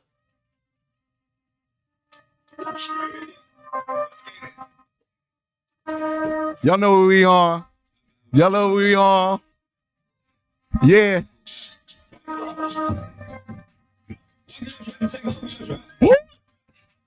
Walk in your trap and take over your trap. Yeah. Hey. Yeah. That's what I'm talking about. That's what I'm talking about. This is what it is. This domination. This is what we desire to be. You giving us another Trick Williams intro this week? The streets need it? I don't know. I don't know. Hey. Yeah. Yeah. Yeah. Yeah. Yeah. Yeah. Yeah. Hey. Hey. Hey. Hey. Yeah. Ah. Hey. Hey. They're not fucking with us. They're not fucking with us this year. We got $100 super chat. That's gonna cover whatever I'm gonna lose with copyright. It's worth the 200. I'm gonna lose. Yeah, yeah, yeah. Hey, hey, walk in your trap and take over your trap. Where they at? Where the Raven fans at? Where they at? Y'all see them? I'm looking, dog. Where they at? Where the Raven fans at? Where they at? What? Where y'all see them? Maybe they behind the chair. Maybe they behind the chair. Where they at? Where the Raven fans at? I can't see them. Where they at? What? I can't see them. I can't see them. I don't know where they're at. Somebody put out a report. Somebody put out a report. We're in their trap. They can't find them. Where they at? Huh? Maybe they behind the elliptical. I can't see them. I can't see them. Alexa, stop the music. Alexa, stop the music. The search party is over. Nobody has found these Baltimore Raven fans, nor have they found Lamar Jackson. He hasn't been seen since the fourth quarter. Where's Lamar Jackson? Has somebody seen Lamar Jackson since the fourth quarter? Please, please report if you have seen number 8 on the Baltimore Ravens. I did not see him. Hey, did anybody see Roquan Smith in that last drive? Did y'all see Roquan Smith on the last drive? I don't remember seeing it. I don't remember seeing the brother. Where was Roquan Smith, y'all? Where was Roquan Smith? Where was Patrick Queen? Where was Justin Matabuke when you needed him? I can't find him. Ooh. Ooh, somebody help me find him. Somebody help me find him. I can't find him, dog. I've been looking since the fourth quarter started. I ain't seen Roquan, dog. How you the best linebacker, best defense in the NFL? You let Deshaun Watson, who was the worst quarterback trade 2 weeks ago, get down on you 2 times in your own city, in front of your family, in front of your wife and children? Damn. Damn, Roquan. What happened on that one? What happened on that one?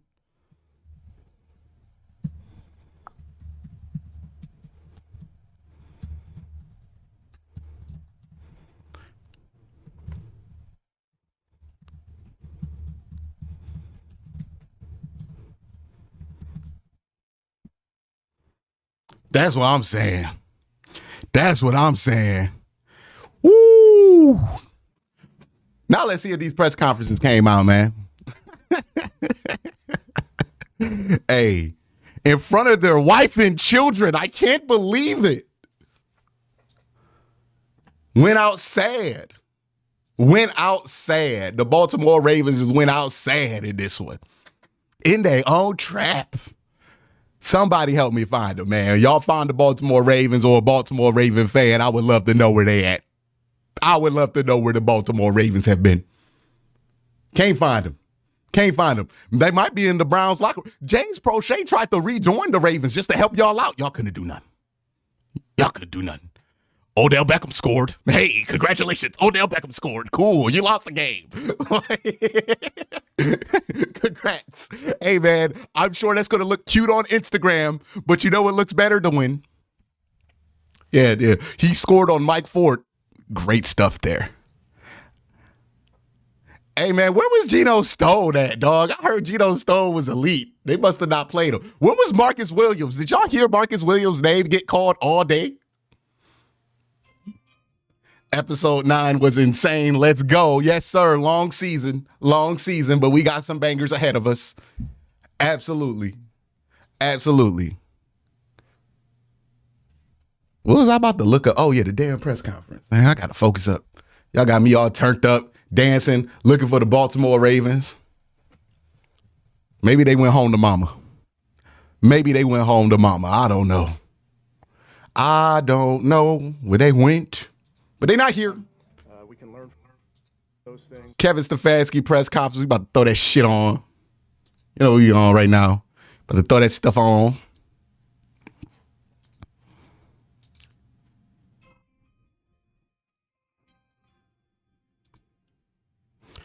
I know where Geno Stone was, though, piggybacking on Njoku for 15 yards, man, in front of his wife and kids. I would be disgusted.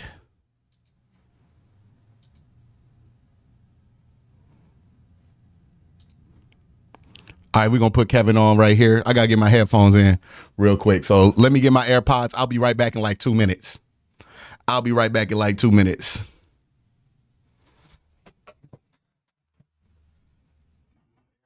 Real quick. We out here.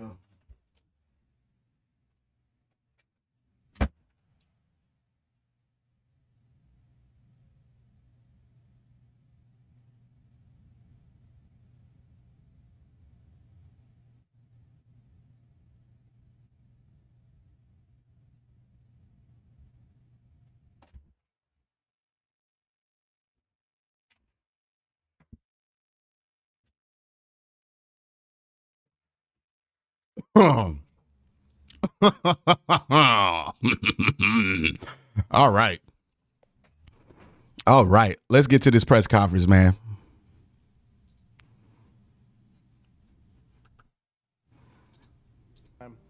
We can learn from those things, but really proud of the effort, really, for 60 minutes. Knew it was going to be a 60-minute game. That'll take any questions. Kevin, Deshaun was 6-20 in the first half, 14-14 in the second, and then that's good. Led that game-winning drive at the end. Your thoughts on how he came back and played the second half? Well, he's a warrior. He battled through an ankle injury in the second half. He's listen. The first one gets tipped. Kid makes a great play. It is what it is. But we'll get better from that. But my bad. He's a warrior. Did he show you everything that you know about him that you've seen? Yeah, I mean, the kids again makes plays when they're not there, makes unbelievable throws, leads his football team. We got a super chat from Ray Rags. Ray Rags says, 2 best defenses in the NFL and the game was a shootout. It's usually how that shit be going, too. That's crazy. But you're right. That was the 2 best defenses in the NFL, and it was a shootout. NFL is a crazy game, man. NFL is a crazy league. NFL is a crazy, crazy league. Appreciate the super. Really never a doubt in his mind how this game was going to turn out. Really, and I say that throughout the week, throughout the game itself. Yeah, he's a leader of this football team for a reason. Did you have anything to say to Hopkins after the race? No. Nope, nothing. That's why we got him. Hold on. I'm going to switch up something so I can see better. Neil with the $5 super chat says some of the media questioned if DW4 was faking it and wanted to come back from the injury. He was like a T800 out there. Yeah, man, he took a lot of hits. And again, going forward, we want to find a way for him to win and be DW4 without having to take all those hits. But right now, you'll take the win the way you got it. But in the future, you want to make sure that you could go without him taking all those hits because he is so important to your ability to win. And to that point, Deshaun Watson has been, 5-1 as a starter in Cleveland this year. So incredibly important to victory, Deshaun Watson is, and he proved it today more than anything. And you want to make sure he stays healthy, and you got to make sure he gets hit less. Shout out to Ford, man. Visions, 1 cut was fire. Yeah, he getting better every week, man. He really is getting better every week. None of these players My super bet ticket on the Browns looking solid. Yes, sir. Oh, let me switch it. Yeah, there was a little long. Once I thought about it, it was a little long. They had their returner back there. Just didn't feel right to put him in that spot. That's good coaching, by the way. He's talking about not taking that 60-yard field goal that literally everybody wanted him to throw Dustin Hopkins out there cold to do. And he just explained. He was like, hey, it's a long field goal. They called a timeout. They put the returner back there. He knew that it was going to be a tough spot to succeed for Dustin Hopkins. And then if they miss it, there's a good chance that they can get a good return and score. So smart decision by Kevin, man. Did Deshaun get hurt on the last play of the first half? He went to the locker room as you guys are deciding. No, well, the last play was. I mean, before the field goal. I don't know. I don't think so. No, it was before then. Did you know that he was going to be able to come out? I'm trying to get the audio up. He told me he was coming out, but he got in here, got with the docs and the training staff, and I did not think he'd be coming out of that game. Kevin, what are you thinking target line wise for that last drive, and then when you see Kareem and the pile pushing like that? Yeah, that was my favorite play of the game. Honestly, that was my favorite play of the game. Just to see, we talked about this one. You're going to have to play hard. You're going to have to play for 60 minutes, and to see all 11 in the frame pushing their buddy, pushing their brother. That's what this team's about. They're about that fight, and that was on display right there. What's it say about your team and some of the backups? Mike Ford comes to mind. 2 tackles. Yeah. Wanted to make a huge play. That's part of football. Guys need to step up. Thought they did a nice job. Obviously, Mike, is going to fight like crazy. The tackles, I thought the protection was pretty good throughout the day, all things considered.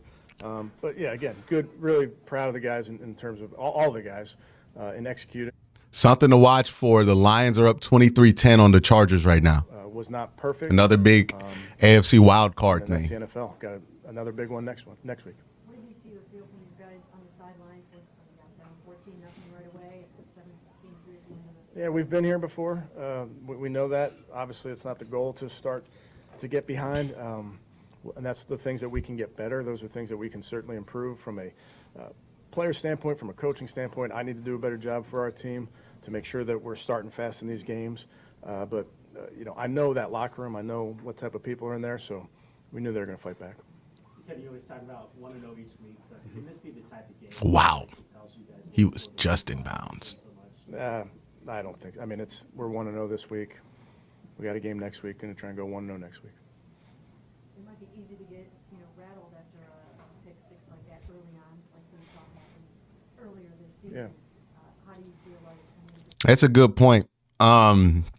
We talked about it, how much that pick six threw off Deshaun in that Pittsburgh game. He was never quite the same after that, in that game at least.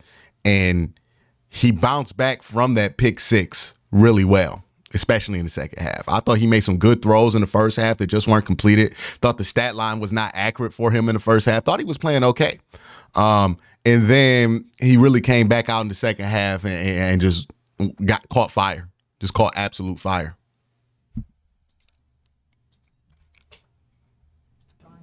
Yeah, he's a pro, and that's AVP does a great job. Those guys know quarterback play better than I do, and they had a good conversation, and Deshaun put it behind him. Greg Newsome's first career interception. Yeah, it was awesome. Liked it. Is this almost like a, I know you don't put things into big categories, but this almost felt like a signature win for Deshaun, this division, for this football? Yeah, I don't know. I mean, again, it's November. We want to be playing our best football moving forward. You want to really be getting better each week. That's a very good football team, as you guys know. We knew it was going to be a battle. We felt good about it, but you have to go out and do it. And then just the way that the guys competed throughout. But we really keep our focus very narrow. Kevin, when did you guys decide to play Christian at left tackle?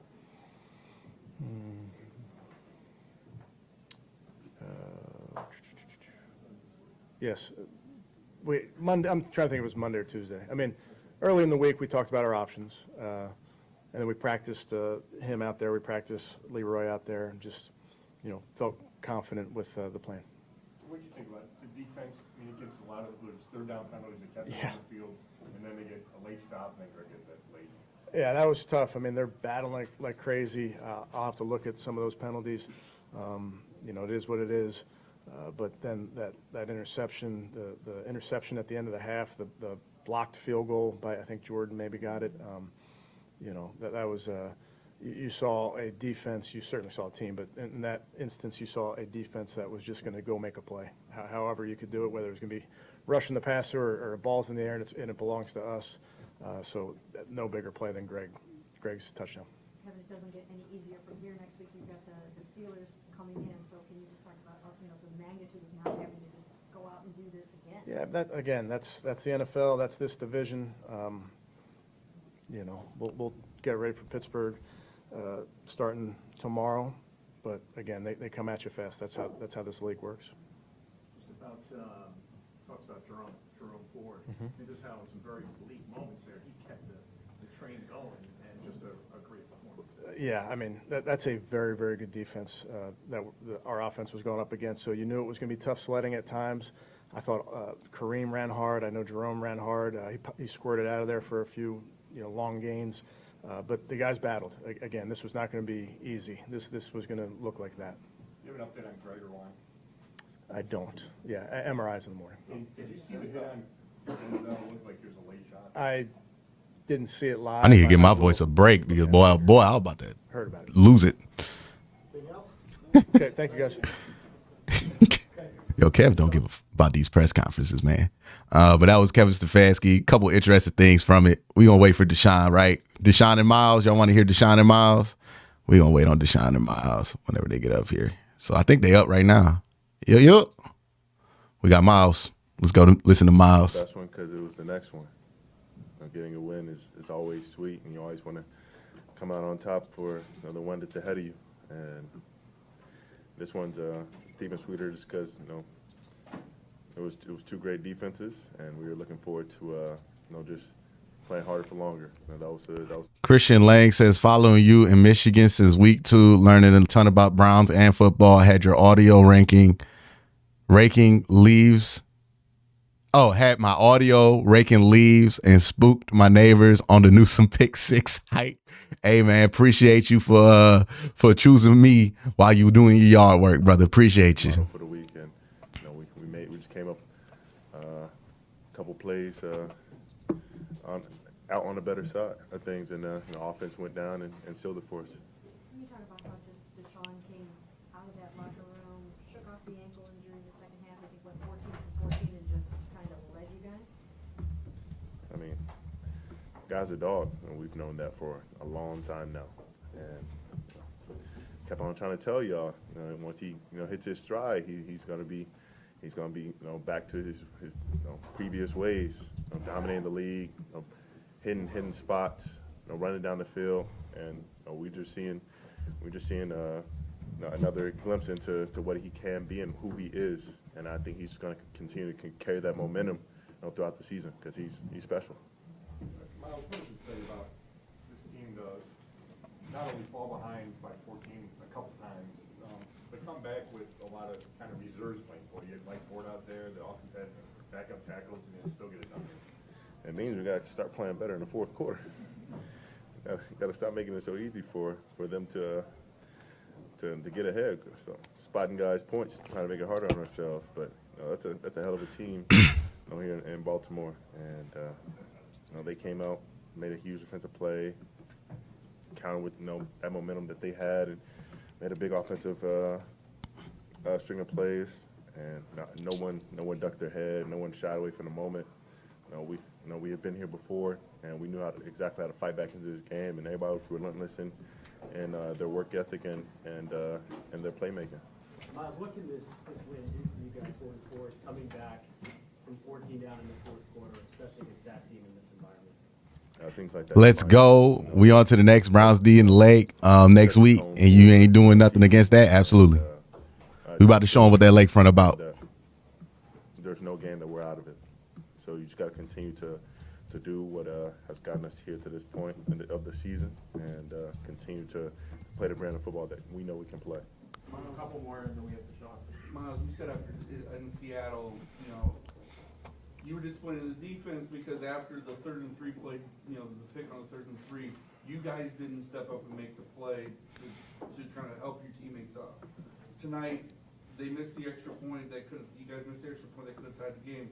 You guys go out and you guys get the stop. How much of that is just kind of building off what you're saying there in Seattle and picking your teammates up and giving them a chance? That's what it's all about. Offense giving us a chance, putting us in striking distance, and us doing the same for them. Special teams coming in and big, making those kicks down the stretch, and we don't expect them to make every one, but he came up. Whoever in charge of these press conference video got to mix the audios better. Yeah, man, it's a mess. It's probably like somebody who got like 5 different responsibilities. From last week, knowing that we should have, we should have made that stop, but they took the opportunity, they took the challenge and made the very most of it. I'm looking forward to this assignment-based football, because that's what it is. Anytime you blow an assignment, they can counter punch and put you on the ropes. These guys are tough, but down the stretch, things start to slow down, and guys kind of settled into things, and we played the way we had practice, and we made the plays we needed to make. That was Myles Garrett. Let's see if we could jump to Deshaun. Yeah, this is Deshaun right here.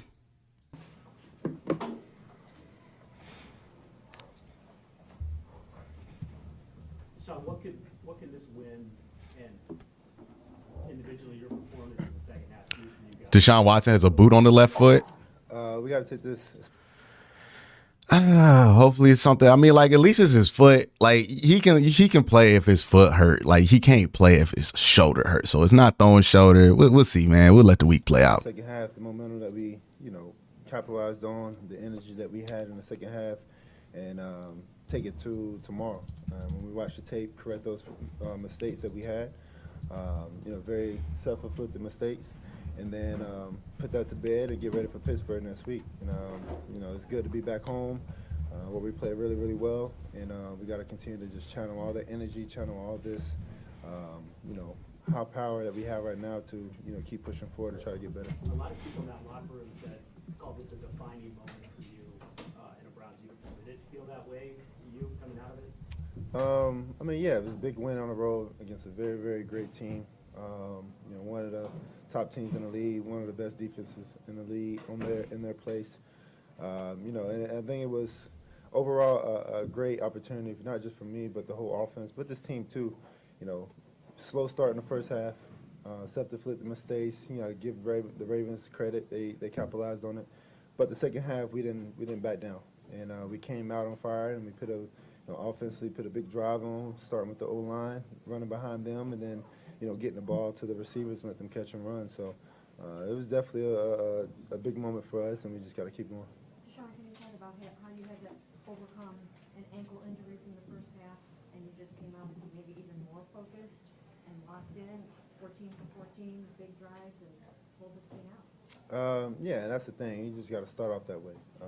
We didn't start off that way, but it's a 60-minute game, and when I came in to get looked at, I just wanted to just make sure I lock in, and this was going to be a big moment for myself because I didn't want to let my teammates down, and I knew that I had to put a lot more on my shoulders than what I should have because we put ourselves in a hole, but I'm was ready and prepared for that moment. I didn't fear anything, and I just focused on one play at a time, and that's what we did. You mentioned the O-line. Do you think in the end that they just wore down the Ravens defense in the second half? Most definitely. Those guys, they wanted to finish, and that's what they did on that last drive, the last two drives, really.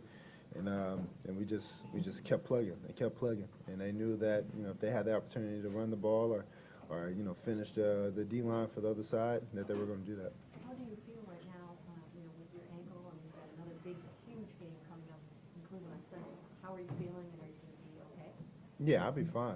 Right now I'm not feeling well, but I'll be fine. I'll be ready to go whatever time it is, Monday, 1 o'clock, or Sunday, sorry. If it's 1 o'clock or whenever, I'll be ready to go and, ready for that opportunity for us. Do you have any questions at any point during this game that you've been able to stay in, continue, finish? Yeah, it is super quiet. Maybe I can. Came in just to get retape and whatever we need to do, and then I was going back out to finish. I wasn't getting pulled out. No. Do you know which play it happened on? Was it the last drive playing the sideline? For my ankle? Yeah. No, it was the one in the red zone where Clowney had tackled me from behind, and it got rolled up on. So it just got rolled up on, and he actually apologized. Not apologized. He was just like, "My bad, bro." He checked on me and things like that. So, he's a brother of mine. So, but yeah, it happened on that play right before the half. What does this say about this football team? All of you guys, the grit, the fight, the heart and soul to keep coming back and back and back and overcoming everything that you did in this game. Yeah, it's about us. It's not one individual. It's not the quarterback. It's not the safety. It's about us. It's a team game. And we all came together in that second half. And when we came in this locker room, the guys came in and said, let's flush it. It's a new 30-minute. And, we got to leave everything out there on the field. And we got to make sure that we take it one play at a time. We can't press and try to do anything more than that. And I think that's where it actually started, was just, not everyone pressing. We just took it one play at a time. And I think we got caught up in the first half trying to press, trying to get everything back when we were down 14. We settled down and we focus on that. How hard is it to shake off the way that game starts? I know it happened in Pittsburgh too, but that interception on the road. It's tough. I mean, I was looking at AVP like, what the fuck? Again, really, again. What'd he say? But I told him, man, 14 made a good play. And really, I was looking at AVP. Oh, he talking about the opening pick six. It's tough. So this is his answer to the opening pick six. This is a funny one. It's tough. I mean, I was looking at AVP like, what the fuck? Again, really, again. But I told him, man, 14 made a good play. 6'4", trying to throw over him. David was the throw. He made a good play. I mean, I guess it happens. It shouldn't happen. I don't want it to happen, but it was just like that whole drive for the whole time. I was just like, what the fuck? But we just had to shake through, and like I said before, we pressed a little bit, trying to get everything back, try to get some go balls. But we came in the second half, regrouped, and put a good second half together. So. Deshaun, is this what Browns fans don't really know you all that well yet? Your Browns teammates are still kind of getting to know you. Is this who you are and what you're all about to come back and help pull out a victory like this? Of course, I can deal with the adversity. I can deal with the noise. I can deal with all that. I mean, all that stuff comes and goes. It's part of football. But, in this game, in this business, it's hard. And you're going to have ups and downs. And you got. We got Ray Rags. Hunt has had a touchdown in each of his last 5 games. Big pickup. And do whatever you can to get that win, no matter how you win, especially on the road, divisional match like this. As long as we get the W, that's all that matters. So, I just locked in on that. Deshaun, you got multiple receivers involved. During the second half, Elijah, Omari, David. Are you starting to feel more comfortable with everybody across the board in terms of passing? Man. Hold on, wait. I gotta point out something because I just thought about it. That was a 14-point fourth quarter comeback. A 14-point. Think about that. A 14-point fourth quarter comeback in road. Ooh. Hey, don't declare your team the best team in the NFL before they play the Browns, because that might be trouble, man. That might be trouble for you. That might be trouble. Y'all hit that like button, man. Let's continue these press conferences. The reps now again in practice? But sometimes it depends on how the game is flowing, and sometimes, teams try to take away two. Sometimes teams try to take away Chief. It just depends on how the scheme is and where the ball can, goes at the depending on what the play calls. So, I'm getting comfortable with everyone, and we started off good early in the season, 6 weeks, without throwing to those guys, and now bouncing back and 2 good wins. So, it's coming along. We just got to keep pushing. At any point, 2 more, we got to wrap. During the week when Callahan was solving that O-line problem, were you wondering, does this really work? No. I never doubted Callahan or the guys in that locker room. So I didn't care who was going to be out there. I don't think anybody on this team cared about who was going to be out there. But we knew that the person that was going to be out there was going to be prepared and ready to go and was going to fight. So, and that's what those guys did. Deshaun, you talk about you reference like the rough first half versus the second half. It seemed like they were coverage-wise just doing some different things. What did you notice about the way they were playing that second half that allowed you to have so much success? Yeah, they did a good job of holding their shell. You know, whenever they want to go one high, they held it, made us check out a certain plays, and then late, you know, rotated on the snap. So they did a good job of doing that. And then the second half, I just trusted my eyes and trusted my reads of what I saw in the first half, and got us to plays that can capitalize and get the ball into the receiver's hands and make them tackle. And, you know, we played into their hands in the first half, and the second half, we wanted them to play into our hands. And we did take the pace. So I think that was the biggest thing. Thank you. Thank you. Oh man, that was a delicious one, dog. That was a delicious dub. I don't think you make dubs more delicious than that one. I thought that San Francisco dub was plenty delicious. Nah, this shit is just scrumptious, dog. These are some crazy dubs that the Browns have been getting, and they've been stacking these dubs on top of each other, man. Who would have thought that after that San Francisco game that wouldn't even be close to the highlight of the season, man? Like this is what it's all about. This is what it's all about, man. This Browns team keeps showing up. Hey, no reason to ever count them out. They show every week why that's the case. They just so resilient. So I've been waiting for in Cleveland, to be honest with you. Let's see. Did I miss any super chats? I got Ray Rags right there, feeling dangerous. 113, let's go. And we get the Browns D on the lake next week. Got that one. Following you in Michigan, got that one. Super Bowl betting ticket. Yeah, I got them all. I got them all, man. Hey, man, also, pay attention to who was tweeting with Deshaun Watson, by the way, in the first half. Like, let's take a peek at the people who were tweeting about Deshaun Watson's first half that said absolutely nothing about the second half. Hey.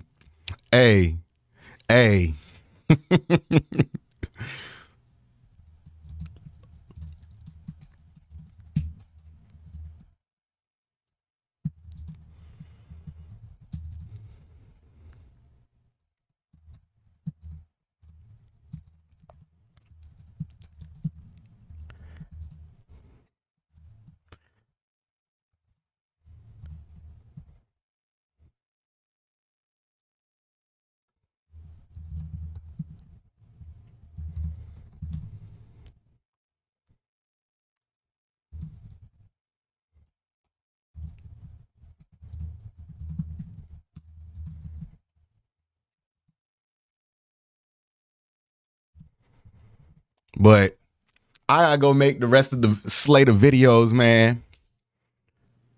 I appreciate every single one of you guys who have joined me today. The post-game stream was dope. The in-game stream was dope. Always a joy kicking it with y'all. Always a joy rocking with y'all, man. This is a expectation resetting dub. Now they got to make sure they take care of business versus the Pittsburgh Steelers, and we'll just see where shit goes from there. Make sure everybody can come back healthy. That can come back healthy, and this team can be at full power. Because man, if they at full strength, ain't nothing gonna stop them. Because I'm telling you right now, we haven't even reached our final form. But y'all. Appreciate y'all for showing love. Appreciate y'all for kicking it with me. I think at one point we had like 15K in here, 1,500 in here. So again, appreciate y'all, man. I'm going to be back tonight with a recap video for those of y'all who aren't on the live stream Gangsta program. And then we're going to go back and have our usual slates, 3 videos a week. You know what it is, man. You know we out here grinding. Y'all have a great